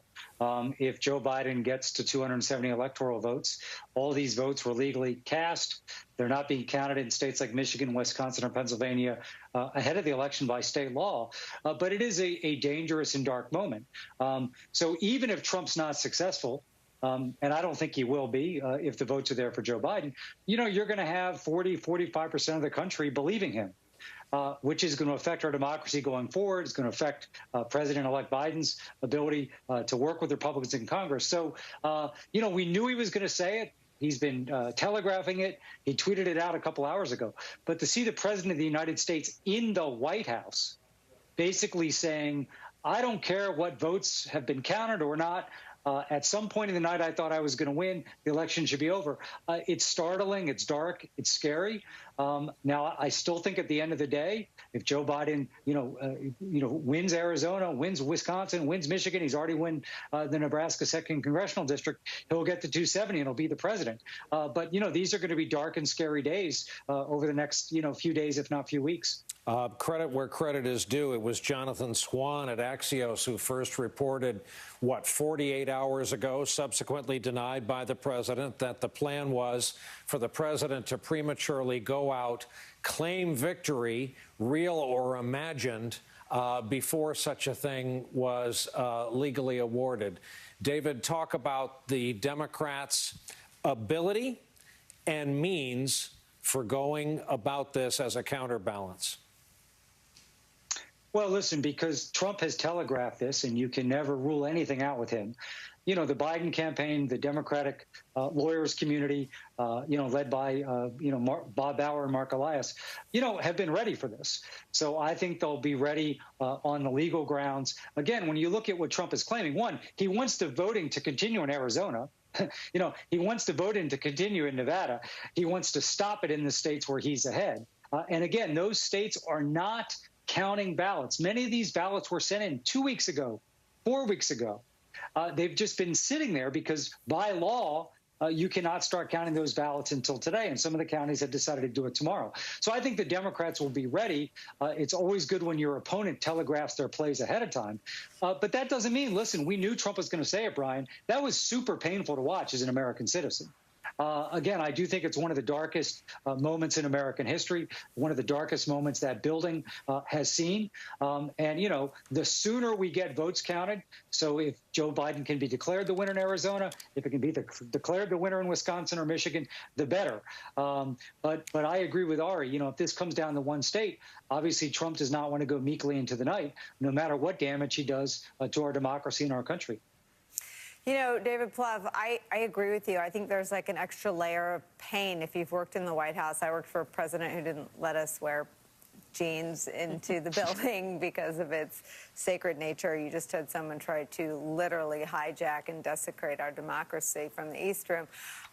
Just in the vein of how bad is it, I want to read you two pieces of feedback. Chris Christie over on ABC News, a staunch Trump ally and advisor, said that this speech tonight was bad strategic decision and a bad political decision.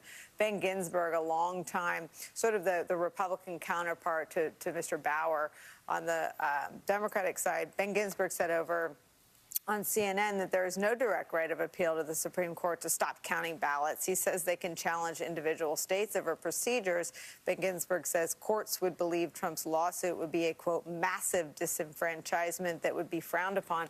So just you've got there some hot takes from staunch conservatives about the political stupidity and the legal weakness of the case. My question isn't, does that slow Trump down, but does that render fruitless the shenanigans? Does that really sort of reinforce the Biden message of stay calm and carry on? Well, Nicole, again, when you look at the legal regimes in these states around elections, they're following the law. So I'm not a lawyer. I occasionally have played one on TV. I just don't see the legal pathway here. But I do think it would undermine Trump's megaphone if you had, Chris Christie, great. Let's see Mitch McConnell. Let's see other Republican senators. I think how Fox handles this, I think they've handled election night responsibly. Do they continue to handle it responsibly is going to be really, really important. And my sense is, at least for the next 72 hours, people are going to say, even some Trump allies, we ought to let the votes be counted. But so maybe he's more of a paper tiger. It doesn't mean that it's any less alarming to see a sitting American president basically saying, I'm going to stay in the White House. I don't really care what the voters had to say. I'm going to stay here. And we've never seen anything like this in the history of our republic. David Plouffe, thank you very much. I want to bring into the conversation now Lawrence O'Donnell, who has been watching this alongside us. Lawrence, the president did telegraph that he was going to do this tonight, and I think there was a little bit of debate as to whether or not the backlash to the reporting that he intended to do this was going to be enough to stop him from doing it, but he barreled right through it tonight. Well, I think what you can gather from a couple of things, from Chris Christie's comments saying that it was an ill-advised thing to do, not a smart speech to do, and the fact that there were teleprompters there that the president did not use. Something was written and placed in those teleprompters that is different from what the president decided to say after the very long delay before the president went out there and started to speak. When he started to speak, We had every reason to question exactly what his drug regime is, especially at 2 o'clock in the morning in the post-coronavirus state that he is in at the moment, because the incoherence was at a new level for Donald Trump. He said, for example, we have won Texas and they don't even include it in the tabulations. And he said that more than once. And that sentence doesn't make any sense no matter how you read it. He also went on, as if lost, as if in a room, as if it was completely lost, saying things like, what happened to the election? It's off. That's a direct quote. That's word for word. That's what the man said. He then said, this is very important sequencing. He then said, they'll take us to court. Then he said, everything just stopped. Then said, we want all voting to stop. All voting has stopped. We all agree on that. All the voting has stopped. He did not say we want all counting to stop, but it sounded like that's what he was trying to say. And then he said, we'll be going to the Supreme Court, which is legally impossible. There's no such thing as a first stop at the Supreme Court. What he is clearly going to do, he said, most importantly, he's winning in Pennsylvania. That's where he's going to go. And we know the lawsuit they're going to bring in Pennsylvania. It might be the only one they bring. They've brought it before. They're saying you are not allowed to accept mail-in ballots in Pennsylvania for those 3 extra days that have been set up this year without the legislature's approval. Pennsylvania intends to accept ballots that arrive 3 days after Election Day. That's what they will legally fight. That's the only thing they will legally fight. They will never bring a lawsuit anywhere in any state saying stop the counting of ballots that arrived on time. This is a mostly meaningless event tonight that is as dark as everyone has said it is. It is as disgraceful as everyone has said it is. But like so much of Trump, it is mostly meaningless.